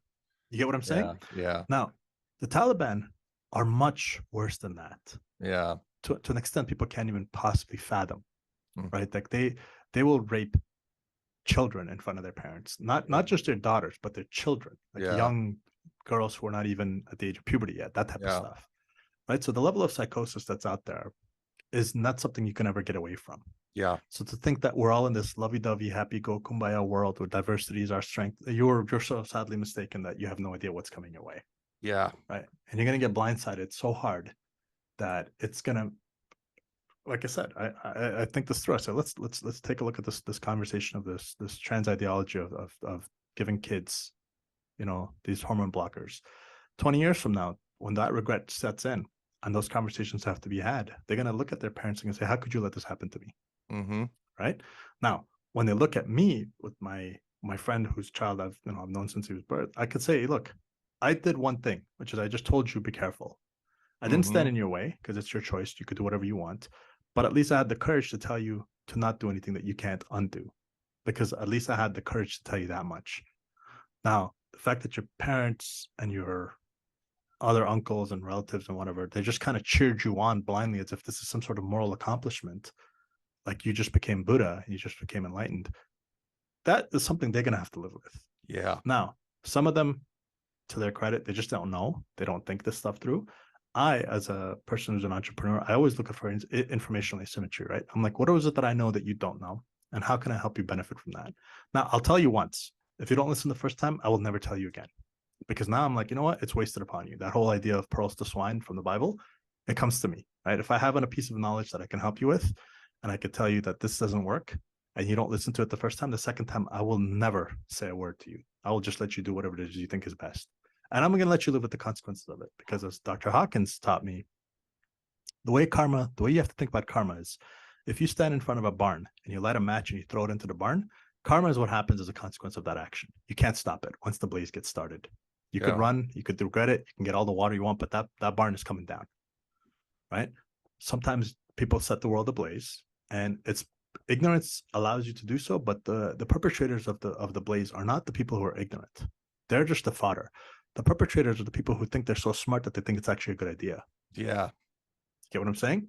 Yeah. Like when you see CNN and they're like, yeah, you know what, the riots is a good thing because it helps people understand systemic injustice and whatever. I'm like, you want systemic injustice? Please leave the United States, go to any other country on planet Yeah. Earth, and you have this conversation with them. And you're toying with things that you don't understand. You're messing with things that you cannot appreciate. And you think and it's funny for them because they're like, oh, why are the Hispanics becoming conservative, and why are the Muslims in Dearborn Yeah, they don't get it. conservatives? It's like because they understand something that you don't understand. Yeah. Right. And it's sort of the same thing. The conversation that happens around abortion. Right. They always give you the Yeah. extreme case. What if the mother was raped and her life was? I'm like, that's fine. Yeah. But you can't use that edge case for all the other cases. What you need to do is you have to Right. say, across the spectrum of why this is a thing that happens, here are the consequences of it. When it's Right. not rape, when it's not the mother's life in jeopardy, when it's the blah, blah, blah, what's the number that's left over? How are you justifying that number? Right? Now, again, the conversation of abortion is testy and it's tricky because people pick two invalid points from where to start that conversation, which is, well, you're a human being from the minute of inception versus you're a human being at the time you're born. And there's nuance that's lost in that. So Yeah. we're not going to take points of it, but we always say as a society, self-terminating strategies don't really necessarily work itself out. Precisely. Self-terminating strategies don't work. And there are effects on a culture that doesn't revere life and doesn't revere motherhood, and have a point of view towards sex and sexual promiscuity that change behaviors and how we function, that I'm only coming to grips with recently. Yeah. It's at the end of the day, like I said, and I learned this from just watching the people around me, and I learned this from Dr. Peterson and all the other people that are, bringing out these points of view, which is that when I was a kid, if you wanted a girl to go out with you, you had to work for it. Like you had to have the courage Yes. to go talk to her. You had to have yourself sometimes put together. Yeah, and do you know how hard it is for a teenage boy to walk up to a girl with all her friends next to her locker and to ask her out, knowing that not only will she reject you, but she'll reject you in front of her friends. Yeah. Right. Now that puts some chest hair on you to sort of speak. But I think it's a good thing that happened, because that means before you had the courage to do that, you had to really step your game up, right? You had to be, okay, do I look good? Did I get a fresh haircut? Am I excelling in school? Am I the kid doing well in the sports teams? Do I have all the stuff that would make it so that she would Are even you consider me? trustworthy? Does she feel Yeah. safe around you? Yeah. Now today, man, I've seen videos on TikTok where the kids, they create this little robot hand that just swipes right for Tinder all day long, and they turn it on, they just let it swipe, and they're like, Yep. okay, tonight's meals are ready to go, right? It's like Uber Eats for the different conversation. Yeah, Right. and women start feeling they feel the effects of this, but they don't know what to do because they've been ingrained with this idea that it's a liberation of sorts to be Yes. allowed to do whatever they want. Yes. And an interesting element of that aspect of it is and I always tell people, I'm like, you are free to do whatever you want. What you're not free from are the consequences of your actions. Right. And so here's one of the consequences of your actions. What you will end up with is a life where the person who you are marrying is not the life you expected it to be. And here's what I mean by that. And this comes from Afghan culture, which at first I didn't understand, but now I'm starting to appreciate it. Yeah. Marriage is not about love. Right. Marriage is a contract about duty. And what I mean by that is when you're sick and you're old and you're basically almost shitting the bed, so to speak, is there a person willing to tolerate you in that state? Yeah. And the only way they're willing to do that for you is if you're willing to do the same for them. Because all this lovey-dovey, happy-go-lucky crap that they sell you at the Walmart and the Disney movies, none of that is true. Right? All that stuff washes out. When you're really old and you're really sick and you're really infirm and you can't handle yourself, that's when your partner's devotion to you comes to fruition. And hopefully your children are around to help with that. And like the fact that people aren't having children as much and put their faith that somehow they're going to be taken care of, single, childless, in their own age, in the worst state of being, alone with their own thoughts. There's that element of it, which brings me to my point about my parents live with me, because in our culture, you don't throw them out. Yeah. You don't get rid of them. You don't put them in a home.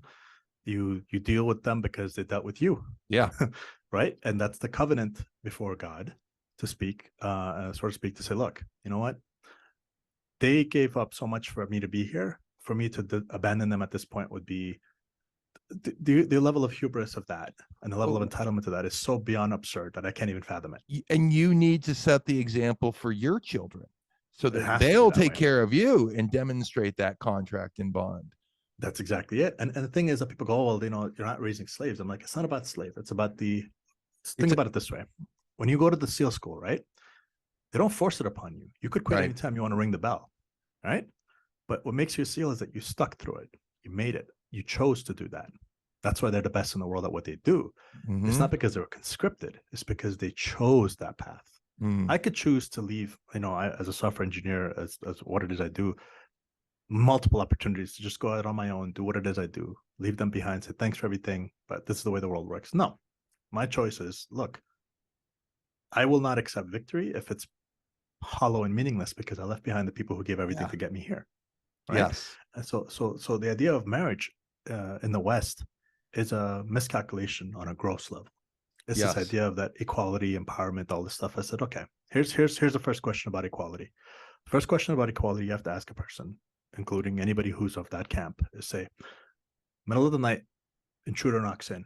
Are we equal, or are you standing behind me? Exactly. Right? Yeah. Oh, well, you're just a misogynist because, well, I'm like, okay, let's forget the guy who's intruding at you in the middle of the night. Here's a different one. Massive lawsuit comes into the house.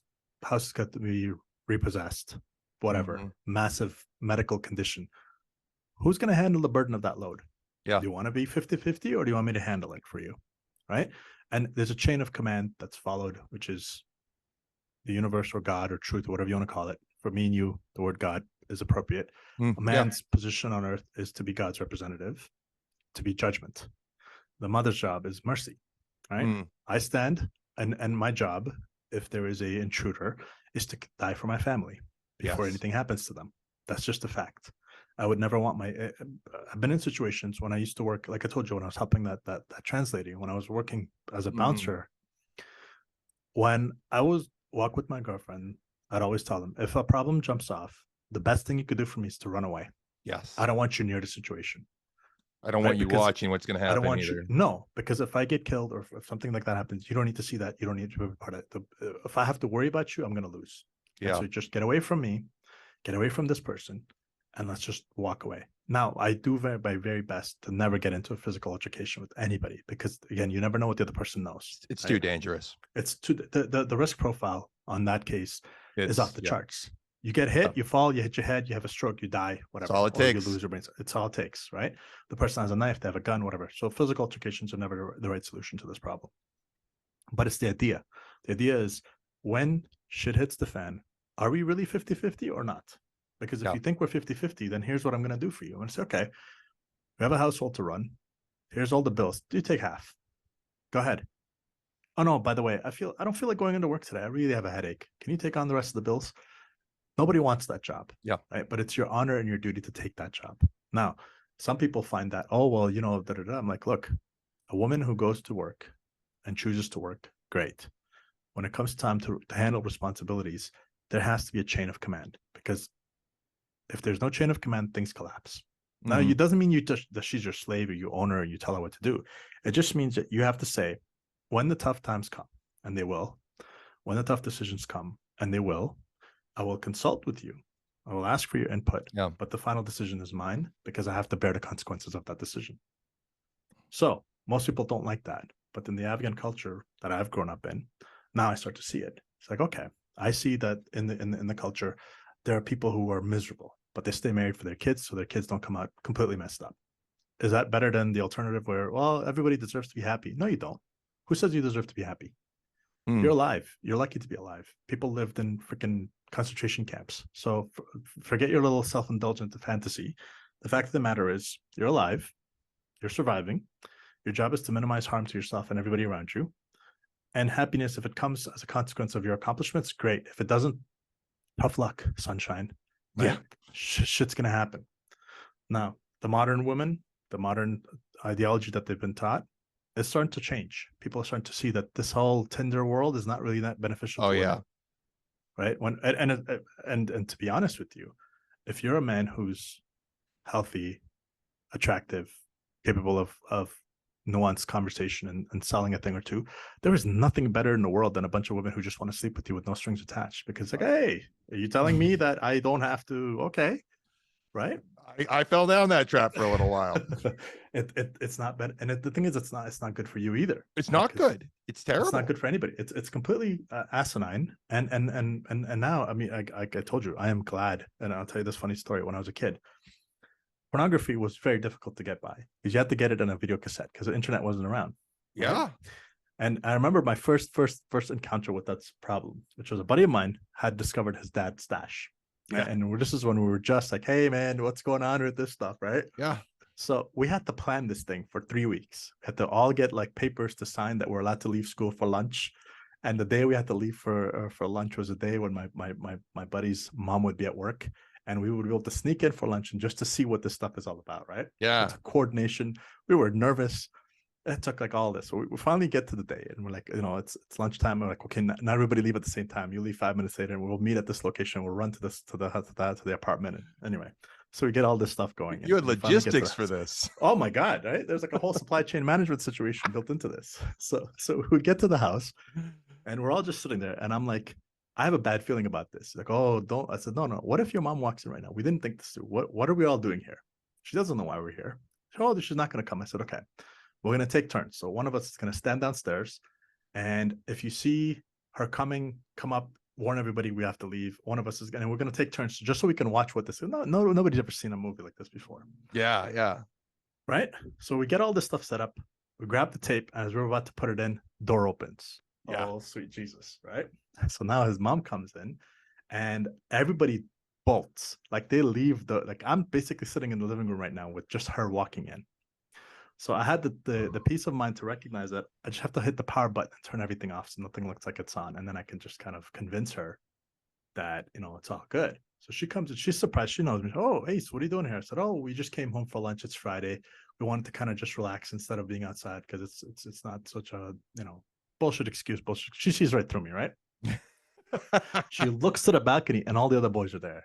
And now I have a different conversation because I'm like, oh, all the boys are here. She sees me. I got caught, but now I can play a different story and bring all them into the conversation. Now they're standing outside and they're just completely freaked out, right? Remember, we're grade 8. We don't know what's going on, right? So she goes, I'm going to go wash up and I'll come back and I'll make you boys some lunch. Okay. So she goes to the bathroom and I immediately run to the VCR to grab the tape and I pull it out. And now I have a problem because if I run across to put the tape back to where it needs to go, where like she's gonna see me. Mhm. So I run to the balcony. The guys are basically literally about to piss their pants, right? So I'm like, listen, who has their bag with them? One of my friends happened to grab his bag with them. I don't know what he was thinking because I'm like, you're gonna jump off the balcony? Like, what do you? Why is your bag with you, right? Open the bag, put it in there, and then we're gonna give it to him. And when he comes home, Hector was his name. Hector is gonna put it back where he needs to. So long story short, that was the battle you had to go through just to get access to it, right? Yes. Yeah. Yep. Now, pull up an iPod Touch, Wi-Fi, you're good to go. It's unbelievable. Yeah. It creates a level of decay because the value of what it is, on the one hand, Yes. is nothing. But more importantly, on the other side of it, look at the asymmetry of it, right? You look at the average porn star. They're like a 10 out of 10 on every dimension. There's no girl in real world or any guy they have a six pack, they're like 50 feet long, they're thick, all that Yeah. jazz, Yeah. right? Yeah. Yeah. No guy's gonna match that. And the girls are like, 20-inch waist and like double D's and all this other Yeah. jazz. Their butts are like, it's like you look at that and you go, okay, now they've created a cartoon version of what a human being's supposed to look like. Yeah. And this is what you're supposed to aspire to And the detrimental effects of this. I think there's now, I'm seeing this a lot more on Twitter with guys, who are saying stop watching porn, like you're Yes. really ruining your minds by it. And I think there's huge validity to it. Like I just I can't remember the last time I watched any, and it's you just don't want your mind preoccupied with unreasonable fantasies that affect your expectations. Yep. And and I mean, I grew up through the phase, and I think as you did also, where all of this was new, and it was just this industrialization and exploration, and it's like, I don't think it's a good road to go down. It's like doing it's like, yeah, cocaine, a lot of fun, but you're really getting all of this euphoric feeling for too little Yeah. investment, and you end up screwing yourself up a bit. Absolutely. And I'm going to touch on that on two things that are going to be of interest to you here. One, you look at this idea of the fantasy that's being created, right? And the reality never lives up to the fantasy. Right. It kind of Yeah. circles back to our Bitcoin problem, right? Mm-hmm. The sales pitch doesn't match the reality of that's being delivered. So there, it kind of ties into it again. The same problem showing up in multiple places. Back to the drugs concept, right? So I grew up around a bunch of people who were basically potheads, Yeah. right? I was a pothead for years. For years, right? Most people are, but now what's happened is those same people have become dull and completely uninteresting. And so I sat down one day with a friend of mine, and he invited me to their house. And I like to cook, so I usually get to do the cooking while everybody's just chilling. And we're talking. They're like, "Hey, you kind of grew up with this, but you never did this. Like, what's your deal?" I said, "Well, there's an asymmetry there that I want you to pay attention to." I said, "Okay." I said, "Do you think the thing that you're smoking is actually marijuana?" Well, yeah, of course it is. I said, "No, it's not." I said, "What you found in nature and what you have in your hand are two different things." Oh, sure. Like, what do you mean? I said, "Well, think about it. When the thing got discovered, it was cool, but then they made it illegal." They said, "Yeah." I said, "Okay. So if I'm a drug dealer and I want a customer, I want a repeat customer." I said, "Yeah." I said, "Now I'm told I can only carry so much on me before I'm considered a dealer. So I have to carry smaller doses, which means now the psychoactive part that actually makes you feel a certain way has to be amplified. And the parts that don't, that kind of numb that out because of the natural plant, are no longer visibly there, because I have to get my biochemists and my botanists and all these people involved and have to do things to this plant so that it's much more potent at smaller doses than it would have been naturally found in nature." Oh, I said, "Now take that process, amplify it, multiply it, amplify it, multiply it. Yeah. 10, 15, 20, 30 years from now." I said, "Do you remotely think that what you're smoking is what was actually found in nature?" It's not there. It's not close. It's not even close to it. It's kind of like what happened with fruits, right? Fruits naturally found in nature are more acidic, like vitamin C, than they are sweet. But you can't sell those things as easy as you could sell sweet things. Just like we bred wolves into dogs, we bred these plants with these fruits to be extremely sweet because kids like sweet things and adults like sweet things. And so same thing with the marijuana. We took the asymmetry of information. What is the amount of weed I can carry with me that is going to have the maximum potency that the customer will be happy? It'll be under the legal limit from which I could be prosecuted, but it'll be enough that I can get the customer to come back and buy it from me. Those are your two constraints. Yep. Right? From a technical, economic, and social point of view, those are your two constraints. So you're going to create a hybrid product that doesn't even remotely reflect reality, but you're going to still call it what it is. Oh, this is organic. Well, good luck. This is weed. It's not really weed. It's a total chemical fabrication of whatever you think you're smoking. It's not what it is. Right. And so the damage that it's going to lay into from the same lineage, but it's not the same thing. Exactly. Right. So and unfortunately, in this case, it's the reverse of the wolf to the dog. Right. It's the dog to the wolf now, because you took a little seemingly harmful plant, and you made it and you turn it into a wolf so in small doses, it's still effective. Yeah. And so people are not going to notice the effects of this problem because this is a one of those issues where it's a technical and a political truth combined into the nastiest outcome, which was that now you have people addicted to this thing. You legalize it, so the state can make more money from it. But what you're really doing is you're numbing the minds of everybody around them. Yeah. Right. And again, I tell people, I'm like, do what you want to do, but recognize what you're doing, what you think you're doing are two different things. Right.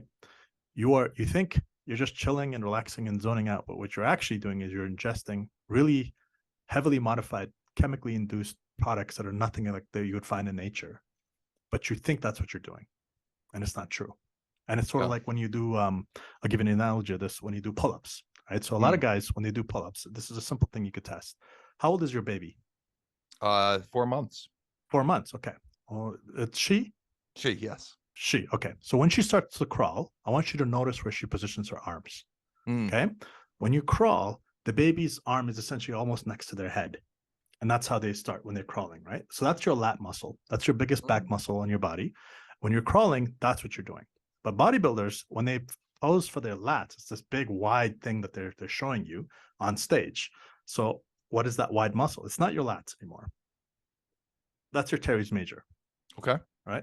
It's a big different muscle. It's if you look at the anatomy of it, it's a much smaller muscle relative to the latissimus dorsi, and it's entirely predicated for a different reason. It's basically one of your rotator cuff muscles for your shoulders. Why do I notice? Because I tore mine up. That's how I know. Okay. so what happens? So you want a big wide back. You want a V shape. That's what the guys are interested in. So of course the gym caters to this. What they do is they give you this lat pull down bar that allows you to grip it really, really wide. And you pull it down. You think you're working your lats, but you're actually working your teres major. Now here's the problem. It gets compounded. The weight that you're pulling, that you think your biggest muscle in your back is pulling, is actually not the muscle that's involved. It's a smaller muscle. And you're putting a load on that muscle that it's not meant to handle. Okay. And as a consequence, you're going to mess up your rotator cuffs. And when it tears, it's going to be painful on a level you can't even imagine. And it's something that you can never recover from, because I have a torn rotator cuff because I fell for that. Arnold Schwarzenegger was my guy, right? Follow the Arnold method. Well, that's when he was taking steroids and his back was beautiful. And every kid who was 15 years old wanted to look big because that's how you thought you can get the girls, right? So you do the wide grip lat pull downs. Again, it's like sort of like marijuana. What I thought I was doing and what I was actually doing were two different things. So the asymmetry of information was exploited against me, and I tore my shoulder, right? So to this day, my right hand is not the same as my left, because I tore my biceps tendon on the right side, because my teres major was overdeveloped, because I was working a muscle that I wasn't really supposed to be working, because I thought I was working the biggest muscle on your back, which is your latissimus dorsi. Not true. All of it was false. All of it was detrimental to me.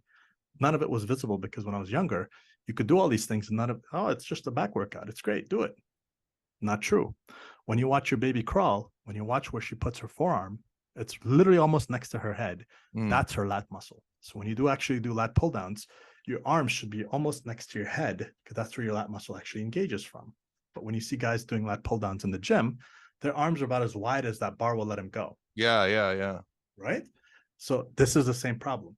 Information gets propagated. It's never checked. The assumptions of it are never checked. The goal for why that muscle was trained the way it was is never checked. And all of a sudden, everybody wants a wide back, because apparently that's the good look. Because the bodybuilders thought the asymmetry of a nice wide back to a small waist was looking good. That's what everybody thought was a good looking idea to go chase after. And here we are. Right. And same thing with weed. I'm going to smoke weed because I'm going to be creative like Willie Nelson. Newsflash. Willie is creative without the weed, and he'll be more creative you're not Willie Nelson, right? We're just talking about more optimization and fragilization problems, exactly. and the bodybuilders is one of the examples that I tend to use to illustrate this the most. One of the guys who came after Arnold, the black guy who is like Mr. Olympia for like 8-10 years, Ronnie Coleman, absolute monster of a man. And he has screwed up his legs, his back, his knee, like everything is just shot. And it's like, he was this era when the guys, you had to be as big as humanly possible. At least with Arnold, it was more about proportions. But you're like Ronnie, like, sure, it's proportions, but it's just these giant, and he completely ruined his body going for it. It's that's my favorite example of like how you can fragilize an entire other system by trying to optimize to one extreme. Yeah, and again, that goes back to the childhood infantilization of the modern psyche, right? Which Yeah. is like, I want the best of the, like. Remember when you played? I don't know if you ever played video games when you were a kid. Oh me and video games have a close Right? relationship You, over the you get what I'm saying, years. right? So you want to create that player. You want to give him Yeah, 100 on everything, right? exactly. Remember? Oh, I want him Yep. to be fastest, strongest. Blah, blah, blah. That's our fantasy. The Yeah. reality is like trade-offs, right? Right. So this is a trade-off. You are going to get X in exchange. We're going to shorten your lifespan by Y. Yeah. Right. So it goes back to exactly what you said. Nature does not give you a free lunch. Nature always extracts a cost. And the cost is the thing that you're not paying attention to. It's that risk profile. Right. It's that whole idea of like, one of the things we've done now is we've somehow convinced all of the people on planet Earth that science is only science if it's peer reviewed. Mm-hmm. Like, science doesn't work that way. Science doesn't care if 10 of your friends agree with you. Science is science if reality agrees with you. So a clear-cut example of it is, there's this guy who does these videos on YouTube for debunking specific myths or whatever, and he's like, Yeah. everybody does these cold showers or cold baths, and it seemed interesting, but I needed some peer-reviewed data for it. I'm like, really? Like, people have been doing this for there's a city in Russia, like the coldest city on earth. People there do ice baths in the morning, right? Like, they've been doing this. I said, listen, when you ask for peer review, what you're signaling is that you are apart from nature, that you're not, you want that clean system that has no interactions with nature. Mm-hmm. If you want to see the benefit of it, just go do it. People have Yeah. been doing it for hundreds and thousands of years in different parts of the world. And if they see the benefit of it, they'll do it. Now, why do you need a peer review paper to validate something that's already been happening? If it wasn't, let me put it to you this way. If going into ice baths was detrimental to people or killed you or made you worse, Yeah. people would have stopped doing it a long time ago. They wouldn't have lasted. Yeah. They wouldn't have Yeah. lasted. It's epistemological arrogance. That's exactly what it is. And modernity, as Paul likes to say, is the idea that everything new and shiny is good, everything old is bad, and nothing peer reviewed should be ever considered for real consideration. Yeah. I will say that what you just articulated there is probably one of the greater shifts of my thinking over the past 10 years, and I feel a lot better for it. Ace, I'm going to need to end this. Yes, We've sir. been doing this Absolutely. for about 4 hours now, man. Yeah, this has been awesome. Thank you so much for having me. I appreciate your time. I appreciate your wise conversation, and hopefully we can be in touch more often, more frequently, and we'll carry this forward. This was a ton of fun, Ace. I didn't have to, we covered so much of my notes, yet I didn't have to look at my notes almost at all during this 4 hours. I really appreciate your time. And my pleasure. Yeah, we'll talk again. This was awesome. Thanks, you, brother. Have a great day. Take it easy. Bye-bye.